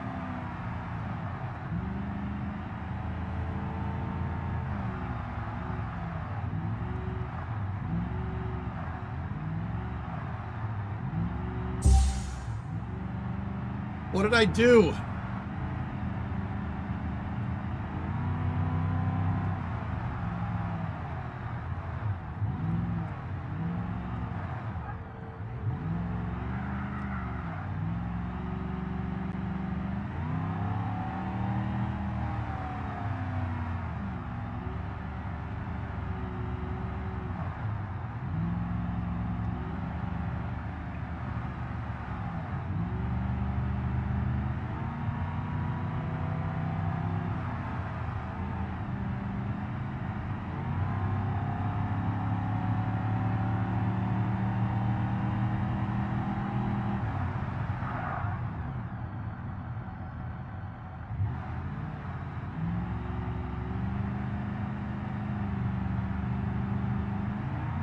That corner was pretty clean.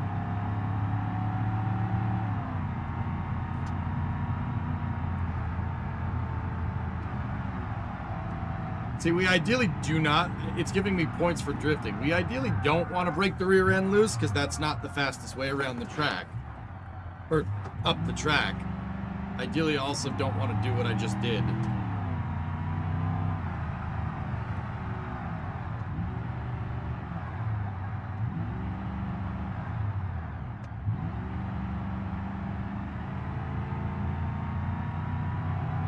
.25.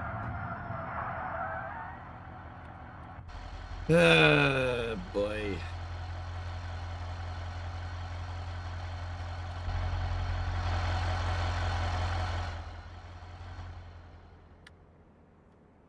Okay, it's time to go ham on the suspension.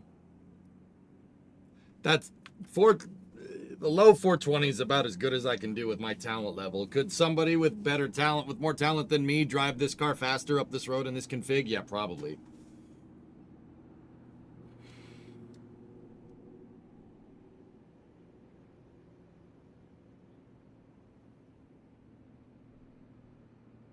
I'm not sure, Zeros.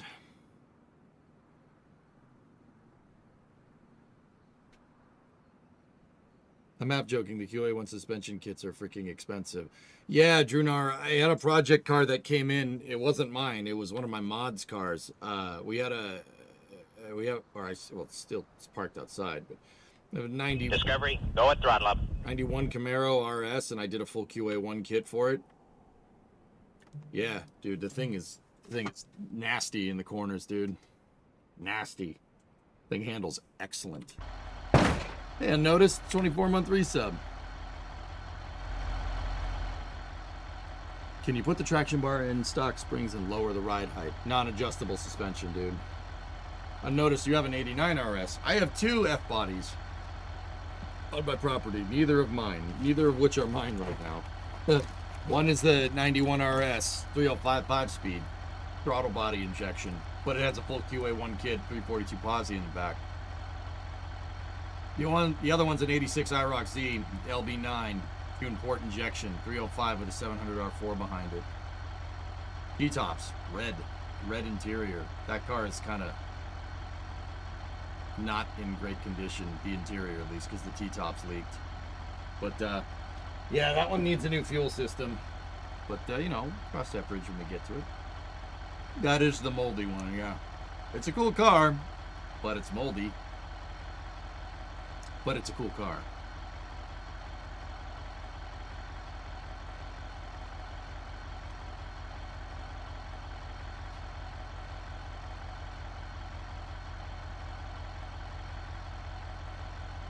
Yeah, we might small black on loose switch spotted a few months ago. Way to throw a big block in it. Oh, that's a lot of motor for that car, dude. All right, nice. Very nice.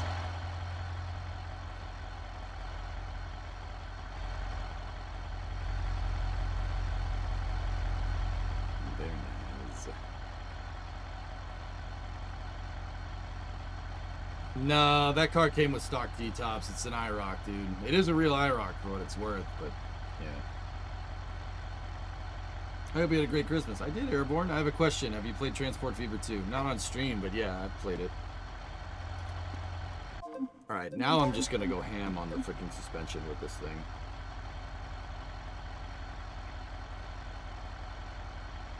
I want racing shocks. I want adjustable torsion springs. I don't know how you would adjust those, but hey, whatever. Got the quick ratio, race sway bar, adjustable upper control arm so we can set camber and caster. We want a reinforced subframe up front.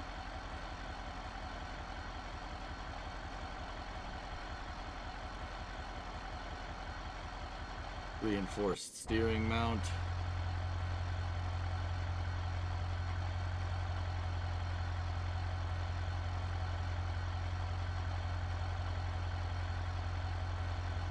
Okay, cool. Now give me the rear suspension. I do not want high clearance. We got to stick with the live axle, which kind of sucks, but let's go rear discs.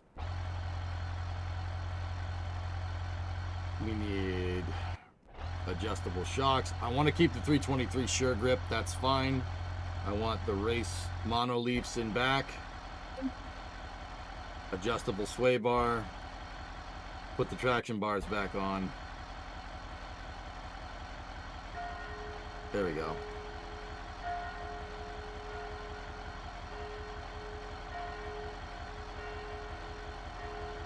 And then relocate the battery to the trunk. Yeah, baby.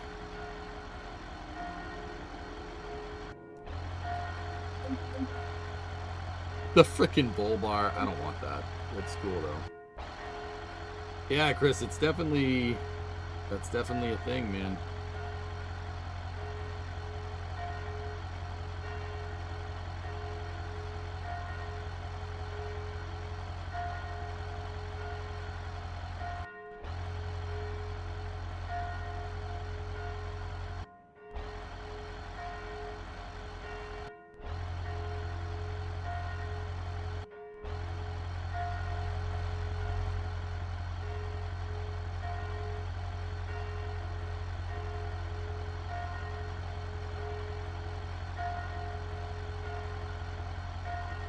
Discovery, go at throttle up.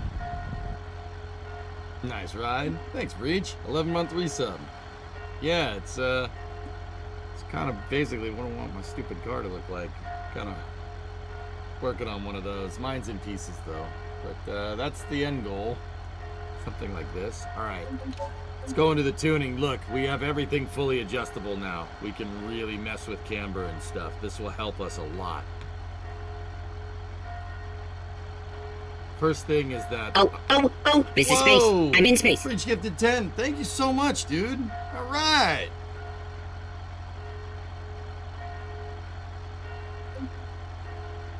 Let's bring the back of the car up a little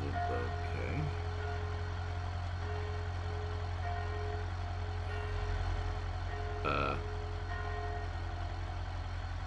Really didn't seem to do much.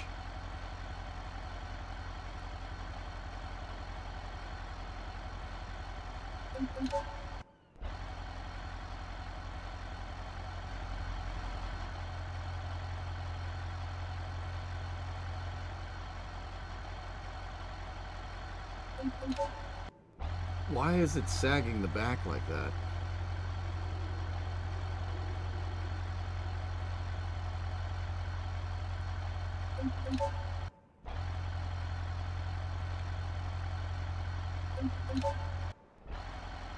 Oh. Yeah. Increasing the number brings it down. I don't know why that does that, but hey, whatever.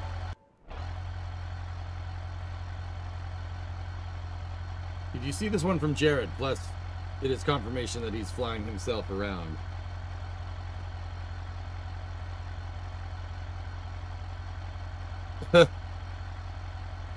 Nice. That's cool, man. Yeah, it had that gasser look. You see that?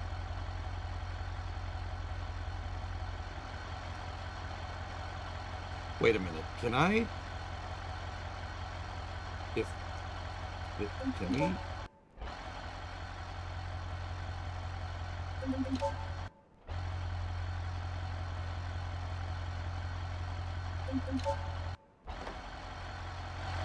That might be a little too low.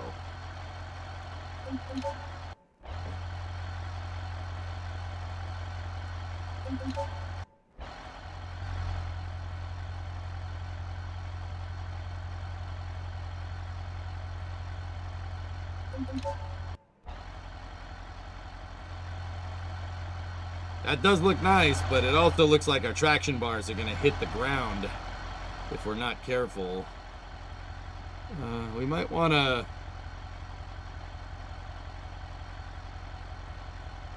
go up with it just a little bit. There we go. Now that's low to the ground, baby. Look at that thing. We're gonna have to dial in the suspension 58. I don't know if it's gonna jive well with this ride height. I don't know what the travel is and stuff here. Maybe we can...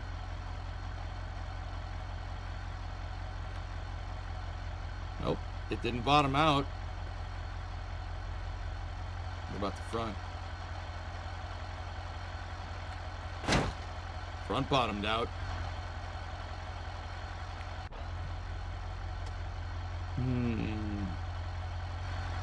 Let's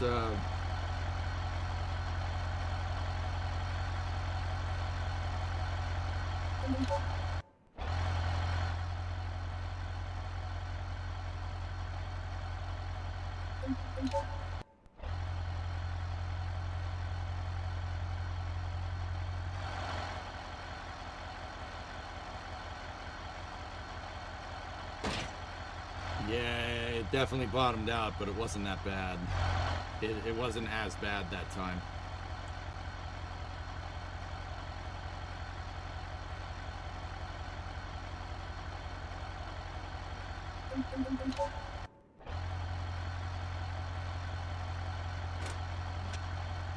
Didn't bottom out that time.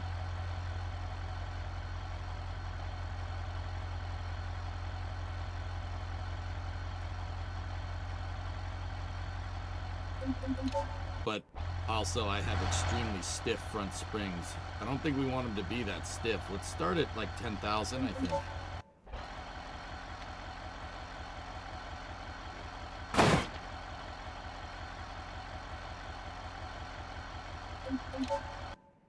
Maybe? I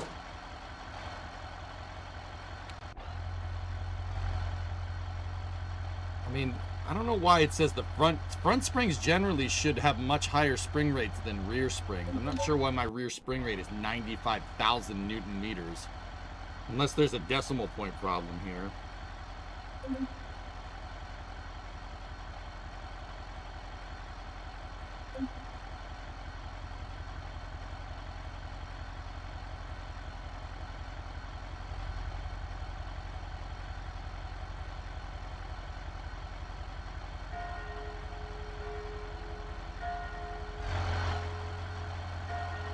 See if we can put some camber into this. What is minus 100? What does that do? That's 5 degrees in, it looks like. We do not want that much camber.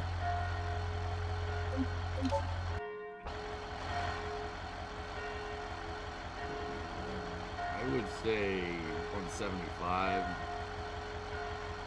Actually, right around there should be good.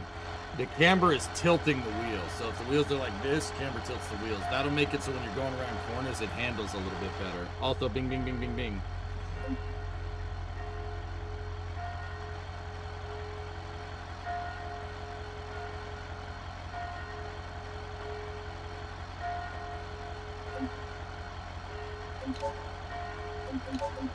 Mirror adjustment, nice. I don't want to bring the front.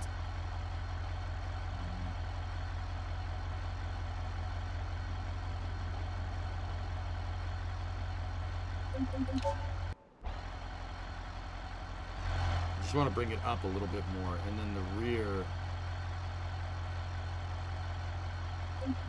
Gonna bring the rear up just a smidge. There we go. That's mint. All right.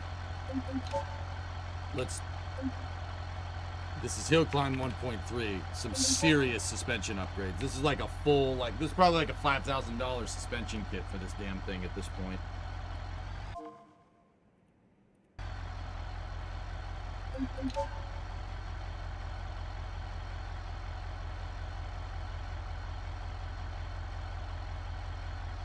I'm just cleaning all this out. This is a lot of replays. Okay. Let's see how this thing handles. Now, we have all this upgraded suspension, but it's not dialed in for the car. We're going to have to dial it in for the car because we don't really need it wagging its tail like that. But this lower ride height and everything should really help us. All right, ready? T minus 10, 9, 8, 7, 6, 5. I'm probably going to crash. 3, 2, 1.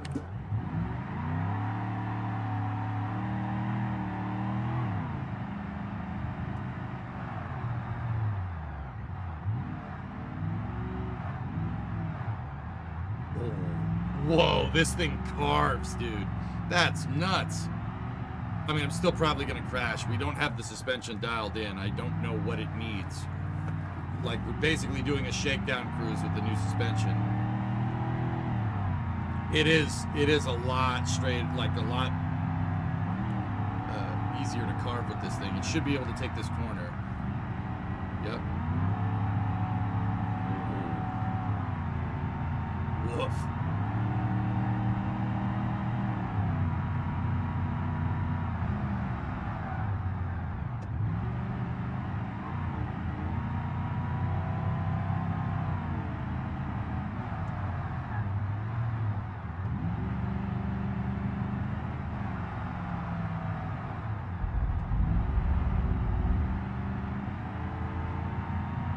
Yeah, Juicy, it's on rails, man. This thing really, really takes to the corners. A lot nicer, except when I brake and screw it up.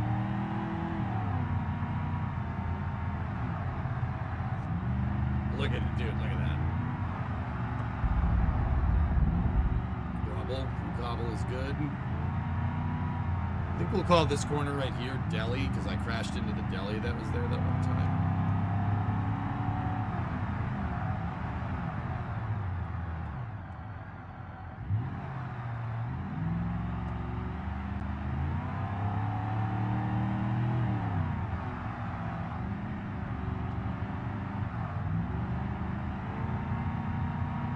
I mean, one of the things that we did with this suspension is that we lowered it. The car has a much lower center of gravity. The closer the center of mass of the car is to the road, the better. It'll be easier. It's much more stable going around the corners.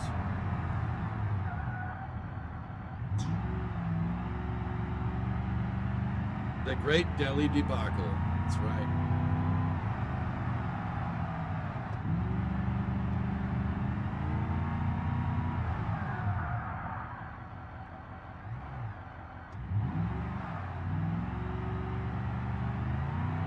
Didn't want to go around that corner.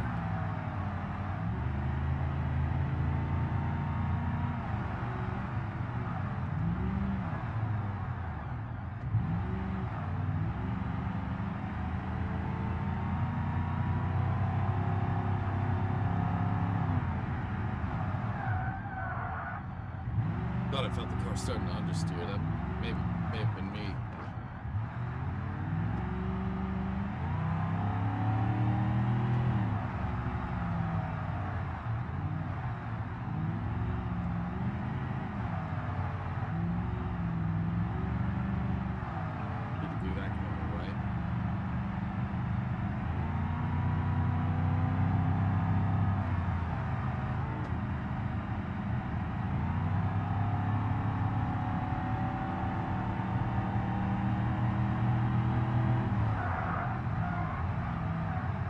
Bring it around.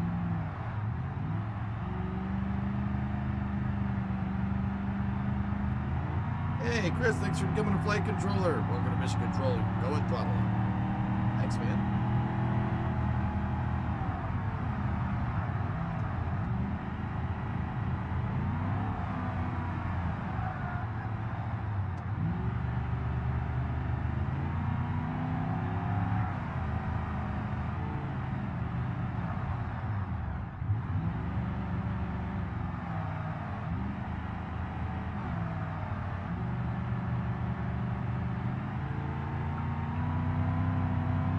$420! Yes! $420! Yes! All right! We got it! We got 420! It's the meme number!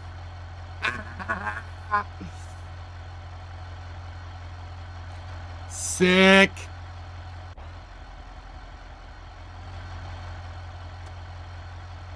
Oh. Looks like we might have some clearance issues here.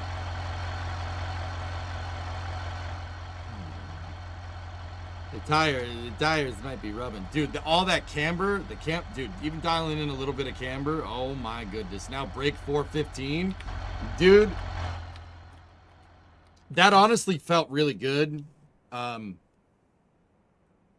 only way I'm really going to put the suspension through its paces more is if we start upgrading the power.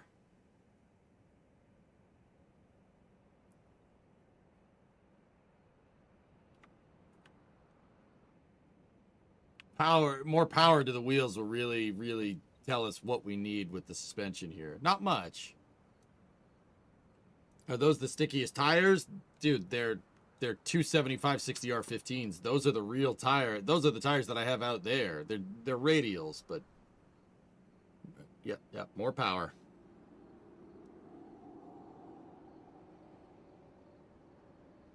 More power, baby. More power. Let me know if you recognize that. Nope.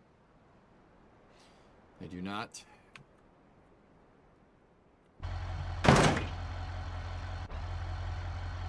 Yeah, it looks like we might have some clearance problems with the wheels.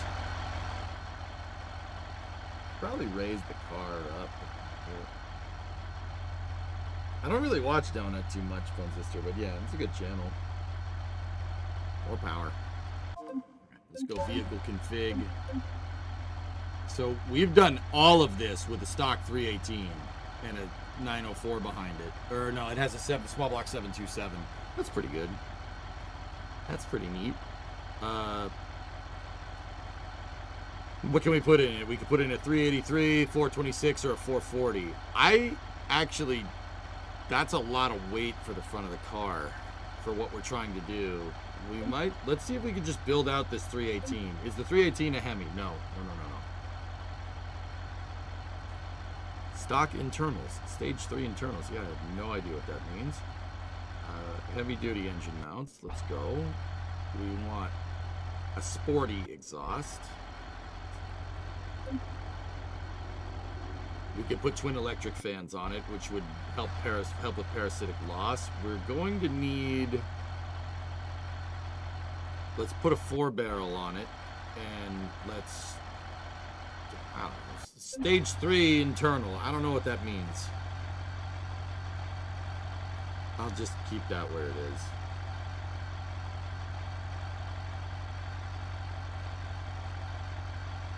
A built 318 like this, guys, with the right heads and a cam should make about 400 horse. I mean, the thing is that if you build out a 360, you're going to make 500 horse for the same price.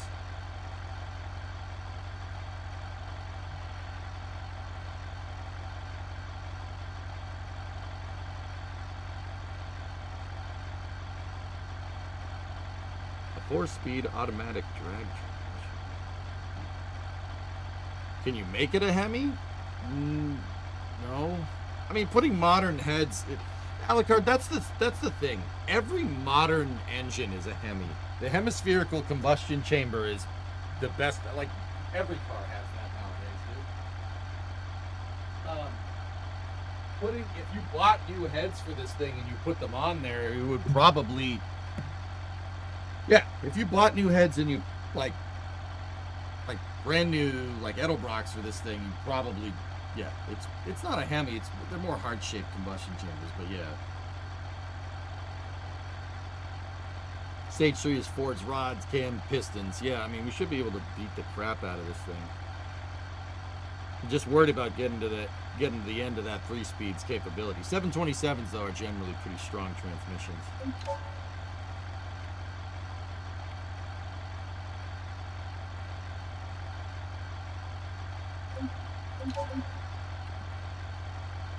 Okay. Ready for a turbo and a supercharger. All right, let's see. Am I looking at that right? Does this motor make 700 foot-pounds of torque and 697 horse?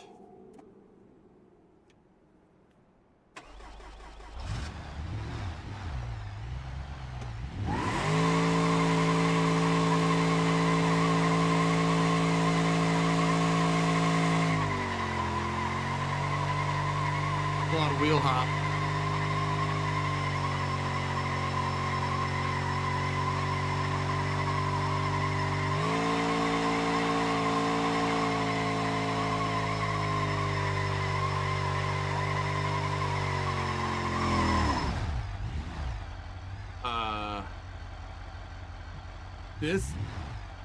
This is, what am I doing? I'm doing hill climbing with this car, with this land yacht. I'm trying to get it, drive up all the way there. I have a finish line up there that looks like this.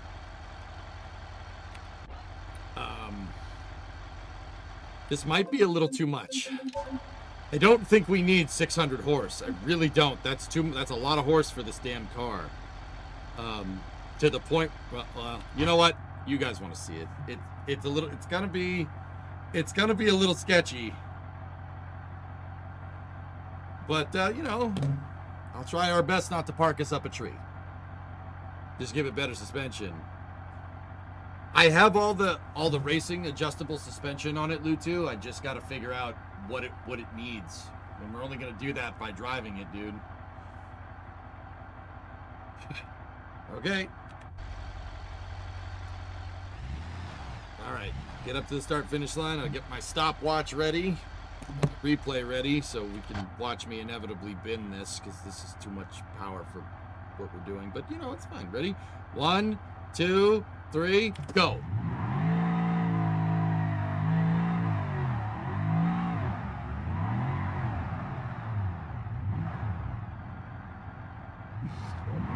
Oh, my goodness.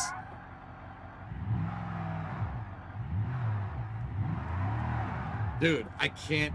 Yeah, okay.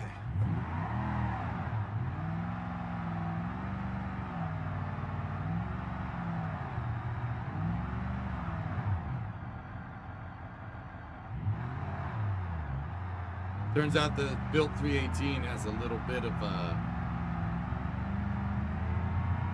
throttle input difference. Oh my God.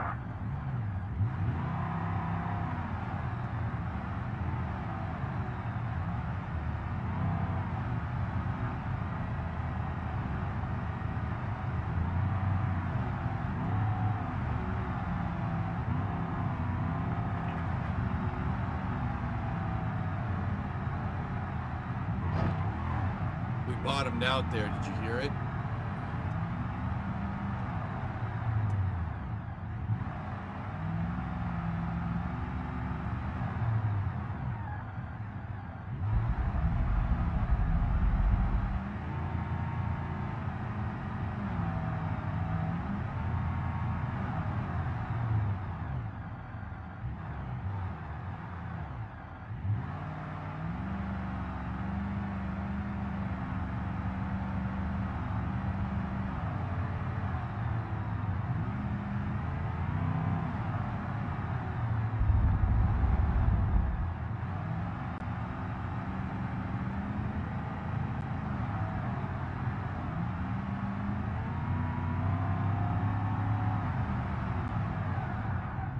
Dude, this thing wants to torque steer. It is so easy to get the rear end to come out behind you.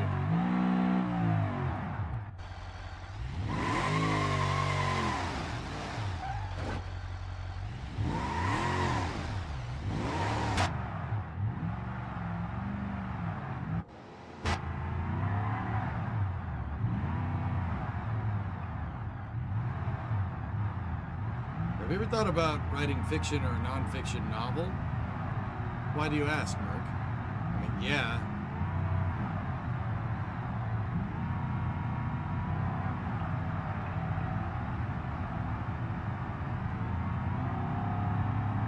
Oh my gosh, this thing was so quick, but I'm so tough to handle it.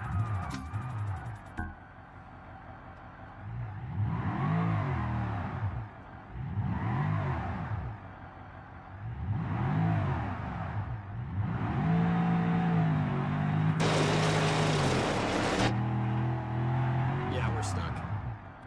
We're not getting out of that.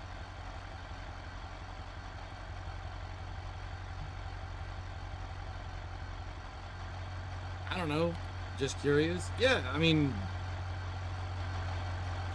I've thought about it in the past. I just don't. My big problem is that I just don't really have time. I don't think you're getting up there with those wheels and tires. No, this is too much power, dude. It's 700 horse. We don't need 700 horse. Not with this car. And this suspension upgrade, the way the suspension's tweaked. I mean, we could probably tweak the suspension to get it right, but it's just that wheel hop, dude.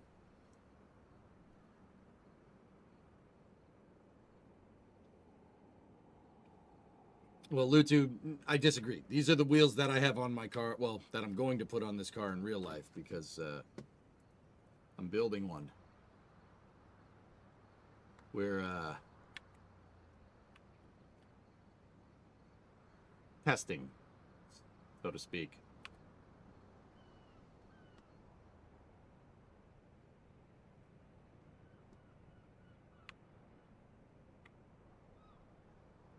I mean, if we could figure out a way to stop that from happening, see the rear wheels? See the wheels doing that? That happens on a real car like this when you put too much power to it.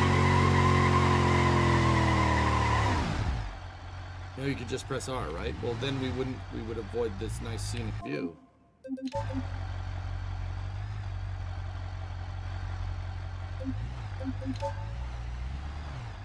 Snowstorm's coming in. Don't remind me.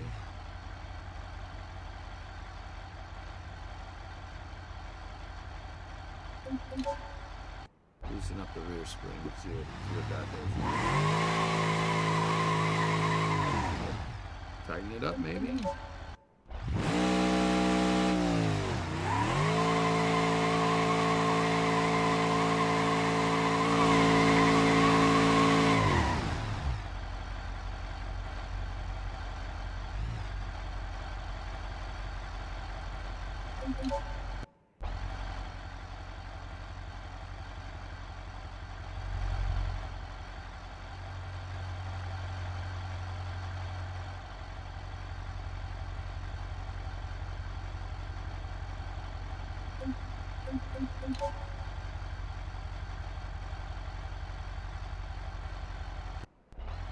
What are stage 1 internals going to get us? 260 horse, 355 foot-pounds. You know what? That's what I want. That's where I'm at. 262, 355. That's just heads in a can. That's what I want.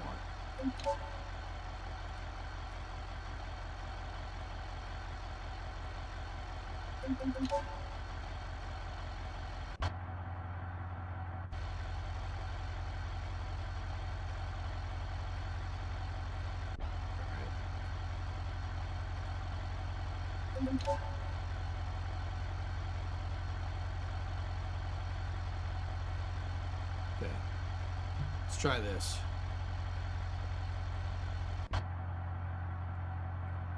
Get the stopwatches ready. Okay, make sure that we are in. Okay. 3, 2, 1, go!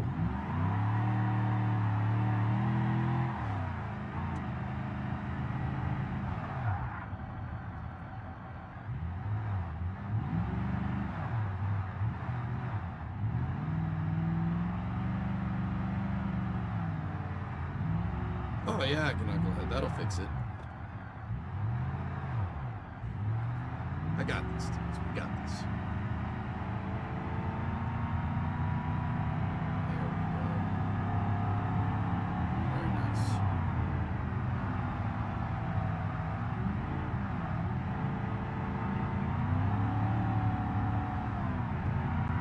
Not very nice.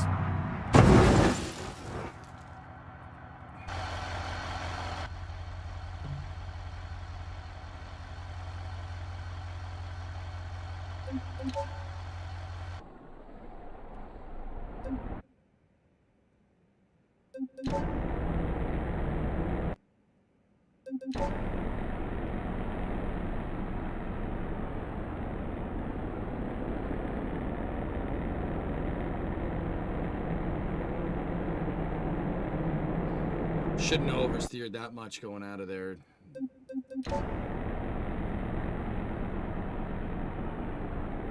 Yeah, it wasn't great.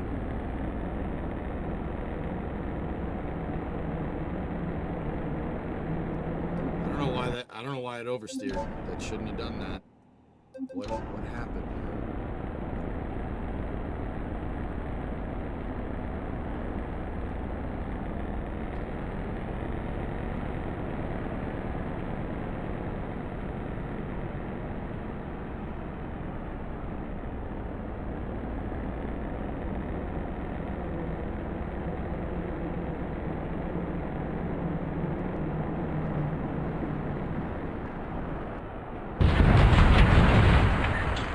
That really would have hurt,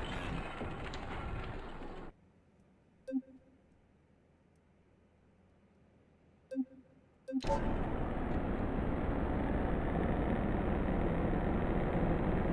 I stayed on the throttle. So, Hellfish, I was right here, right?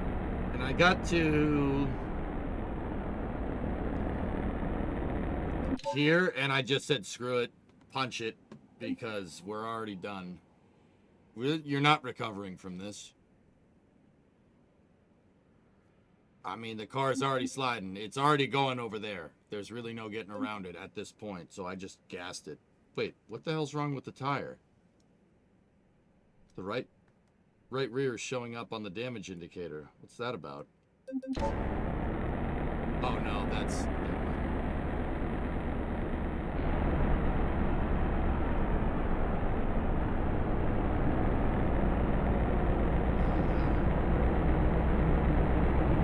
Shouldn't be doing that. We gotta tweak that rear suspension, dude. Yeah, it is hopping around. You ain't wrong, Cantrell. Yeah.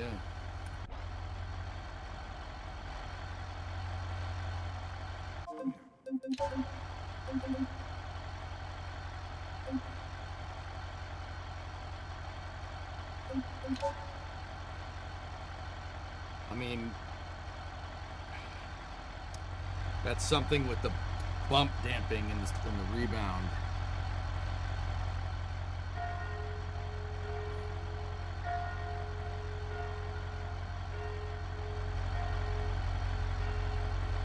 See, this is where my knowledge of this kind of runs out.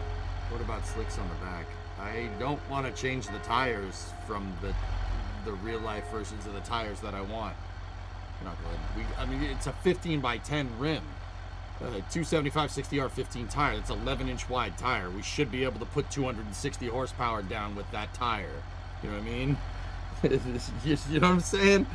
You know what I'm saying? You know what I'm saying?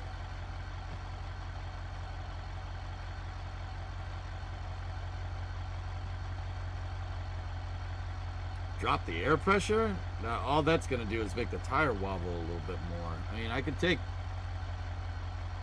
a little bit out. I don't want to take too much out though, dude.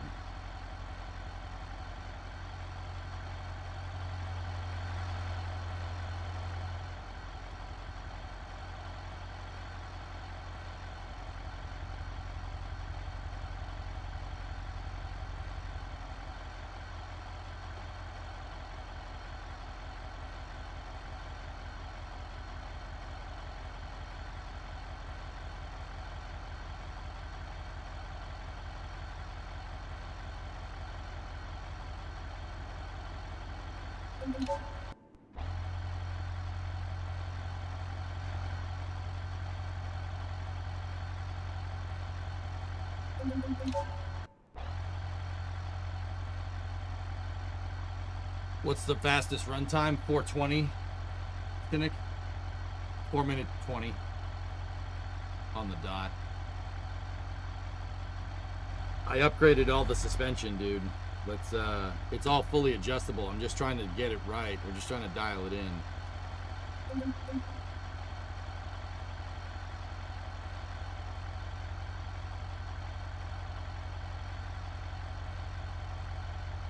It's really just getting it to be able to put the power down. Let's save that and see what it does. Alright, let's go.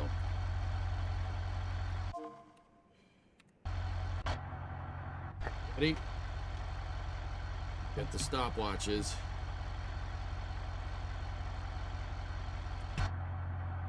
1, 2, 3, go.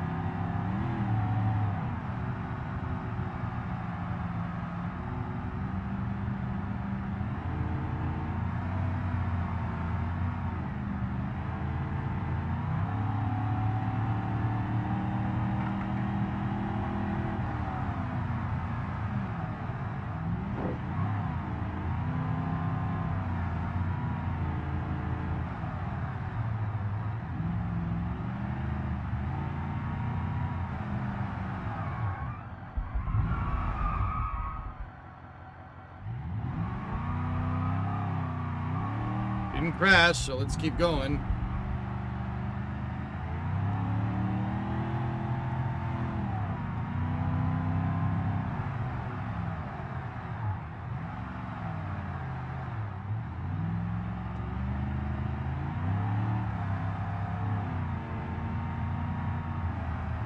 Guys, part of me thinks maybe take some anti-roll out of the rear end. Get that rear end to loosen up just a little bit.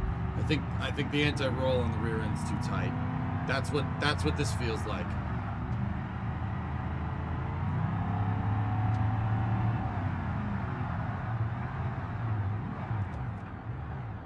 In terms of handling, car feels great.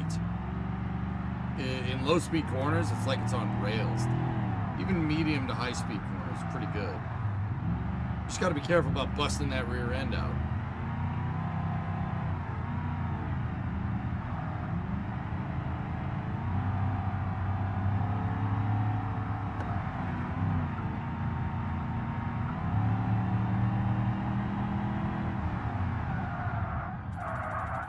No, I don't want to drift this, you jerk off.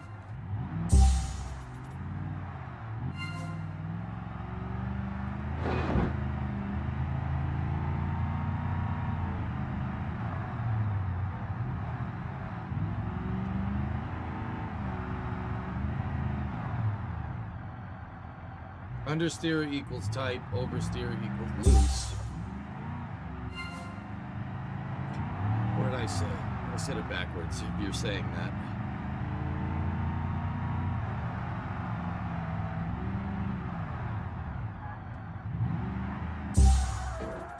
See that? What the hell was that about? Why did it go that way?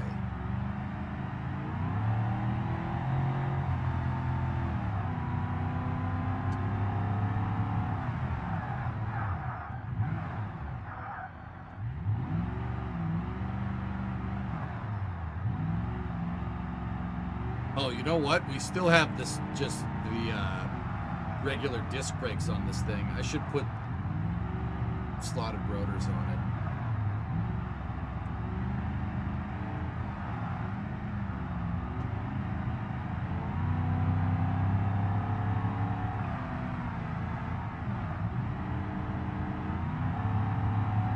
Hey, Illness.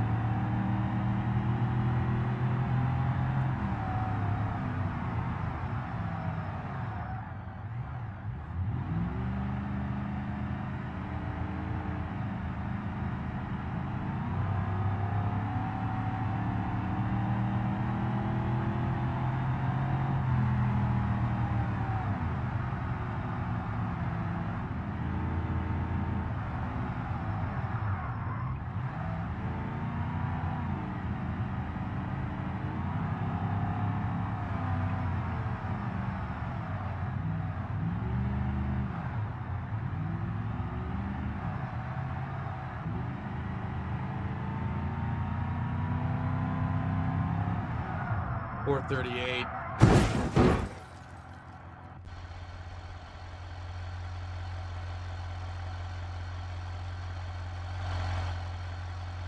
That does look pretty cool, though.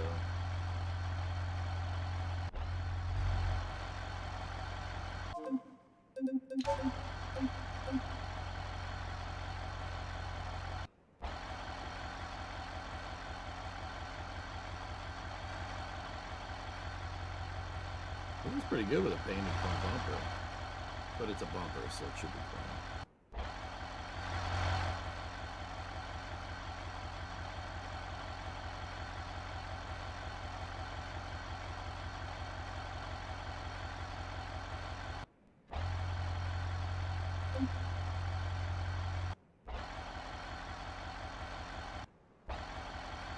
Mine has the bumper guards.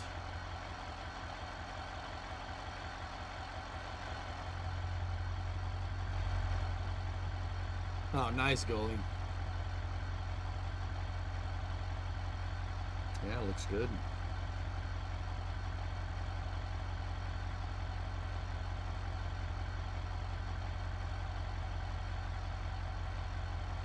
Try to make the rear less stiff. I really think that loosening up the rear anti-roll bar might be the right move. Or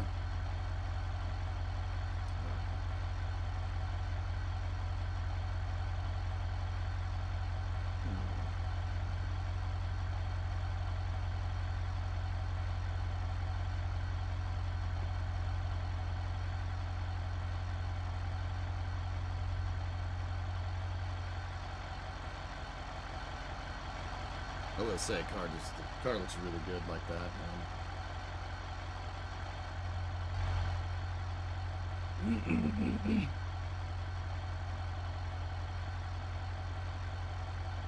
I mean, how are we gonna? Oh, my rear spring rate was super. We had super loose springs. Oh, did I really have the loose spring rate with that? Oh dear.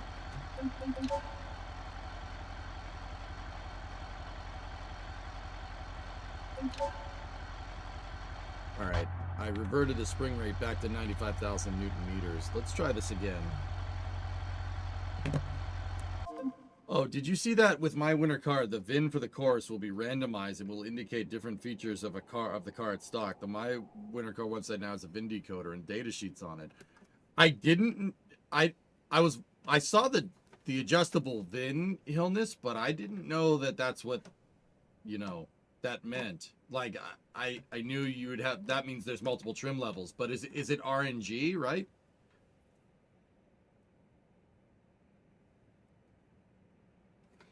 I don't know.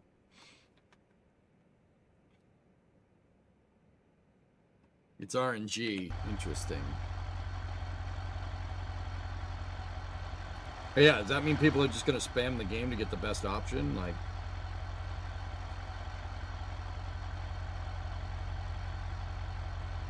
random number generator, meaning it's randomized. You're just going to get a random trim level for the car in my summer car.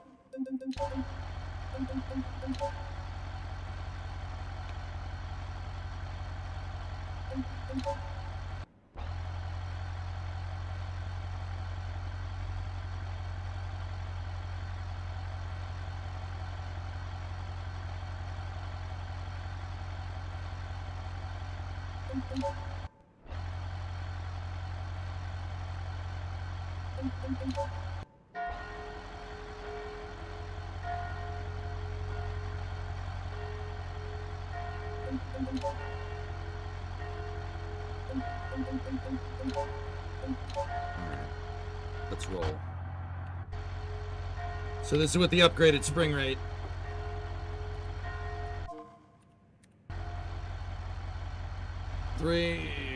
Stop the replay. 3, 2, 1, do it.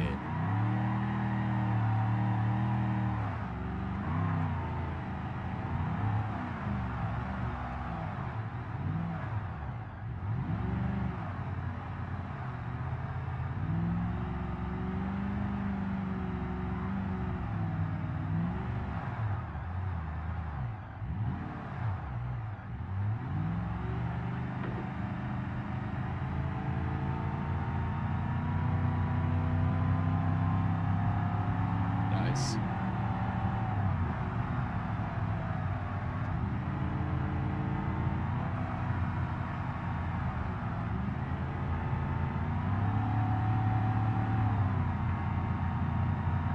Damn. Yeah. Bringing tightness back into the rear end definitely helped. Feels a little better now.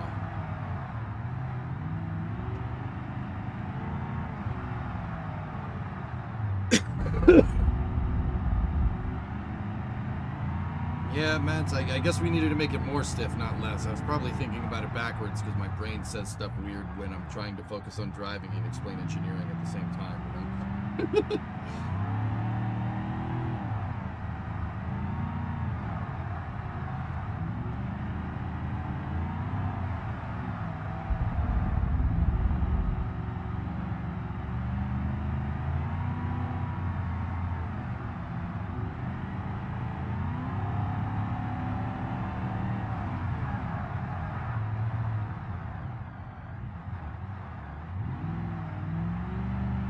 Very nice.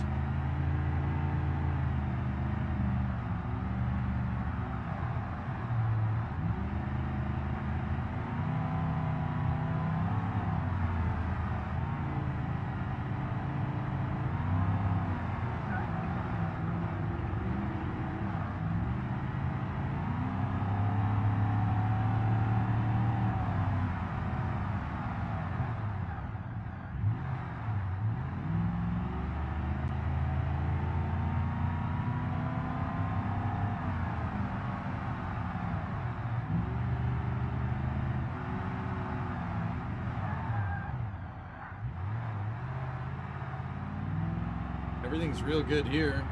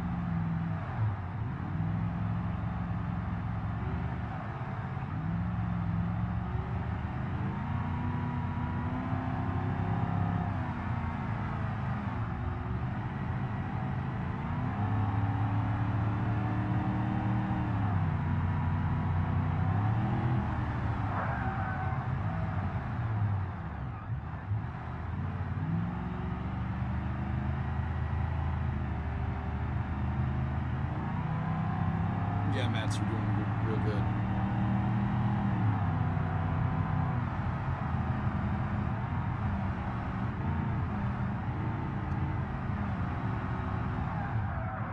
No.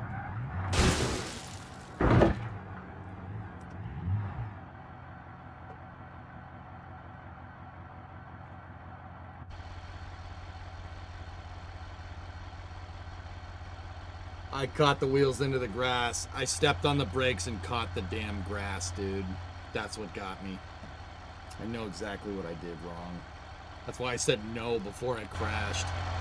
That was a good run, man. Right here. See?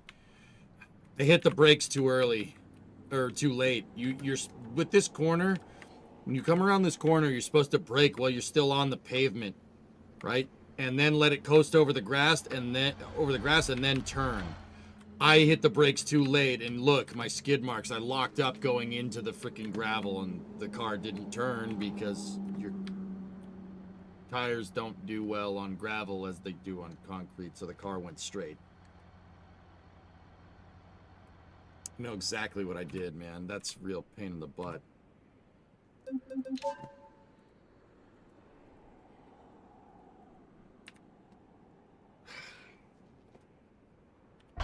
That run was so good too. Yeah, it was pretty immaculate before that. Actually, you know what? While we're here, it's something I said to do 2 runs ago, but I didn't get to it. Give me the freaking better brakes.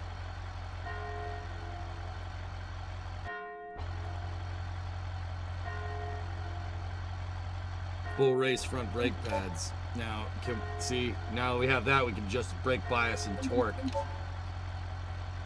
But I'm just after the performance of the bigger brakes. There. What car will be in my winter car? It's basically an old Ford Escort. Front engine, rear wheel drive, 4-banger goalie.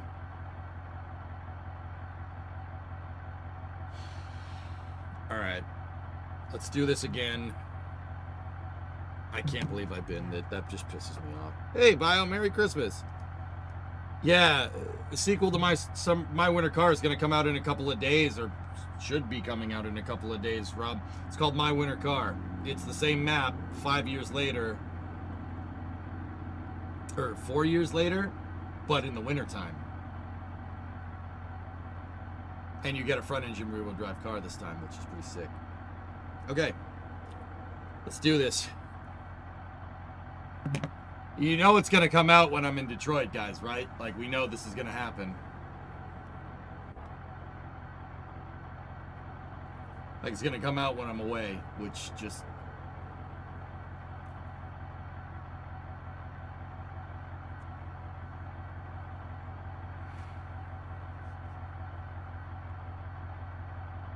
But as soon as I do get back, guys, we'll play.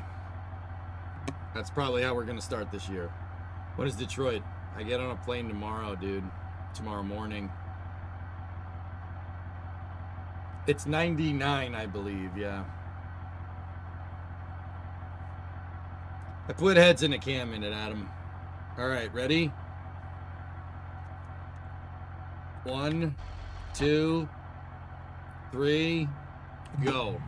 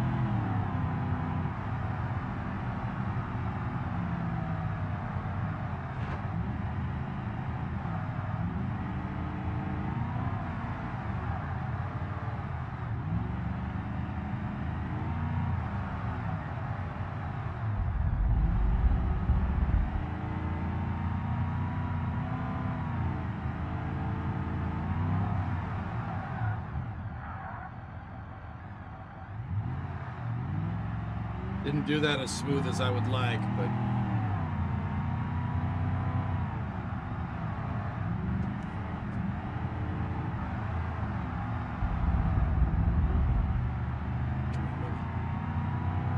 Okay, through Delhi, here we go. I crashed into the Delhi again. Come on, dude.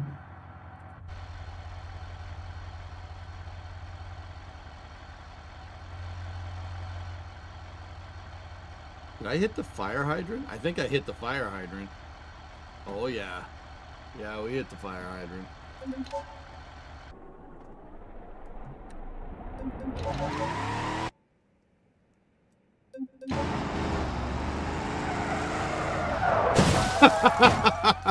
God damn it.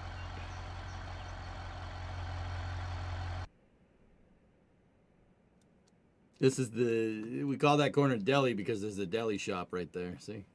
You can see the meats hanging in the window.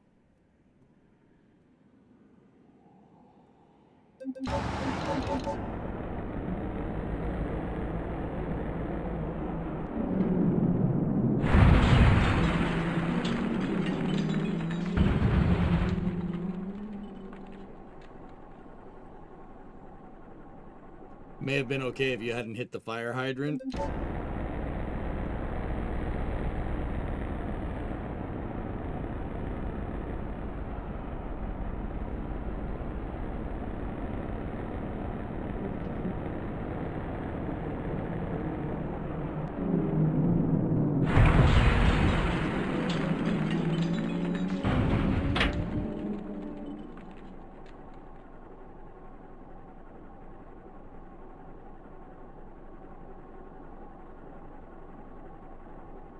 Yeah, it's that bump in the road. Delhi has a bump in it, and it can screw you up really badly. Let's just do it again. Okay, 1, 2, 3, let's go. Okay, let's not, because we're in park or something.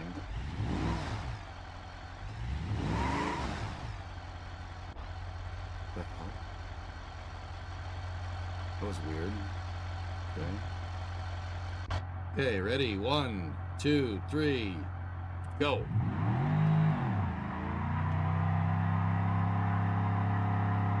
What's going on?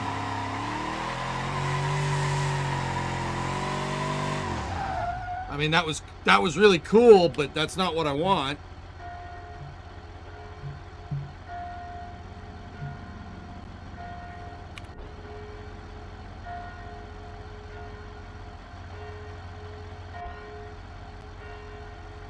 Parking brake off. Into drive. Okay, ready? 1, 2, 3. Let's go.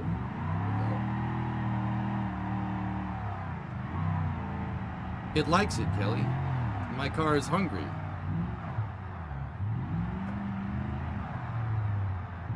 All right, I'm gonna shut up.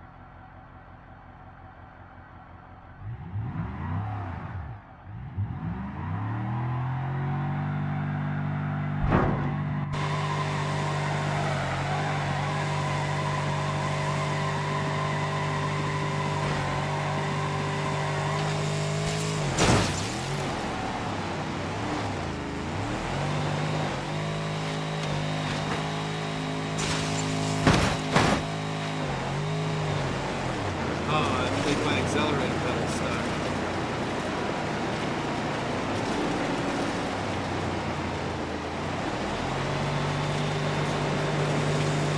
Is that bad for it? Sorry, just the crash wasn't even that cool. It wasn't a cool crash, so I wanted to make the crash cool because skidding out and then tipping a freaking stone wall to ruin your run completely, it's not very fun.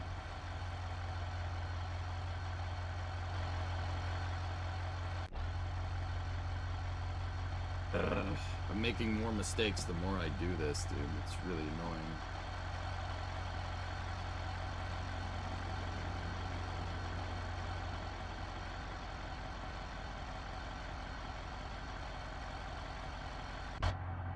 Alright.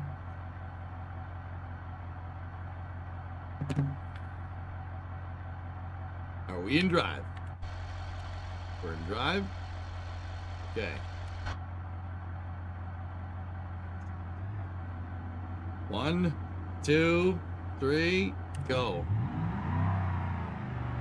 You're just learning a lot. Yep.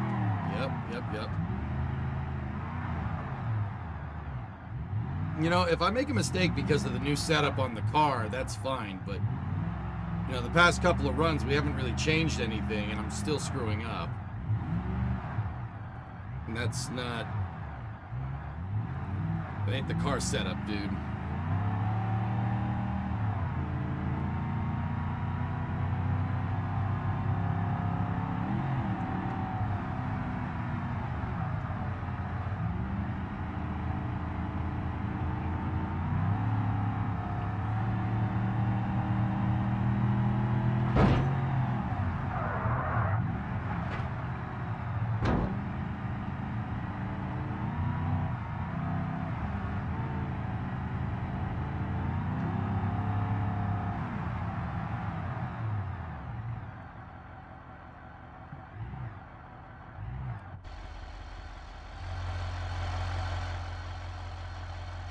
alignment's broken.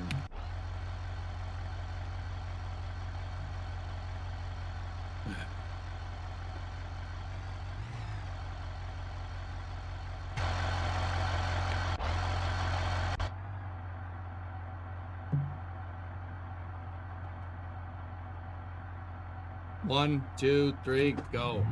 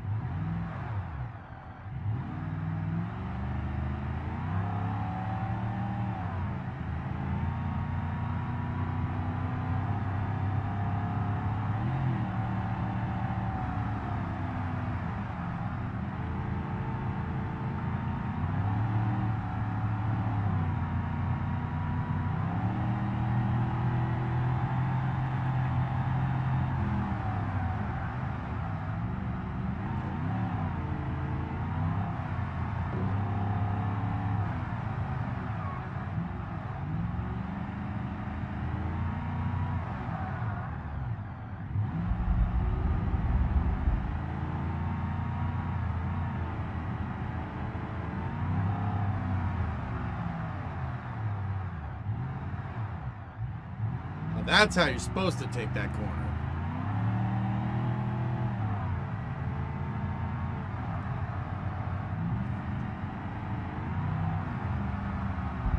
Alright, there's Cobble going through Delhi here. Gotta be careful, it unloads the suspension on you. Right there. Alright, cool. Good.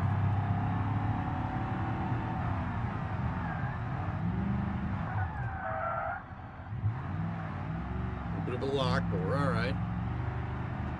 All right, we're out through the city. We're out of the village.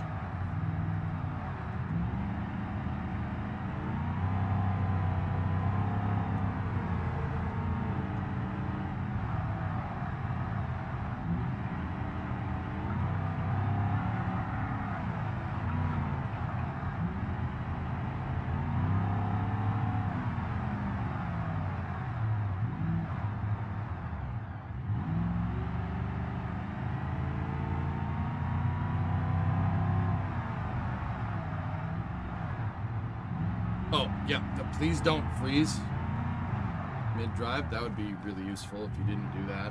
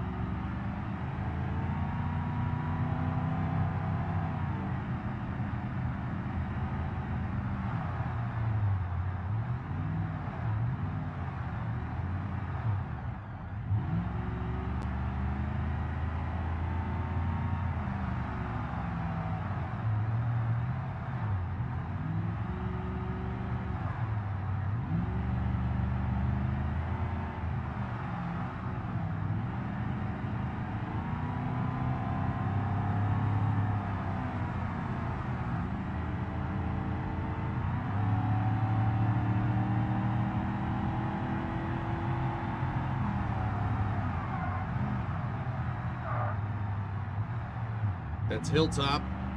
Almost done.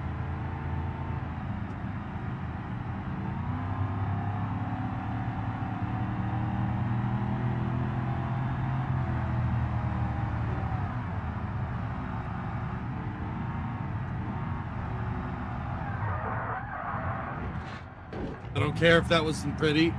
I made it through.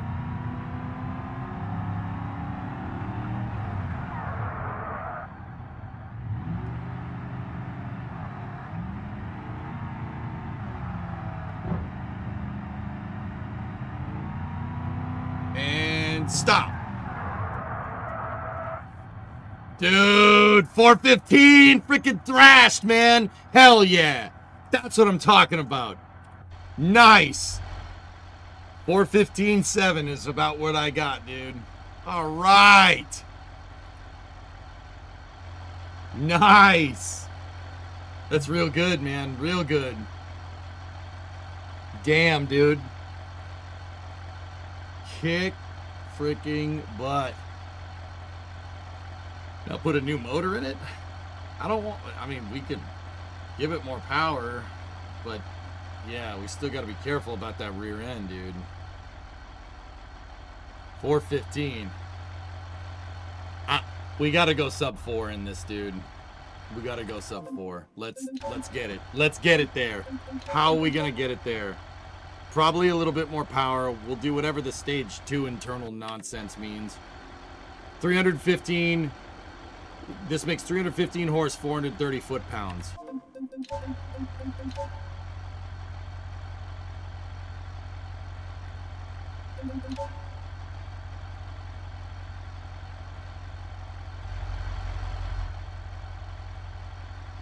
Put the big block in it and supercharge it. I think I could get this to 4 minutes with 315 and 430. I'm pretty sure I could. It's just getting the suspension dialed in, dudes. We just need that rear suspension dialed. Wider tires.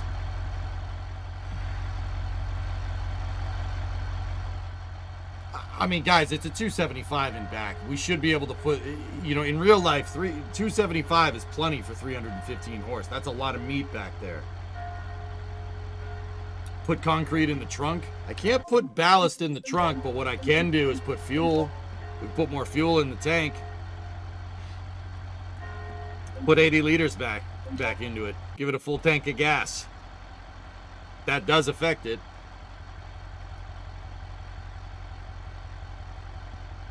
You can't go left, right, rear, dude.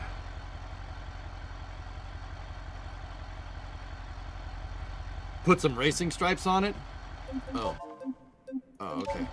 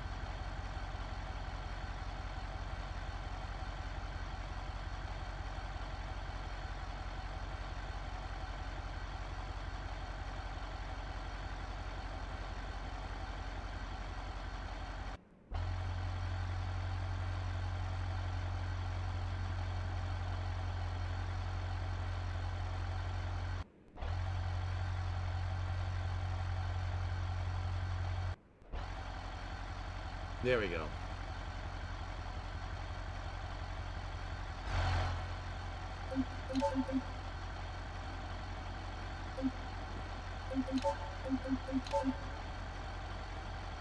All right, let's do this with more power.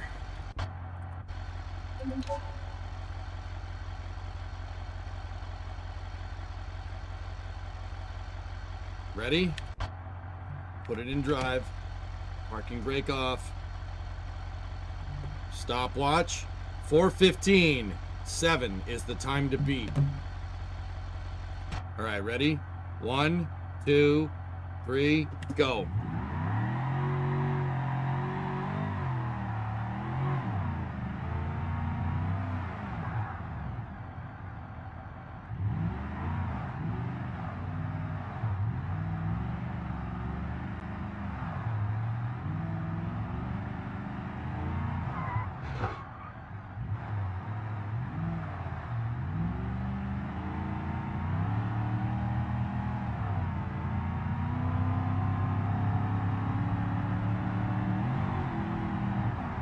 This is a little faster.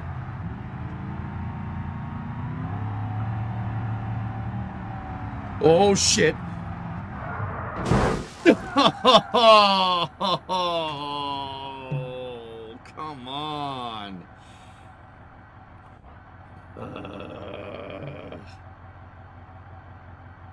You're breaking the car, Sammy. Come on, my man. The racing stripe made it. It gave us too much power.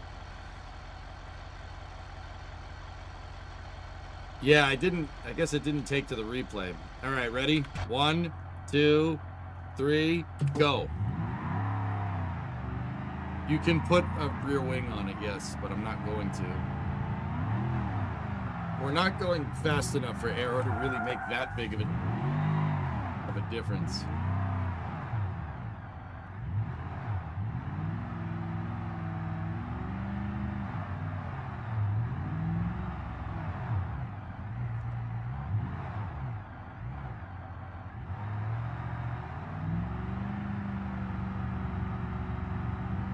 I'm sorry, Aurora.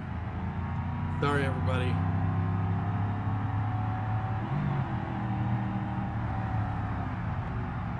Oh, shit. I sent it too hard through there.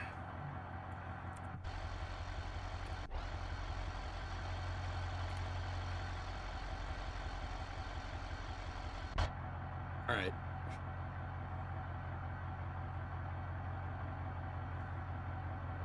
We got a close ratio rack, Couchy, right now. Ready? 1, 2, 3, go.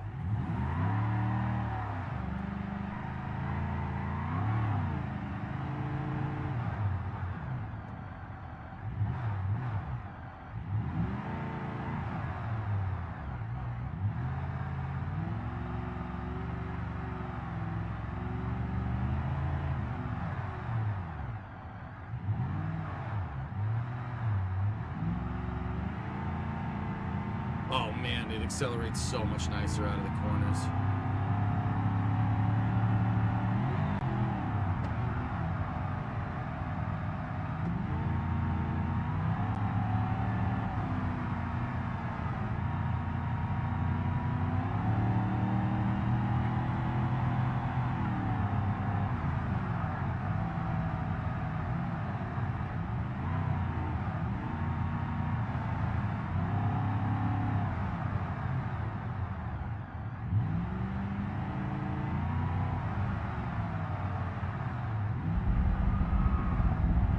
Back end wanted to come out there.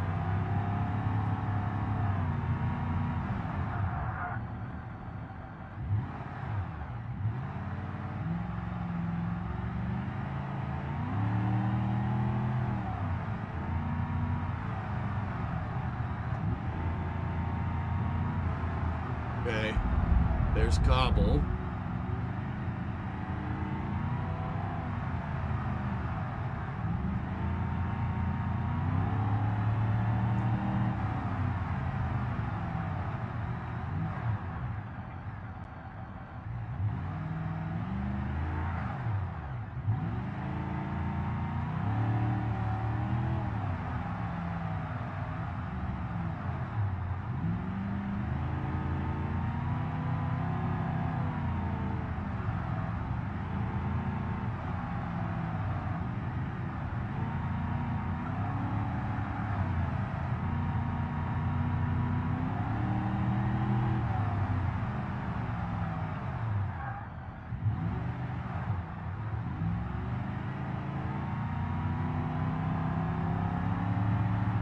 Man, this thing, dude, it's like I've been saying, man, I want our car to have about these horsepower numbers in real life when we build it.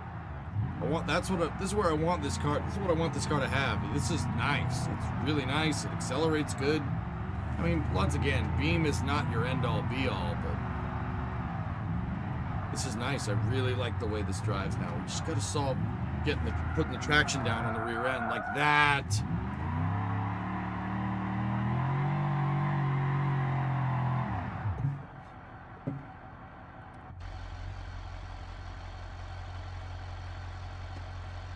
Damn. Nice burnout, though.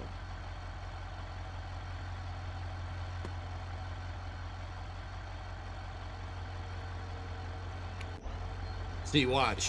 For the people that aren't understanding what's going on here, why it does that, watch the rear end. See that? That's not good. That's basically what's going on when we're coming out of these corners. We really need to get it to not do that.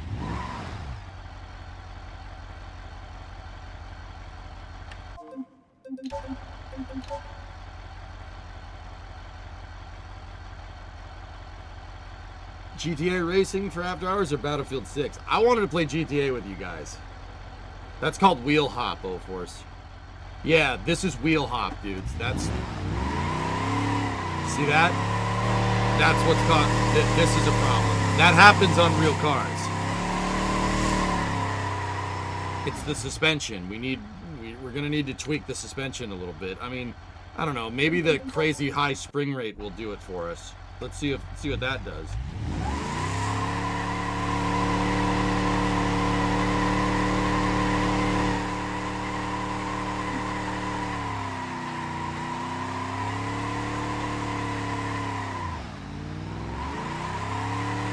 It doesn't seem to make that much of a difference.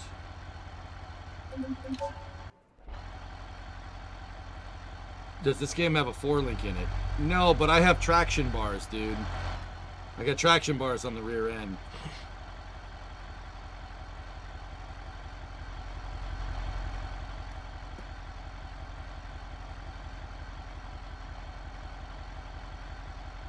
What happens if we tighten up the rear sway bar? This isn't really what it fixes, but...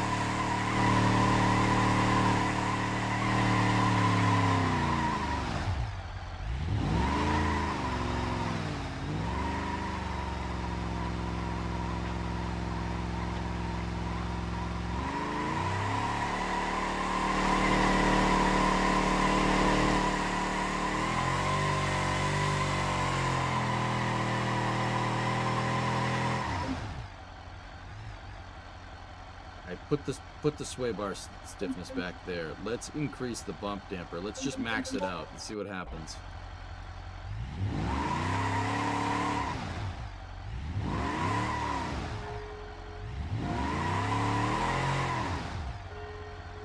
Make the back heavier.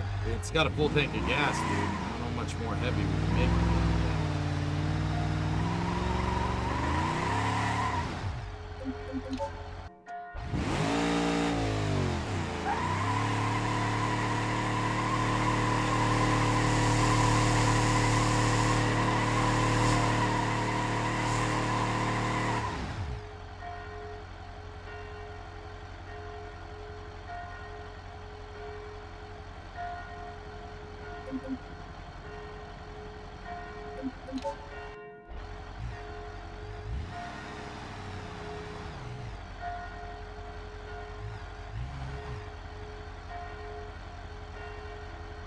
The new marble block will fix that. Yeah, I know.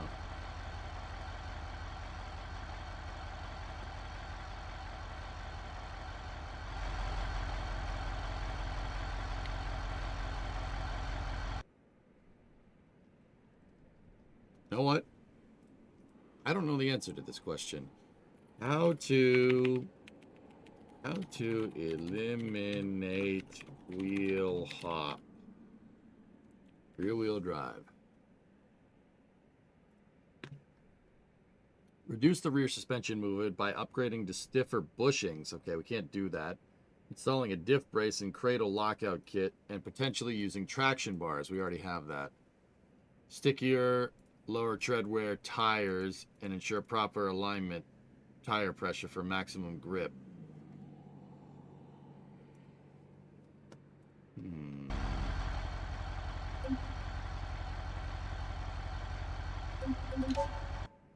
What happens if we go 15 PSI on the rear tires? Oh, that didn't make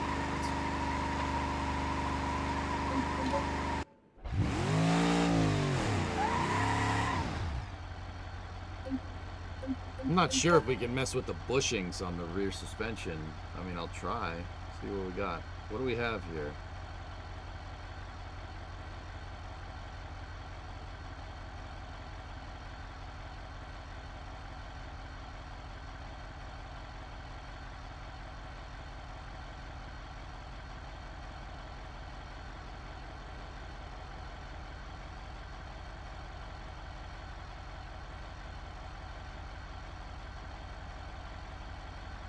Strip all dune tires. Oh my good.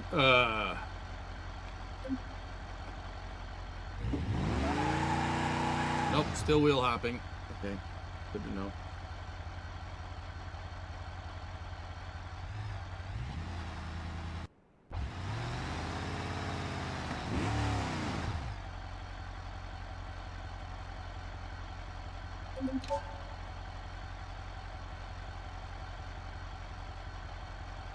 Hey Scott, what's going on? I think that spring rate value is whack. I mean, you know what? We'll tighten it up. Let's go to 110. Maybe that'll fix it.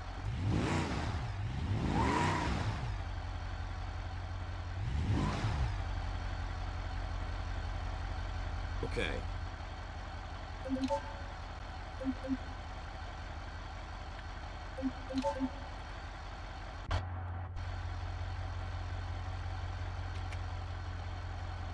All right. Stopwatch is ready. This is with way stiffer rear suspension. Let's see what happens. Okay, ready? 1, 2, 3, go.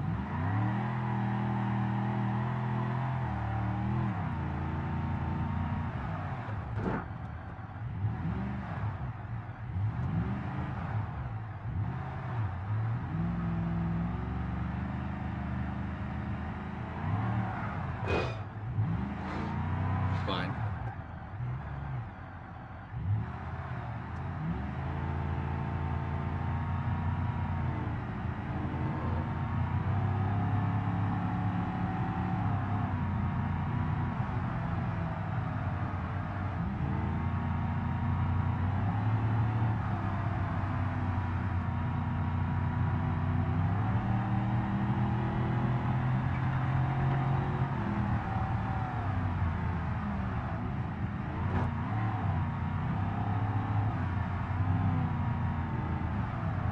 Okay, much nicer.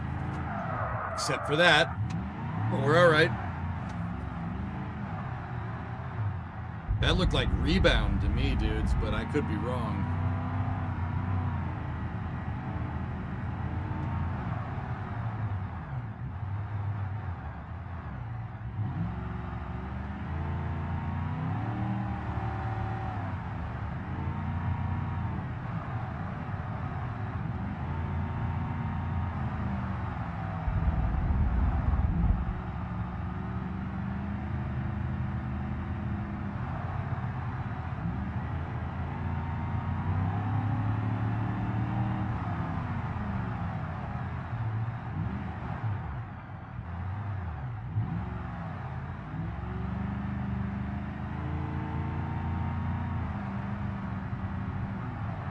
Yeah, I agree, Drew.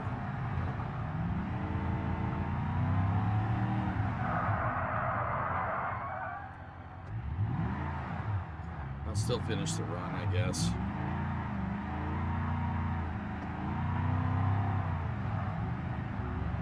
Yeah, I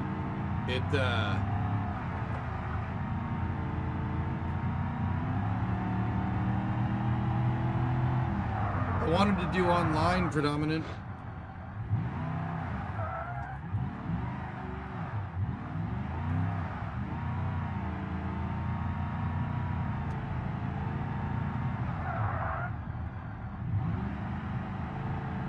I tried softening the front a bit. No, Murray, I haven't really tweaked the front.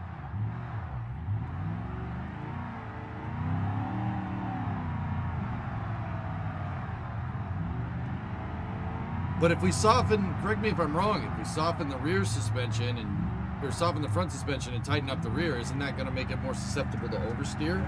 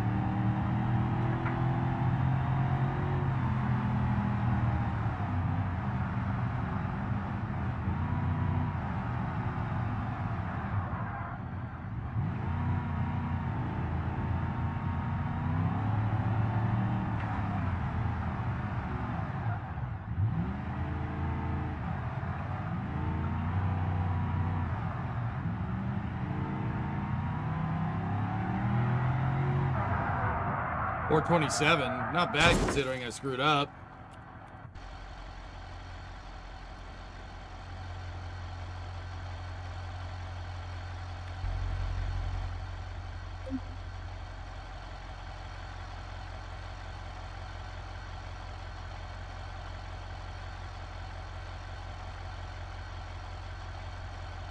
Feel like you're about to run into a yeah, right. So I can organize people. What time for GTA? Oh, a couple hours from now?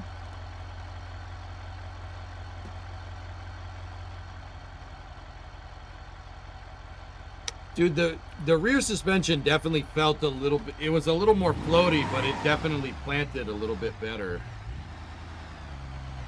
I mean, the cars, we're getting close, dude. This thing is getting close to really being nice. It's just, maybe, I'm thinking tighten up the rear sway bar just a little bit. Let's try 7,000. Just a little bit. It's just a little bit squirrely under acceleration. When you're accelerating, the car is going to torque a little bit. So if we tighten up the sway bar, it should be better out. Take 1 pound out of the rear. Okay.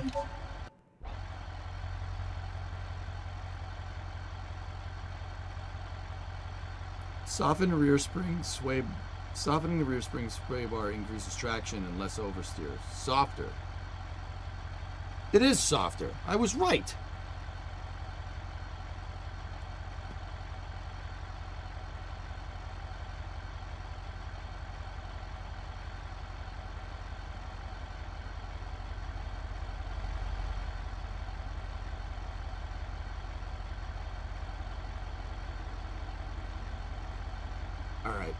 We'll set it to 5,000. And I'll take a little bit out of the rear. Let's go right to 100,000 Newton meters. Let's try that. What about putting an RS-25 in the trunk? I mean, that'll give us better traction. Feels like there's nothing going on in spaceflight. You're getting bored. We're just in a dry spot, Trey. We had something, dude, the last time it felt like this was 2019 with Falcon 9. Basically, we had Falcon 9s like 20 times a year, and then we had nothing. All that was the calm before the storm, dude.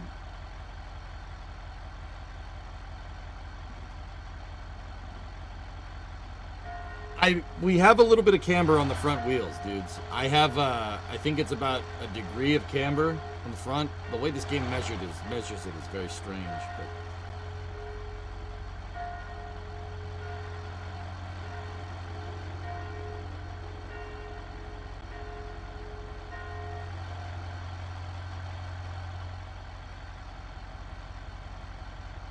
I'm ready to go.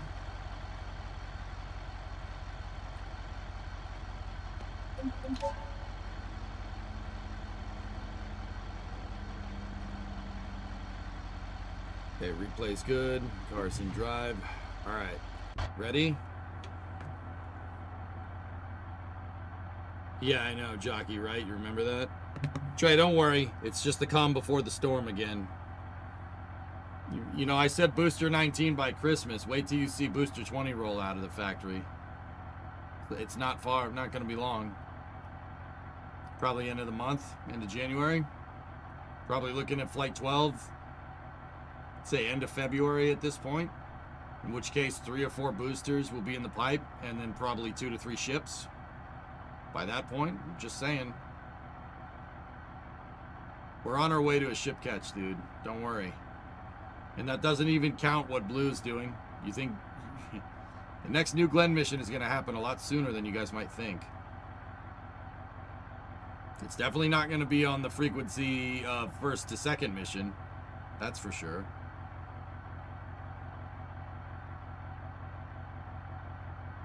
Is 200 SpaceX launches in 2026 reasonable? That's what they're shooting for, admit it. I did have somebody tell me that, but... So I try to tell people not to do that stuff, you know? All right. Let's send it, dudes. Ready? 1, 2, 3, go. So this is, we loosened up the rear end and loosened the rear springs a little bit, just a little bit.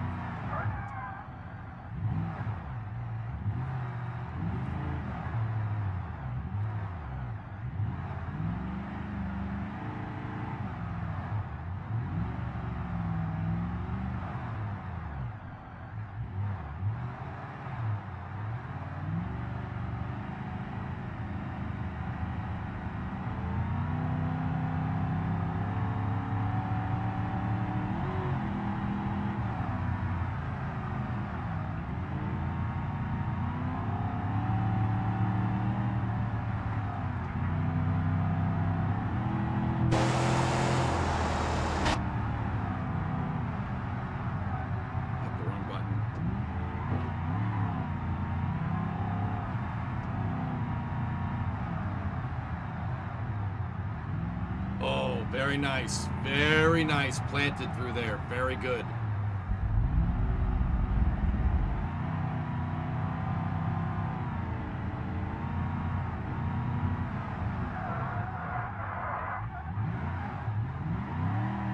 Not the best way to go through that, but I saved it. Yeah, Jameson, it's definitely nice. Letting that rear end kind of flex around seems to be helping us a little bit.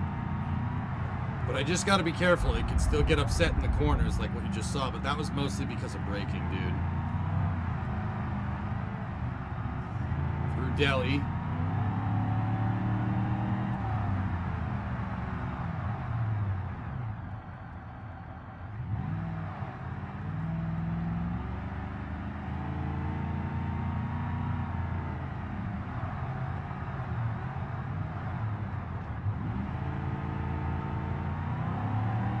No.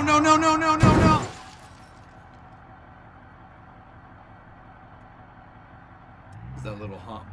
I accelerated too early. That little hump got me.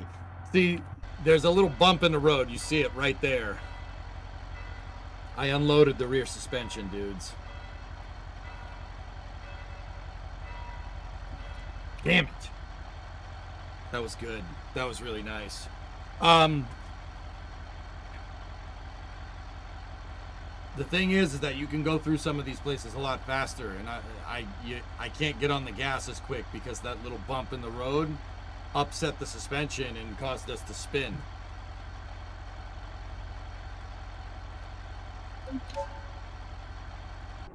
Let's check the replay.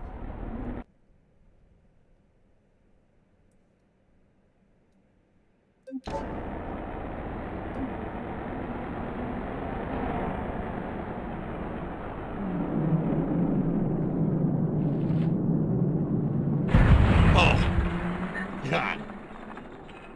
Boy.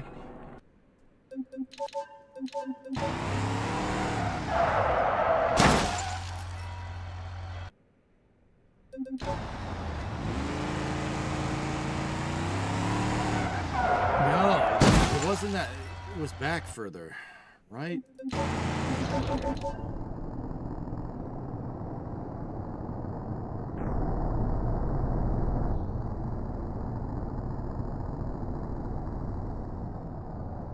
What the hell?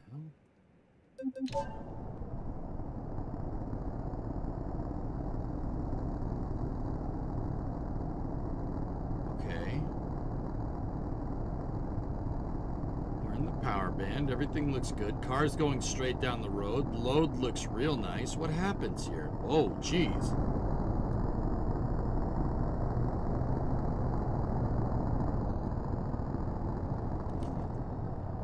Drunar. And everybody else, watch the rear end. Look at the traction bar. Watch what it does.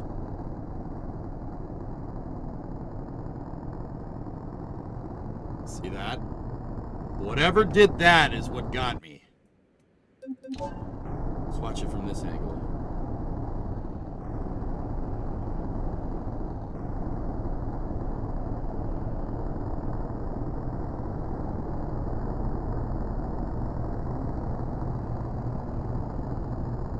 Yeah, that little ship right there, whatever that was, maybe it was just getting into the weeds.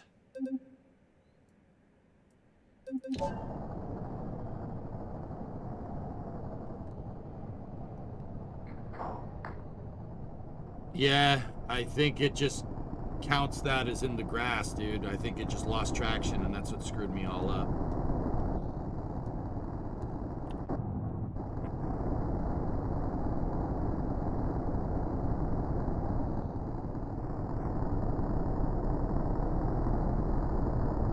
See the axle hop? That's what's getting me, dude.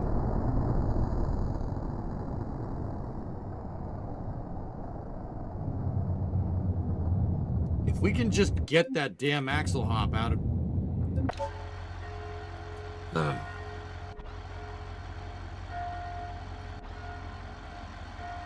No, this is not where I want this, damn it. We're in Portino. Bird.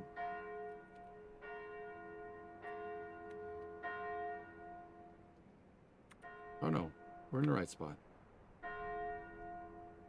Yeah, Corden, you see, you see the load on the tire go up and the RPM start to go up and everything. Like that's what screwed us.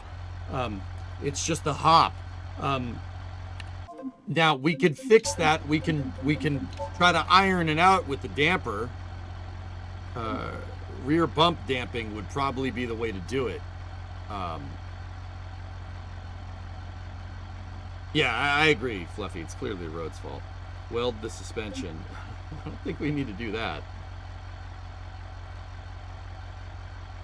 I'm just gonna give us a little bit more bump damping there. The damping should make it so it should, if it tries to go up, it should stop it quicker. And the rebound is how quickly it's going to come back. I'm gonna keep the rebound the same and increase the bump, and we're gonna go from there.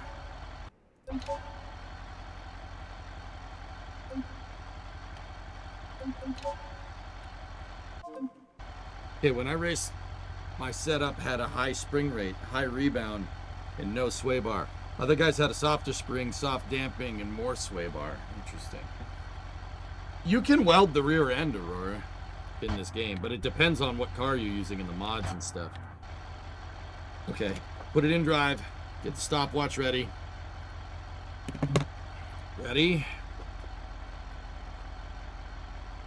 Okay, this is with a little more bump.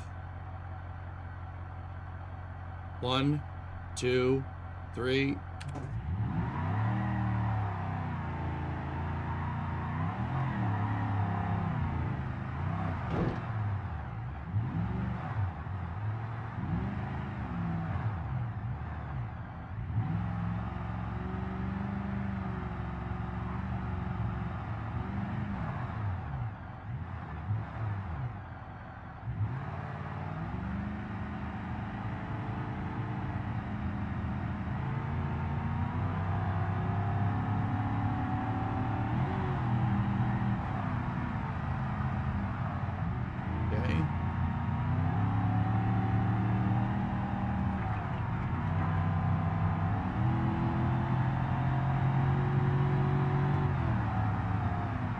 Car seems a little shaky,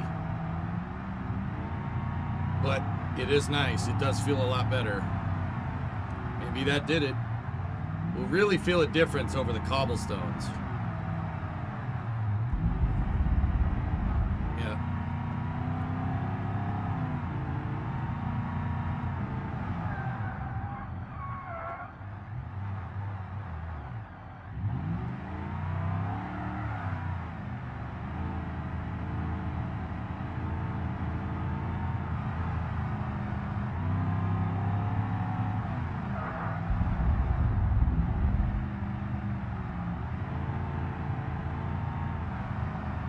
Okay, we're over the hump in Delhi. Put your foot down.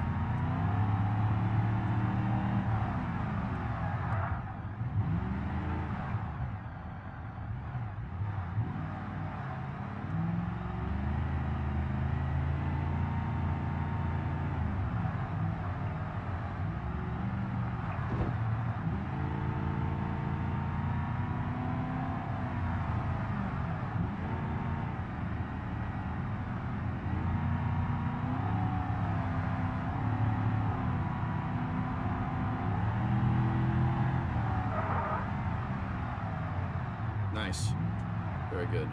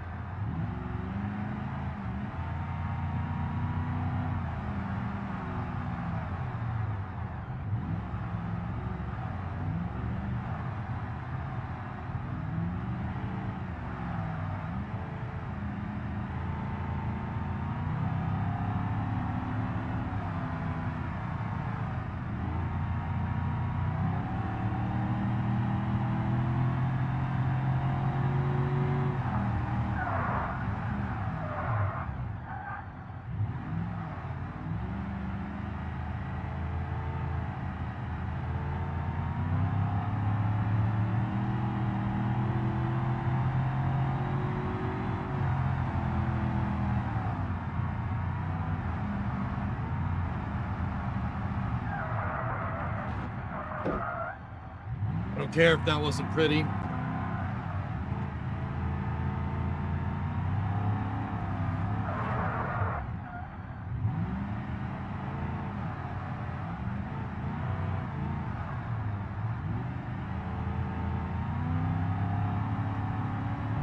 .413.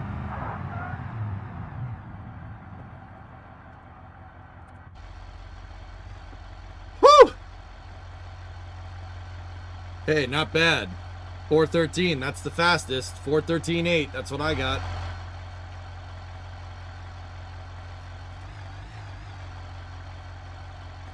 That's pretty good.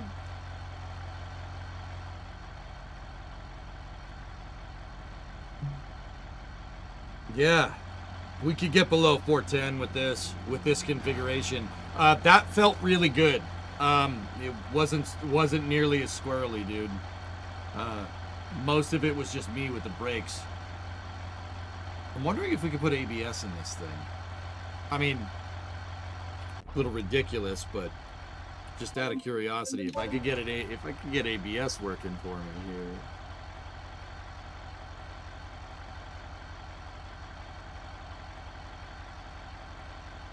ABS is anti-lock brakes. I have discs, yeah.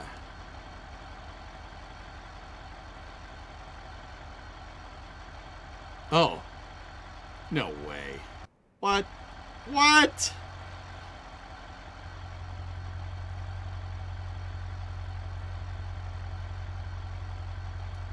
ABS might be able to... Dude, this might do it.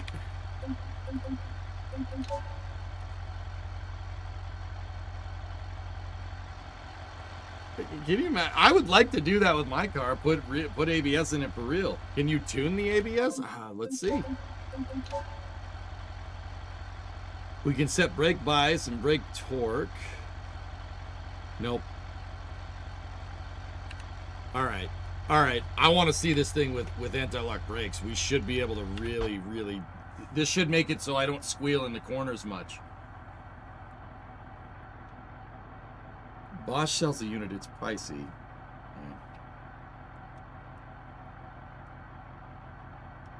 Purists will say you're cheating with ABS. Yeah. Yeah, MRC, we'll have to check. Yeah, I put a full tank of gas because I wanted more weight over the rear tires. We made more power. Sucks. So, wanted to put more power down. All right, 413.8 is the time to beat. Ready? 1, 2, 3, go.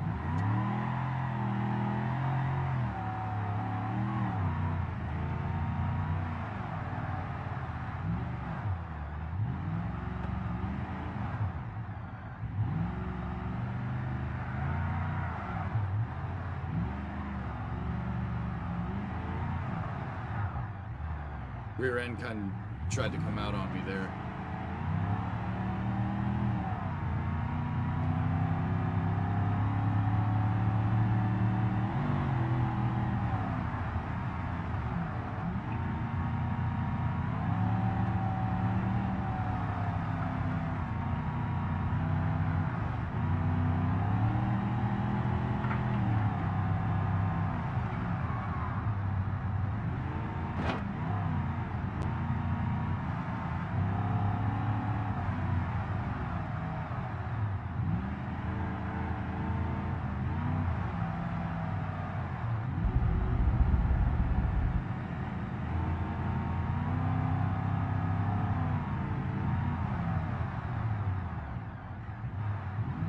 So much easier, dude.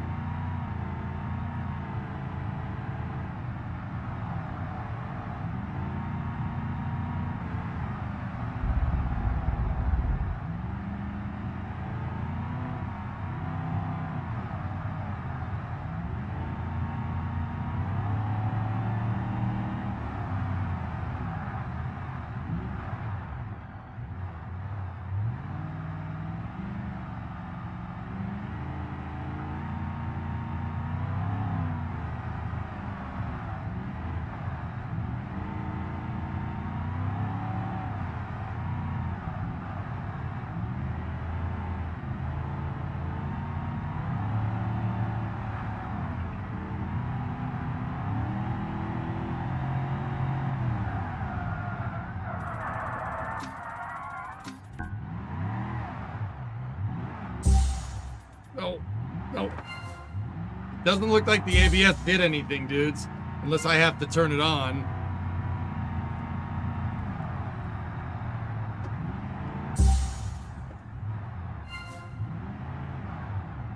We got points though. So that's good. Does that count?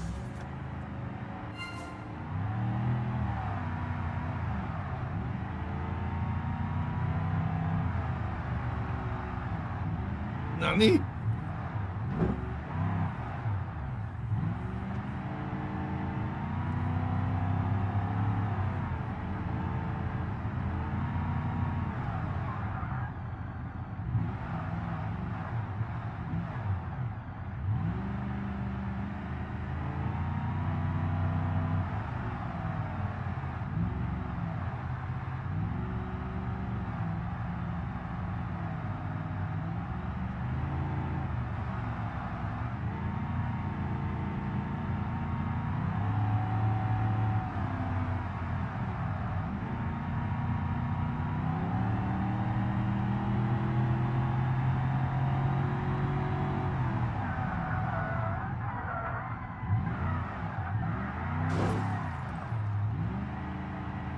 Back of the car might be a little messed up, but I'll take it.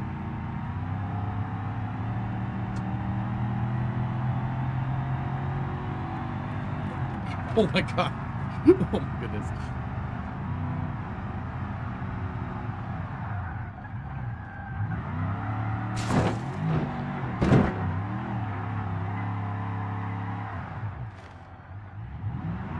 Get out of the way, Butch.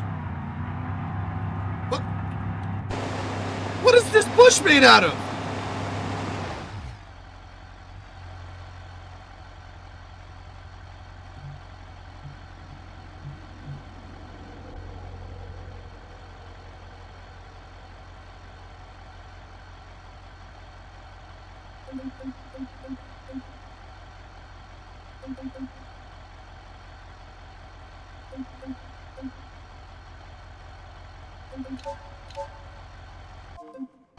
You would so die in a Group B rally car.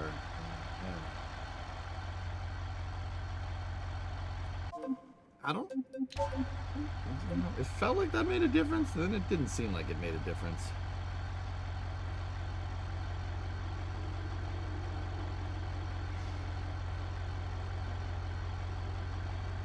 Get rid of that. I don't want that.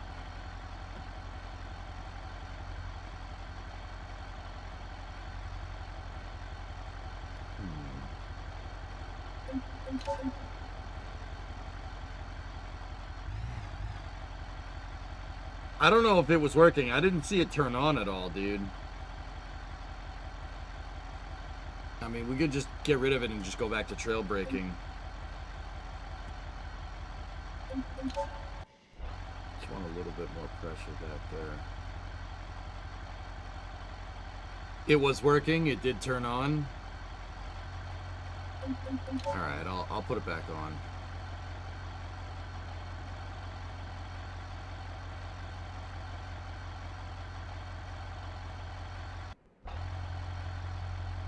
I don't know if there's a hotkey to turn it on or whatever, or if it's just passively on. And oh yeah, okay, yeah. That was that gauge turning. Yeah, okay, whatever. It's fine. Let's just do it again. With modern racing ABSs, you still trail brake.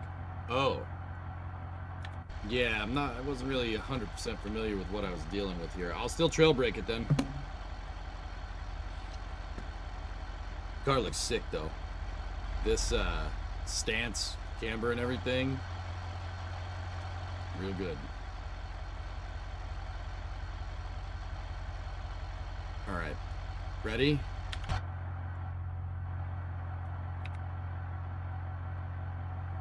One, 2, 3, go.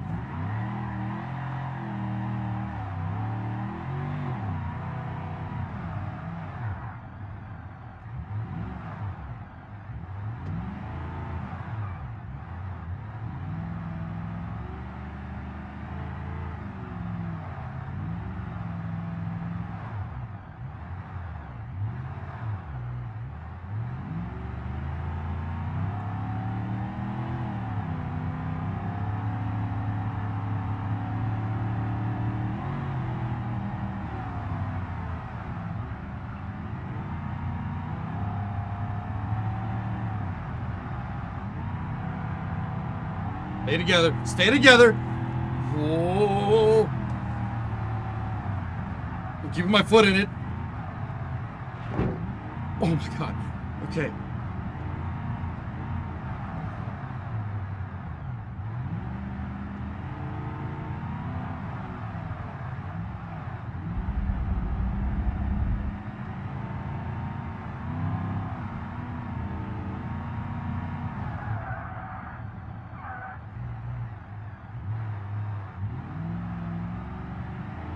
Yeah, I saw it turn on there.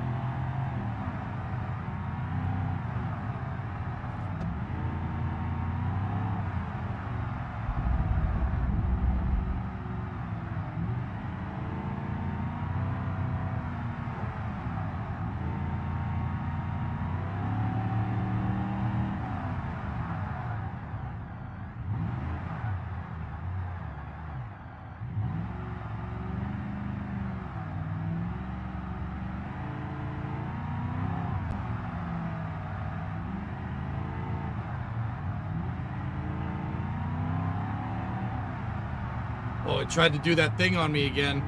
I didn't let it. It tried to open up a can of whoop ass on me. I didn't let it.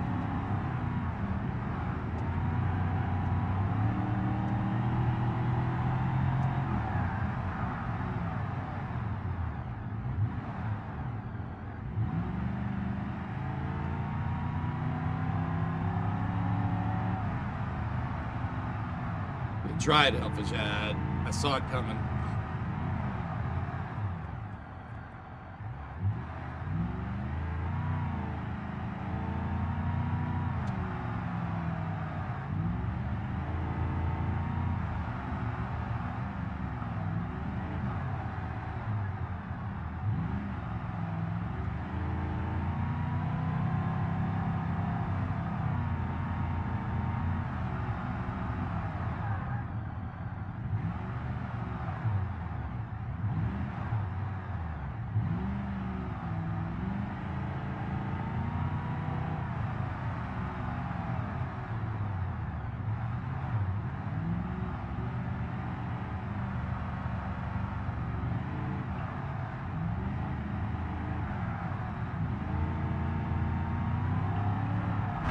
No. No! God! What the hell did I hit? Who put that damn rock there? The frick did I hit? I didn't hit nothing. There's nothing over here.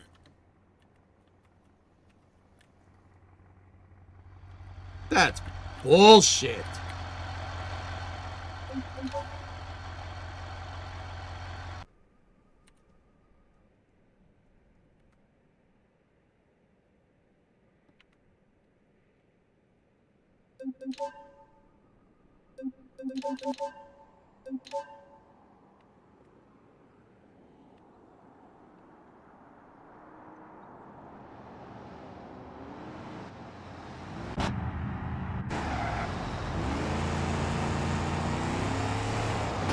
Oh, I didn't hit that. Frick you, game. Frick you. That no. No, no, no, no. I didn't hit it. That's bull crap, dude. It registered a collision. That's stupid. Oh.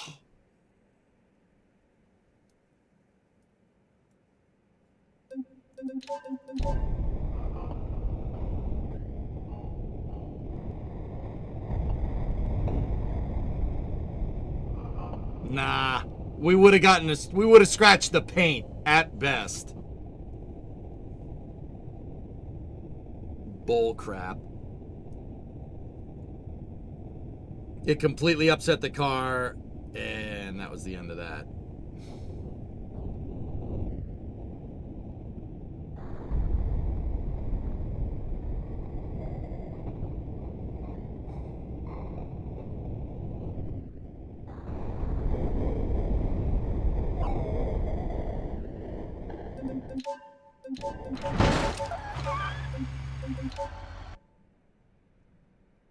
I've been that close to that thing before, and the tires just go through it. Stupid. Stupid! That was a freaking sick run, too. Son of a All right.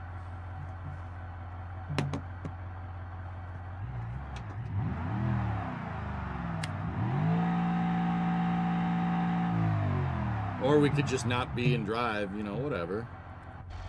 Works.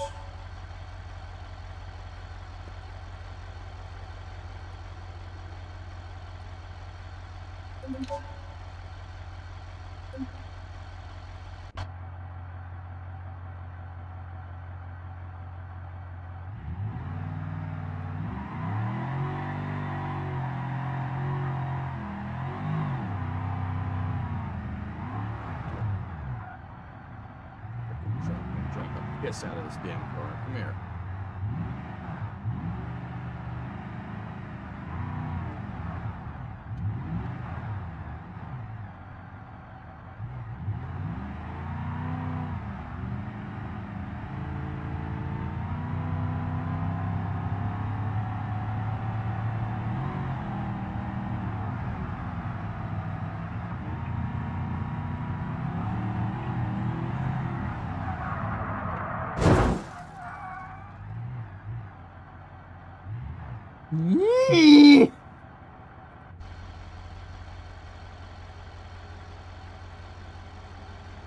Damn it!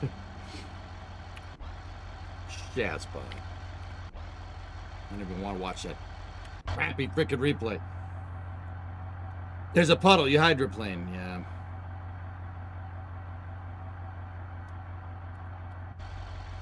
Alright, let's go again.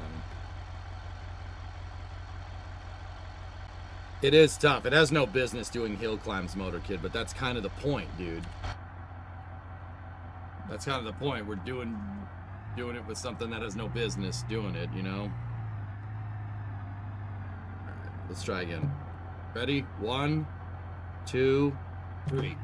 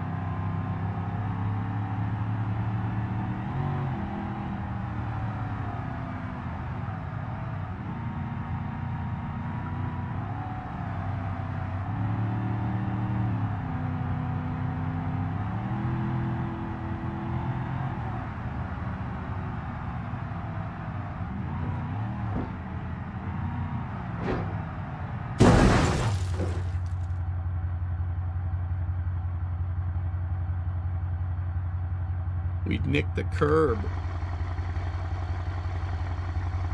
What the hell happened there? What happened? What even was that? My car just stopped. Oh, what the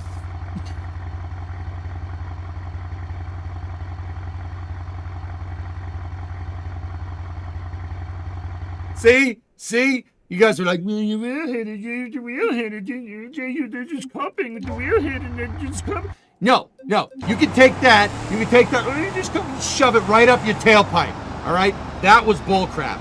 It was bullcrap and you know it. I got robbed the last 2 times, man. 2 times. Ridiculous. What is this? That's just gonna stop the whole damn car? Give me a freaking break. My roof caved in from the freaking conduit box hitting my rear tail light. Some bull crap, dude. Some bull crap.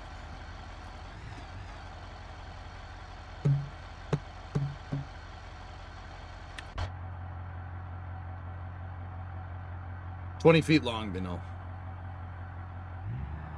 We got robbed, man. We got robbed. All right, let's go again. Let's go again. Ready? 1, 2, 3.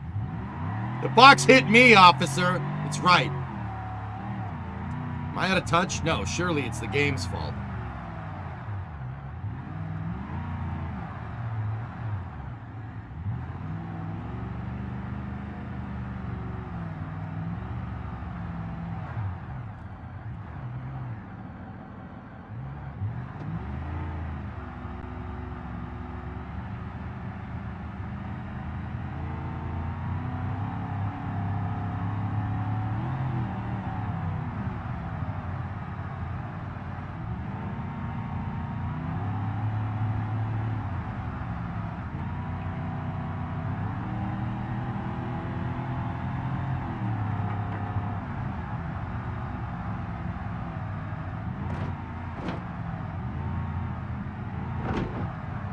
swear if you do that again.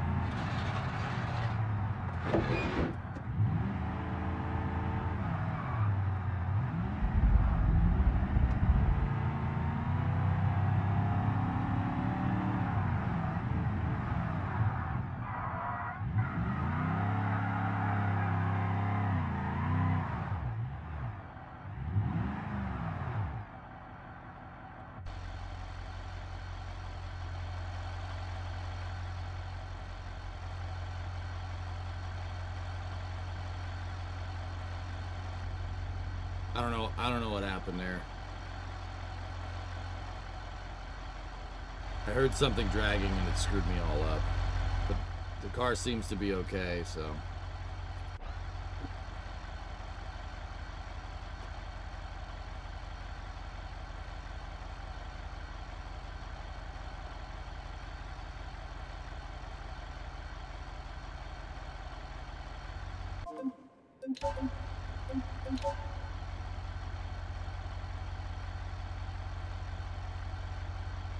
I'm gonna go back to the stock spring rate. We'll keep the uncoupled sway bar and keep the bump damping where it is. Let's go. All right, try it again. Ready? Yes, it's not exactly right, but close enough. Ready? One. Oh, hold up. 1, 2, 3, go.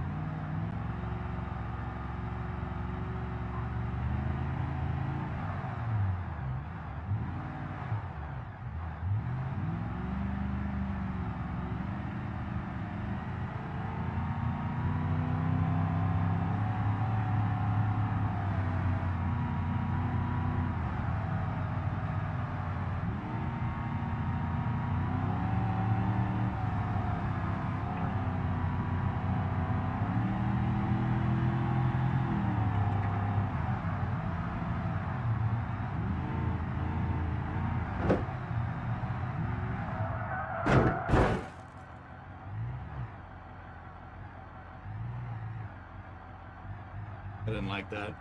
I didn't like it like that. That was bad.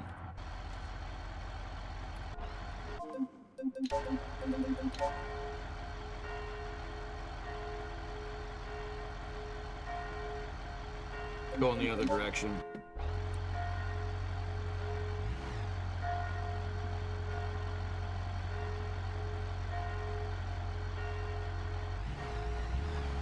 I'm almost thinking tighten up the anti-roll bar as well.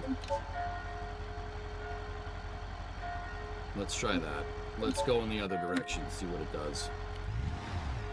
Ready? 1, 2, 3. Stop. Hold on.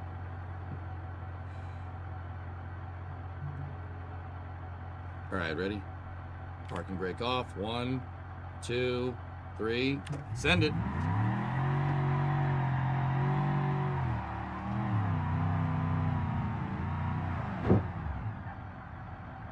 Whoa, took that way outside. Whatever.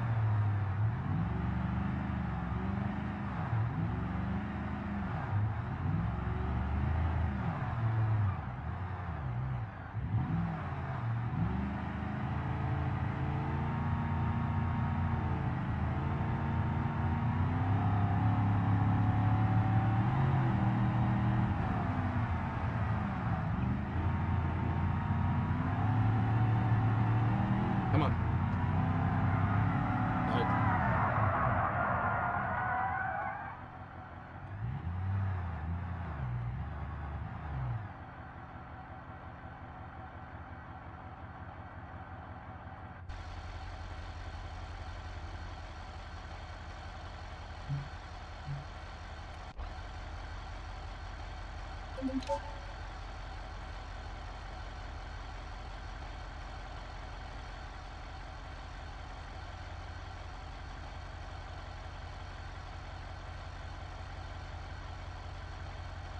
All right.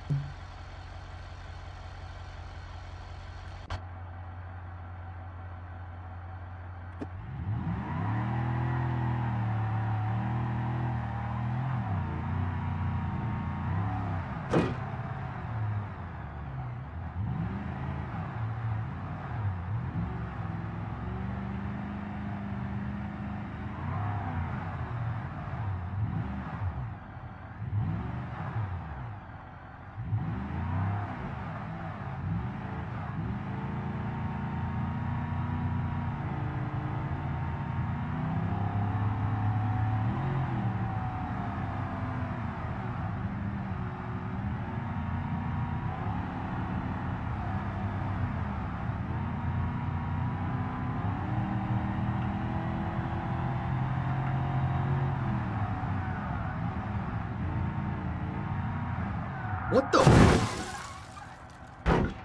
Dude, I didn't turn. No, something that was bad. Something didn't do what I wanted it to do there. That was. I didn't turn the car, and the car just decided to turn to the right. Like badly turn to the right. That was very strange. I need to see this. I need to see what happened here.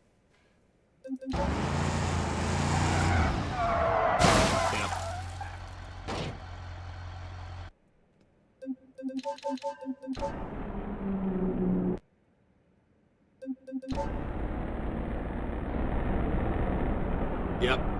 Well, we were already oversteering before we got to that. So there's the turn in. That's when you should turn in. And that freaking rear end just bounces all over the place, damn it.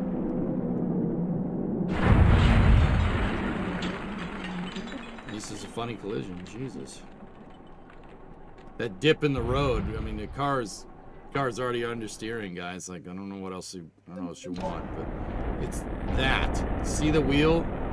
Here, hold up. Watch the wheel. It bounces. See it bouncing? That's what's killing me right now. I wish I could give this thing like a panhard bar or something. Alright, that's enough of that. I don't want to see that crap anymore.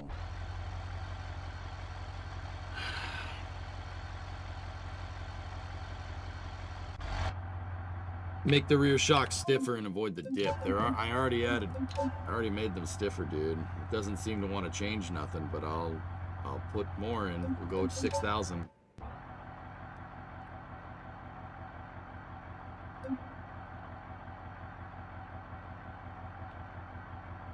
Got to straight line that pavement transmission, yeah. Well, in the past, dude, it's Beam.NG drive, D-dub.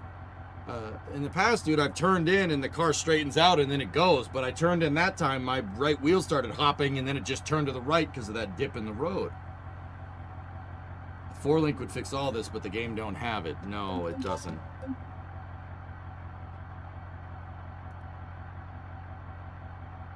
There's only that and the high clearance rear suspension, whatever the hell that is.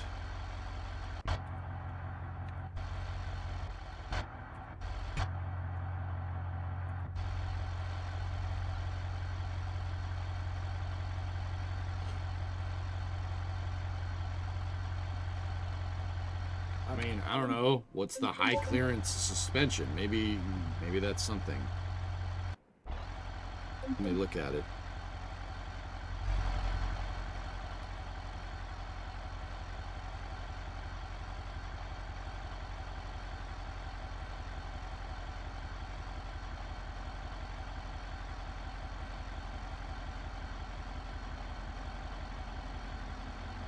I don't know what the difference is here.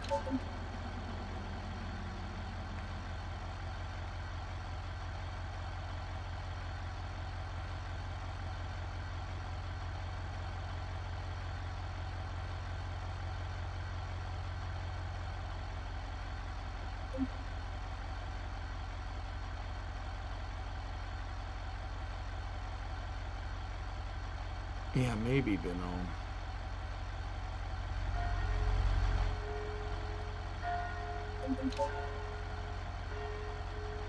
The other thing we gotta remember is that this is freaking with a mod too, so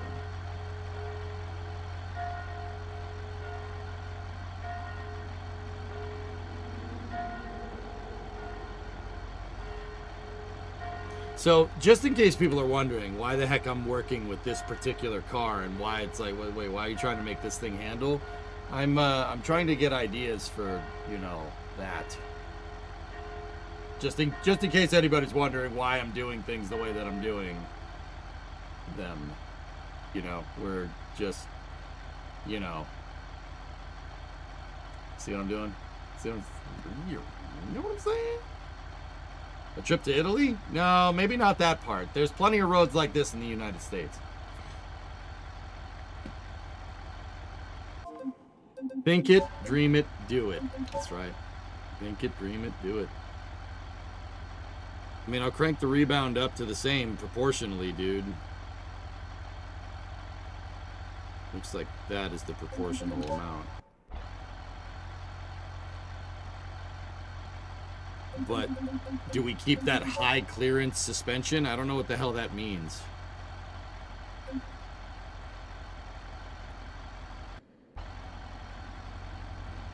Wait a minute.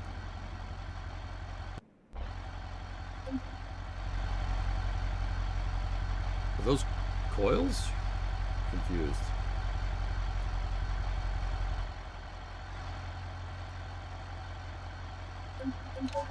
We can lower the rear ride height. That's the front ride height, dickhead. Or is it? No. Up here?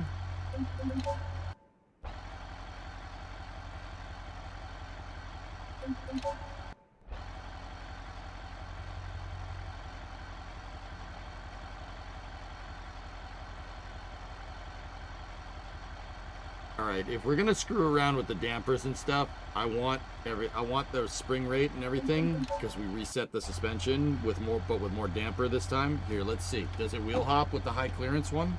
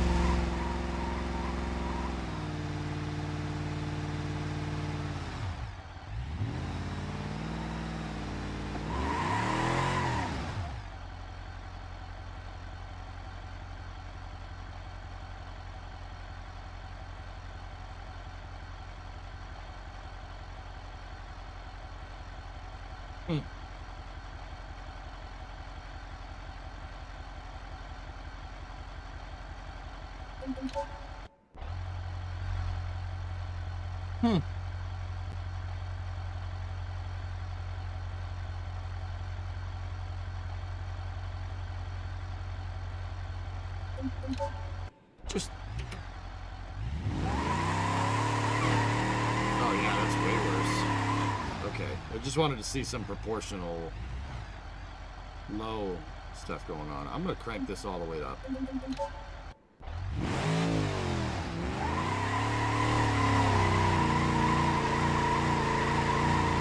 It's pretty, it's gotten way better, Nader. It's pretty good. See that? See that? That's what's killing me right there. That wheel hop is absolutely killing me. A 4-link would fix this. That's right. But I don't think we can modify this for this car.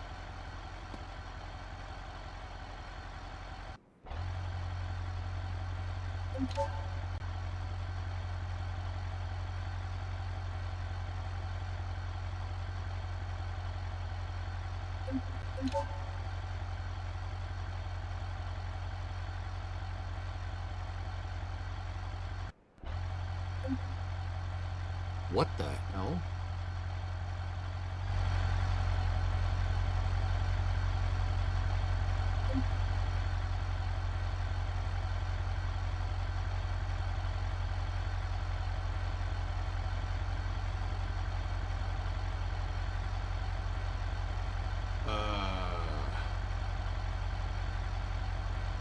That might be a problem.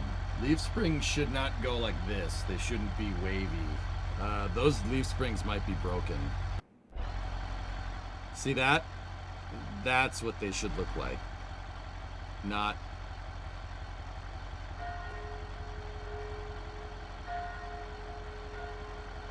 You know what?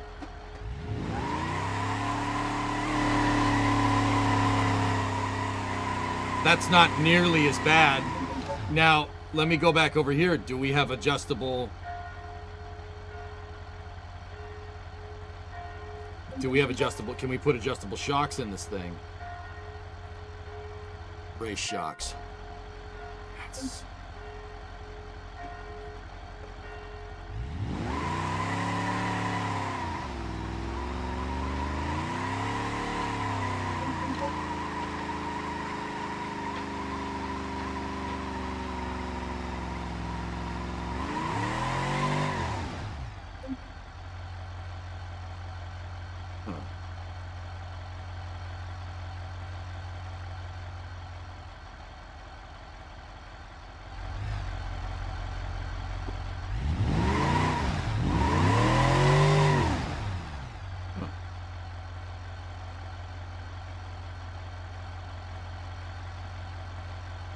Sway bars, yeah, but that was the leaf spring, Drew.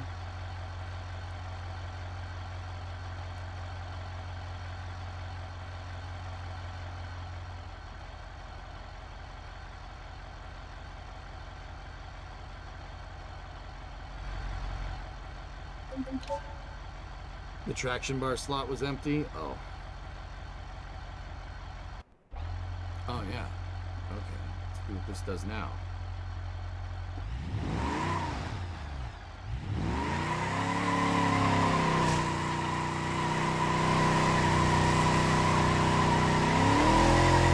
It's a plight of a freaking drag racer right there, having that happen.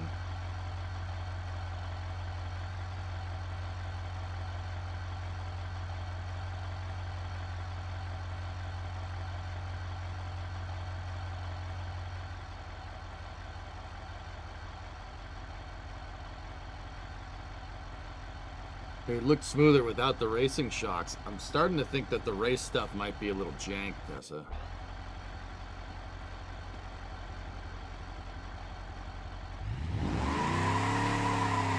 Yeah, see, it's still bouncing, but it ain't nearly as bad as it was.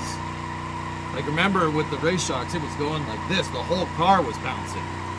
It ain't bouncing there. All right. All right.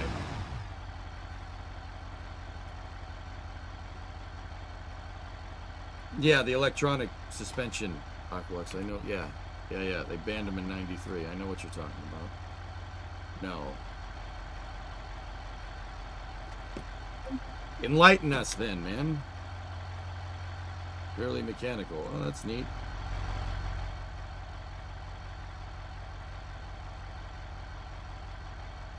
I'm not sure how that helps me figure this out, but that's cool. It'd be cool to put that on here, I think.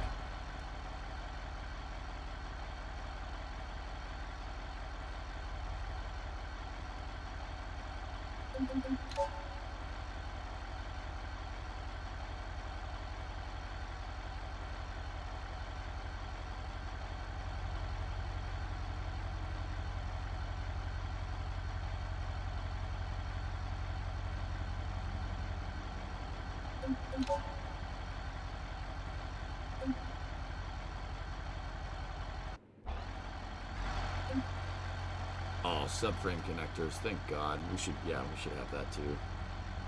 Should definitely help.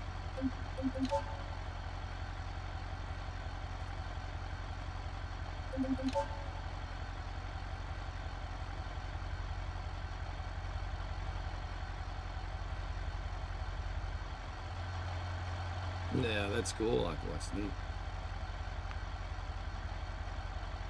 I'm not just saying that. I get it. You know, your shock absorbers have the pin, and then where the steering... Yeah, I get you. There's a flywheel instead to help use centrifugal force to dampen it out. That's pretty neat, dude.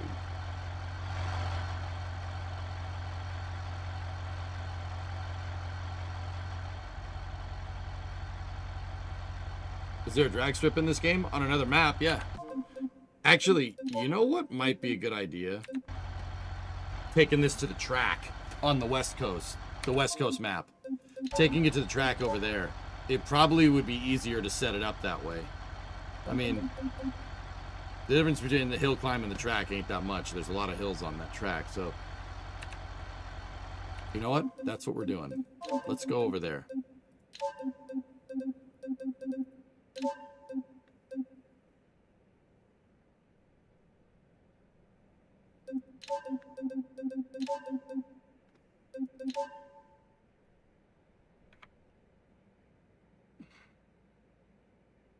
This also has the drag strip on it, Chris, just for what it's worth.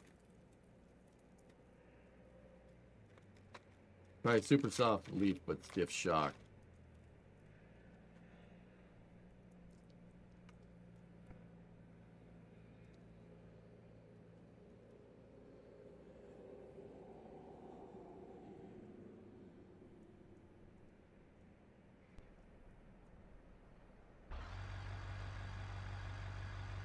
All right, we're on the track. We could just do a little bit more rapid prototyping here. It's ultimately limited to what the leaves can take. Yeah, that's what I'm worried about. The 4-link is what we need. Cool thing is that you can put 4 links in this car. In real life, not in Beam.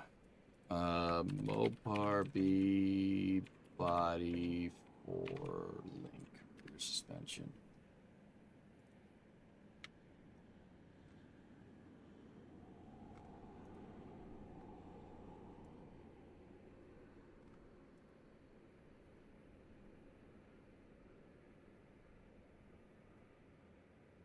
Thinks I want to go shopping for this now. I don't, and I don't want your AI on here either. Can you piss off for a second? I'm just looking at a picture. Or Elvis, did you link one?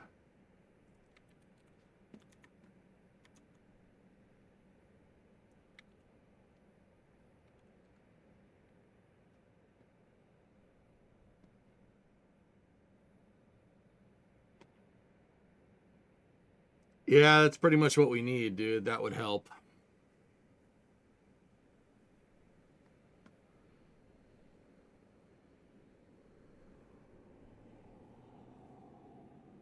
Oh, that would be so nice. They do make kits. QA1 makes a kit for it. So you can, yeah. It's pretty much bolt in too, which is crazy to me. You can just bolt in a 4-link for this thing. Yeah, the trailing arms pick up on the leaf springs. That one is from Unlawful Racing. Yeah, that's a little bit too. It's a lot of beef there, dude.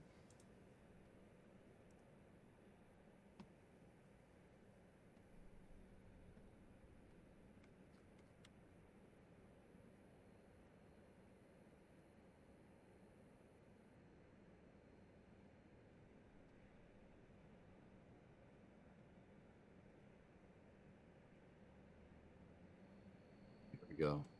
That's the bolt-in one right there. You just got to weld the housings to the axle.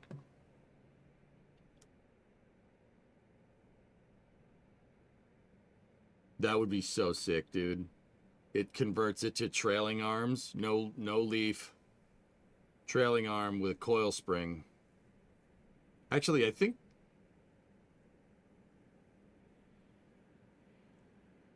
this might keep the leaf springs in the design.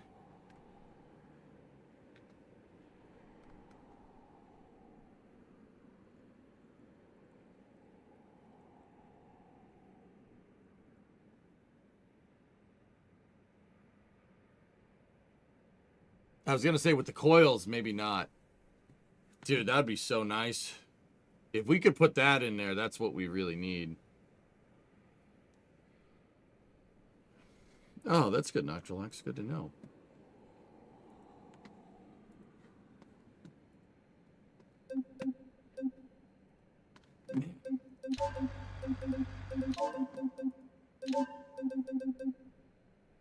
Oh, dude, it thumbnailed all my cars. All right, let's see what this does at the track.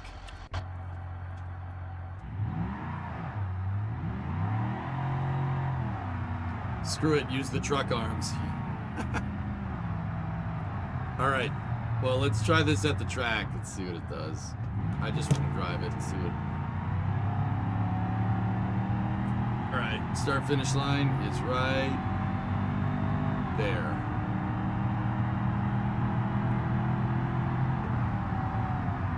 There's the ABS doing its thing. Oh yeah, see, it didn't even plant. It didn't plant at all.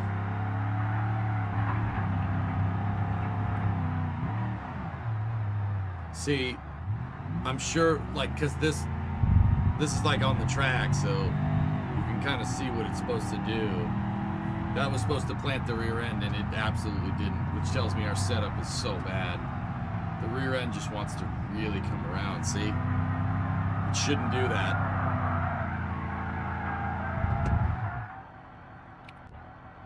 Shouldn't do that. Let's, the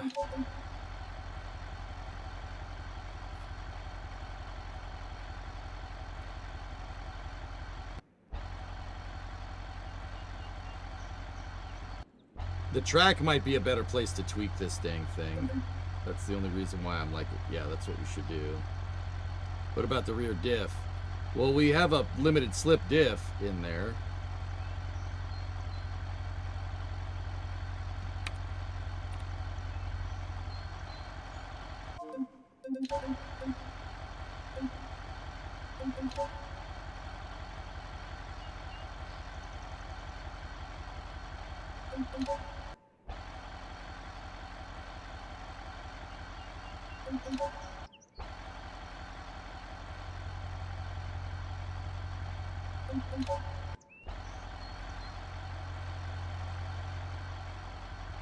I mean, all in good time, Hellfish. I would love to do all those upgrades. You can't be on anything else, Sig. There's no 4-link for this car. If we could get a panhard bar in back there, that'd be amazing. Entropic, because yeah, what's killing me is that rear end. The wheel hop is just it's killing me. There's not much I can do about it.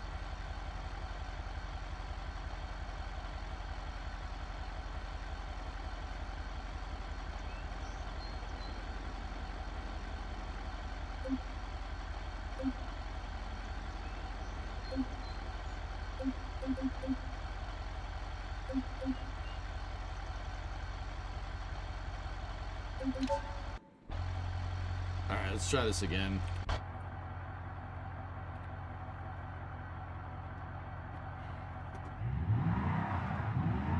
Are there 3 links for this thing in real life? No, just seems to be 4 links.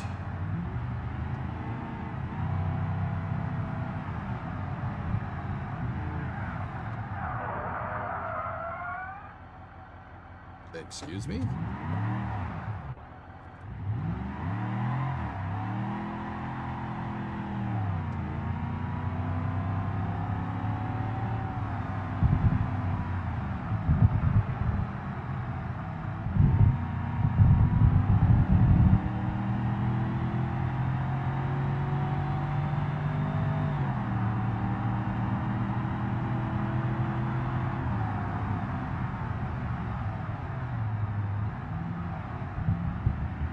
Oh, jeez. Oh, this is space. I'm in space. That's what's killing me right there, dude. Did you see the rear end just come out? I braked perfect for that corner. I mean, we did hit the strip on the inside. That might have something to do with it. Thomas, thank you for the gift and sub. I appreciate it.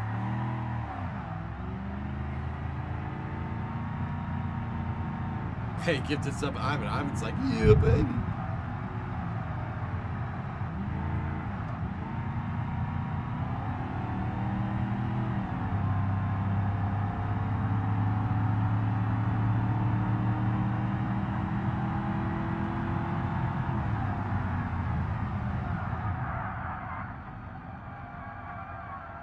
That was on me.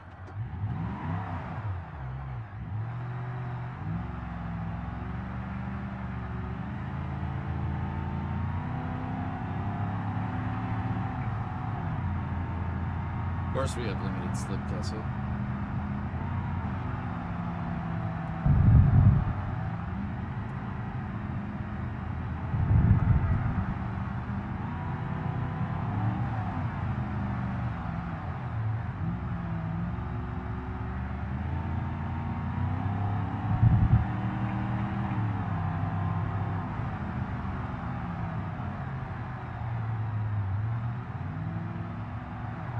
See, dude, look at that.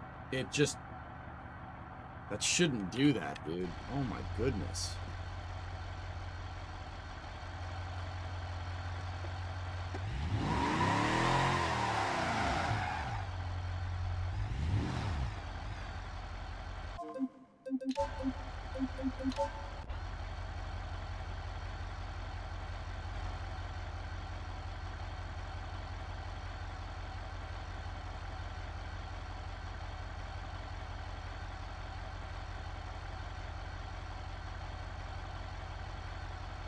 We had that at 20, I know that.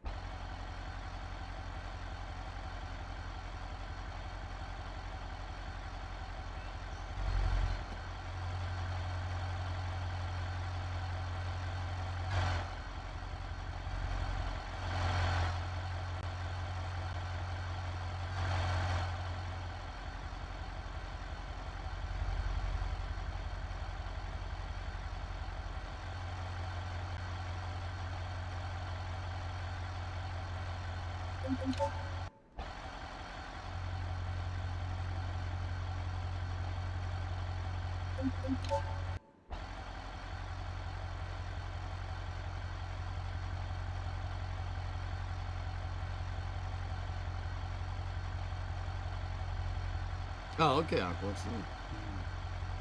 Front and rear tires shouldn't be the same size.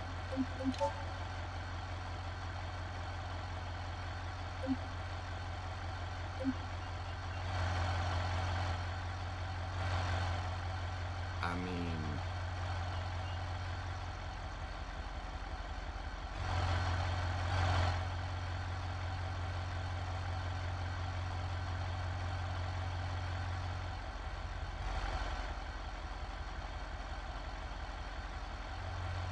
I like the traction over the front wheels, dude. We were testing Xmas with a thinner tire up front. You'd go to turn and the thing would just go straight.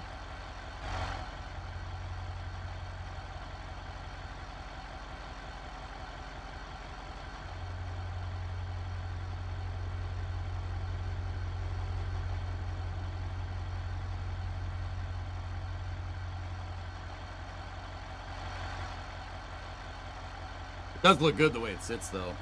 I will say.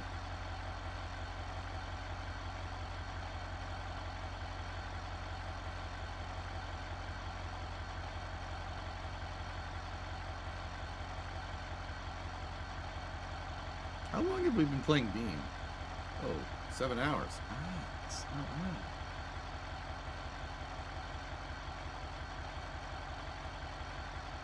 No solution, make it all-wheel drive. Yeah.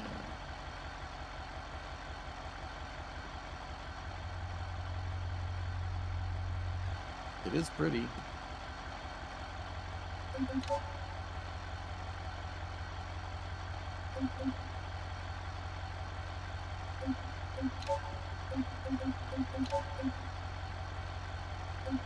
The other thing I actually wanted to check is just to see how fast this thing actually goes.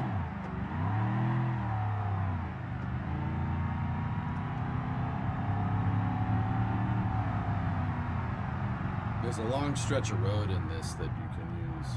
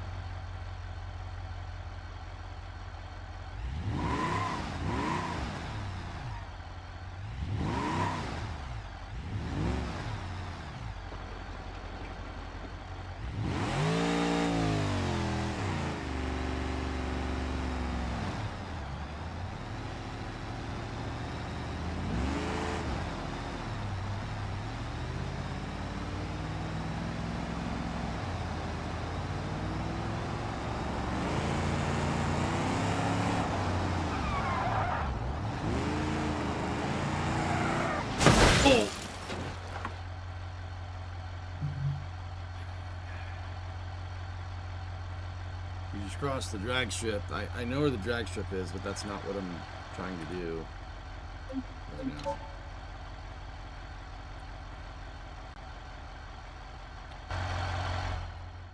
I just want to see how fast the car goes. So Discovery, go at throttle up. wait, what the hell is that? Is that always there? Oh yeah, okay, I know which road it is. Hey, explosive, that'll buff out. Yeah, that'll be fine.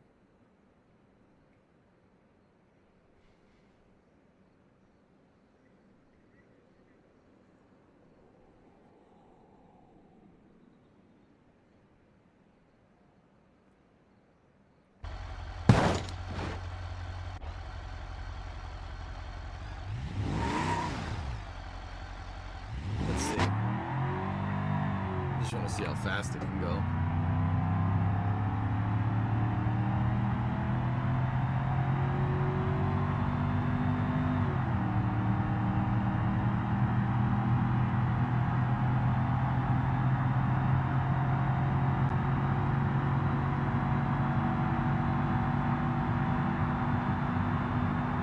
Pretty quick for this car.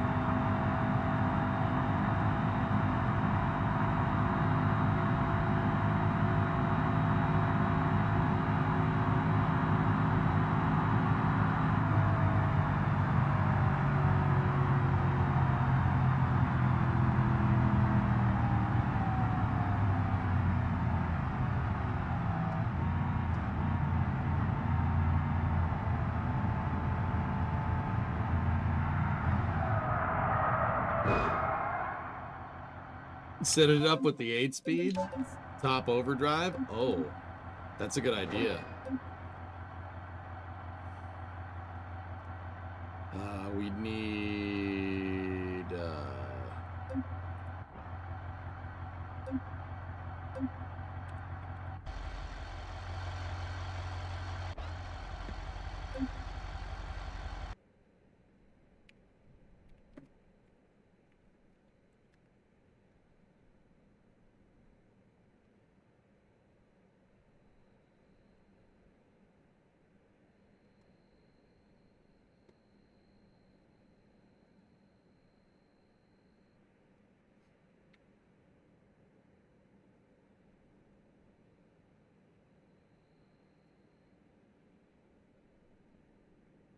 $667.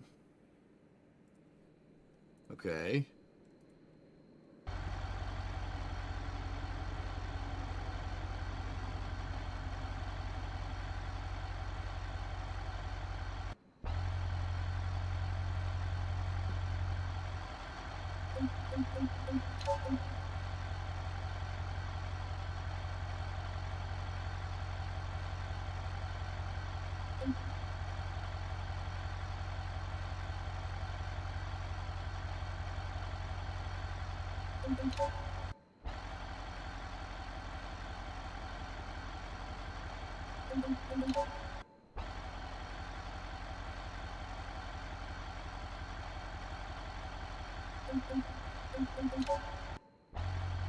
That's close enough.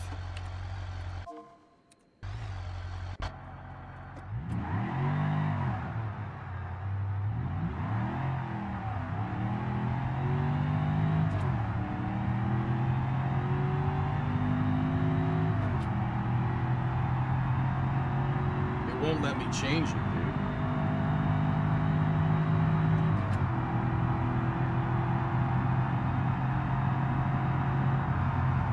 Here, wait. I want to see what this does at about 70 miles an hour.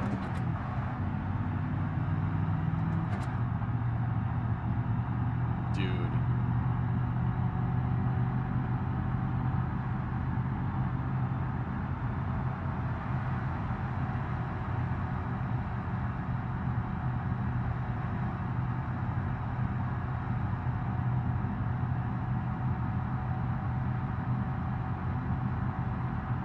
What do you mean why you suggested 373s?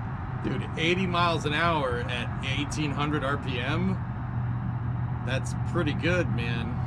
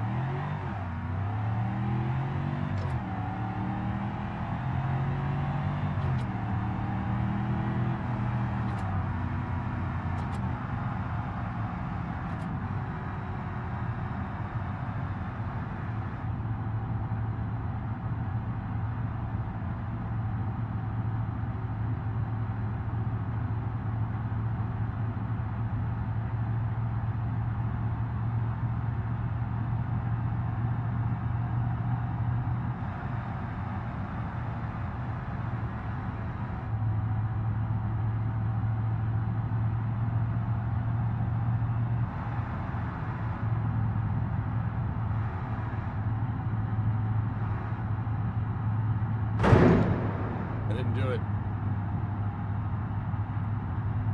2.2 rear gears at 60 miles an hour is about 1,000 RPM.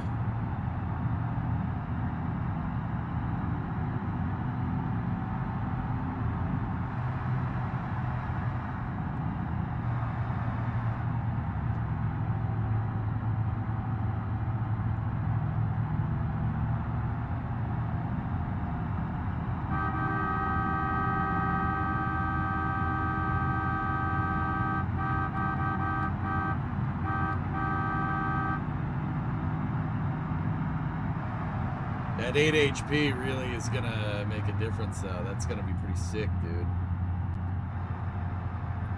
I mean, actually, Hellfish, you know what? We'll take the 318 and I'll give it the stage blah blah blah internal, see if we can give it about 400 horse. Let me set the final, see if we can set this to...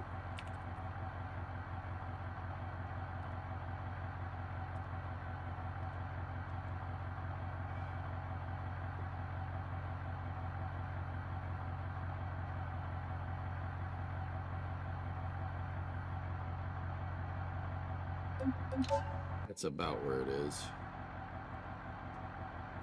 Parts. I'm just more at this point just trying to make it more in line with my car. That's 690 horse. I don't need, that's not what we're doing here.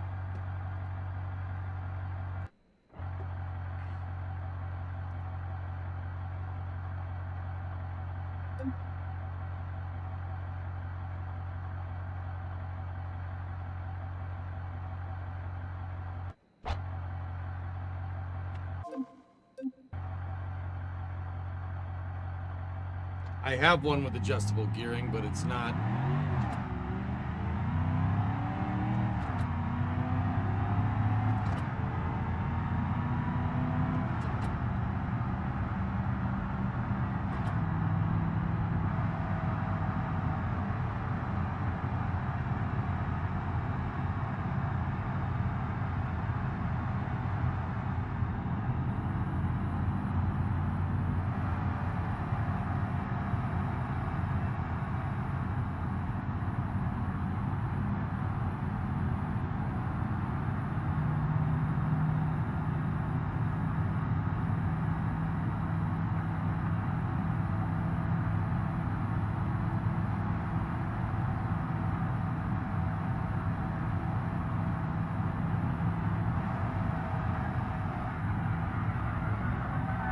There's the rear end coming to bite me again. Doesn't take much to get that thing to just step out.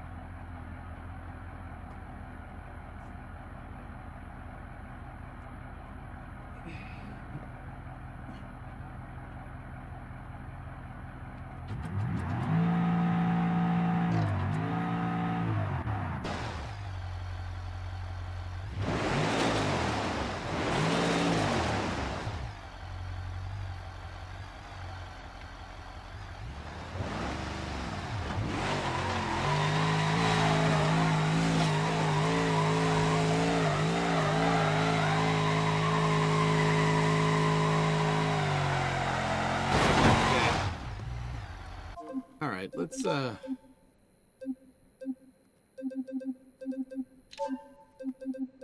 want to see something.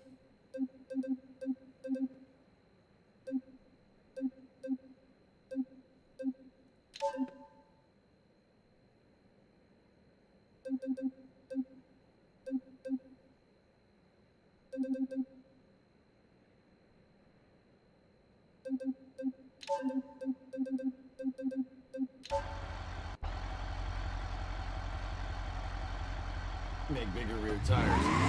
So, yeah. I know.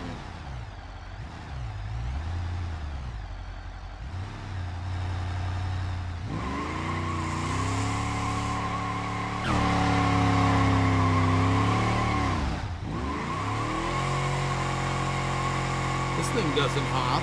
The wheel hop doesn't happen on this freaking thing, man.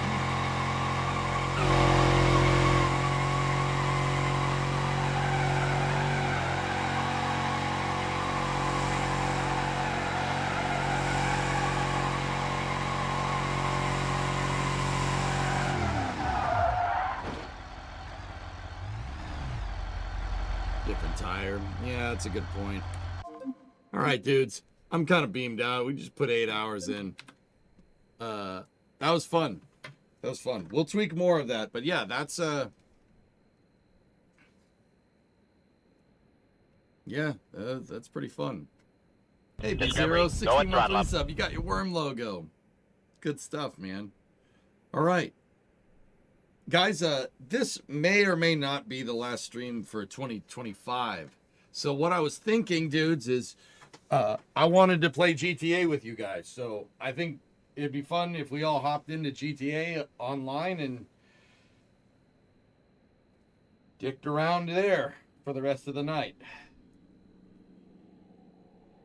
Now, like I said, it may or may not. It depends on our travel itinerary, because we have to go visit Bree's family in Michigan, my wife, because there's been a death in the family. So I'm going to be, the beginning of next week, I'm going to be in Michigan, right? So depending on how this pans out, we might be back in time for a New Year's stream. Maybe. We'll see. But if I don't see you, I wanted to play some GTA with you guys. So let me put the racing rig away, and we'll go and mess around with that.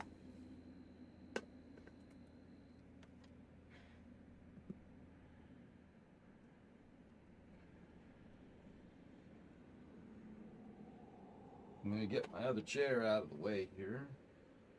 This is my main chair.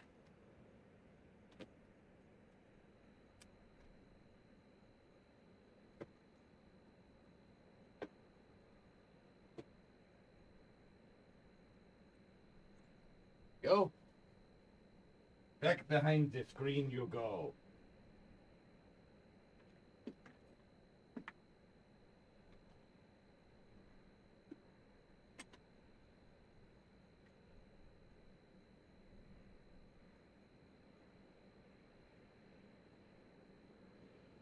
Ah, this is so much nicer.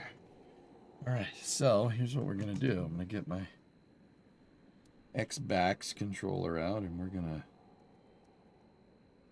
send it. All right, cool. That's gonna do it for Beam for now. I'm going to jog the YouTube VOD as is tradition, and we'll be back in a second for GTA shenanigans. I'll see you momentarily.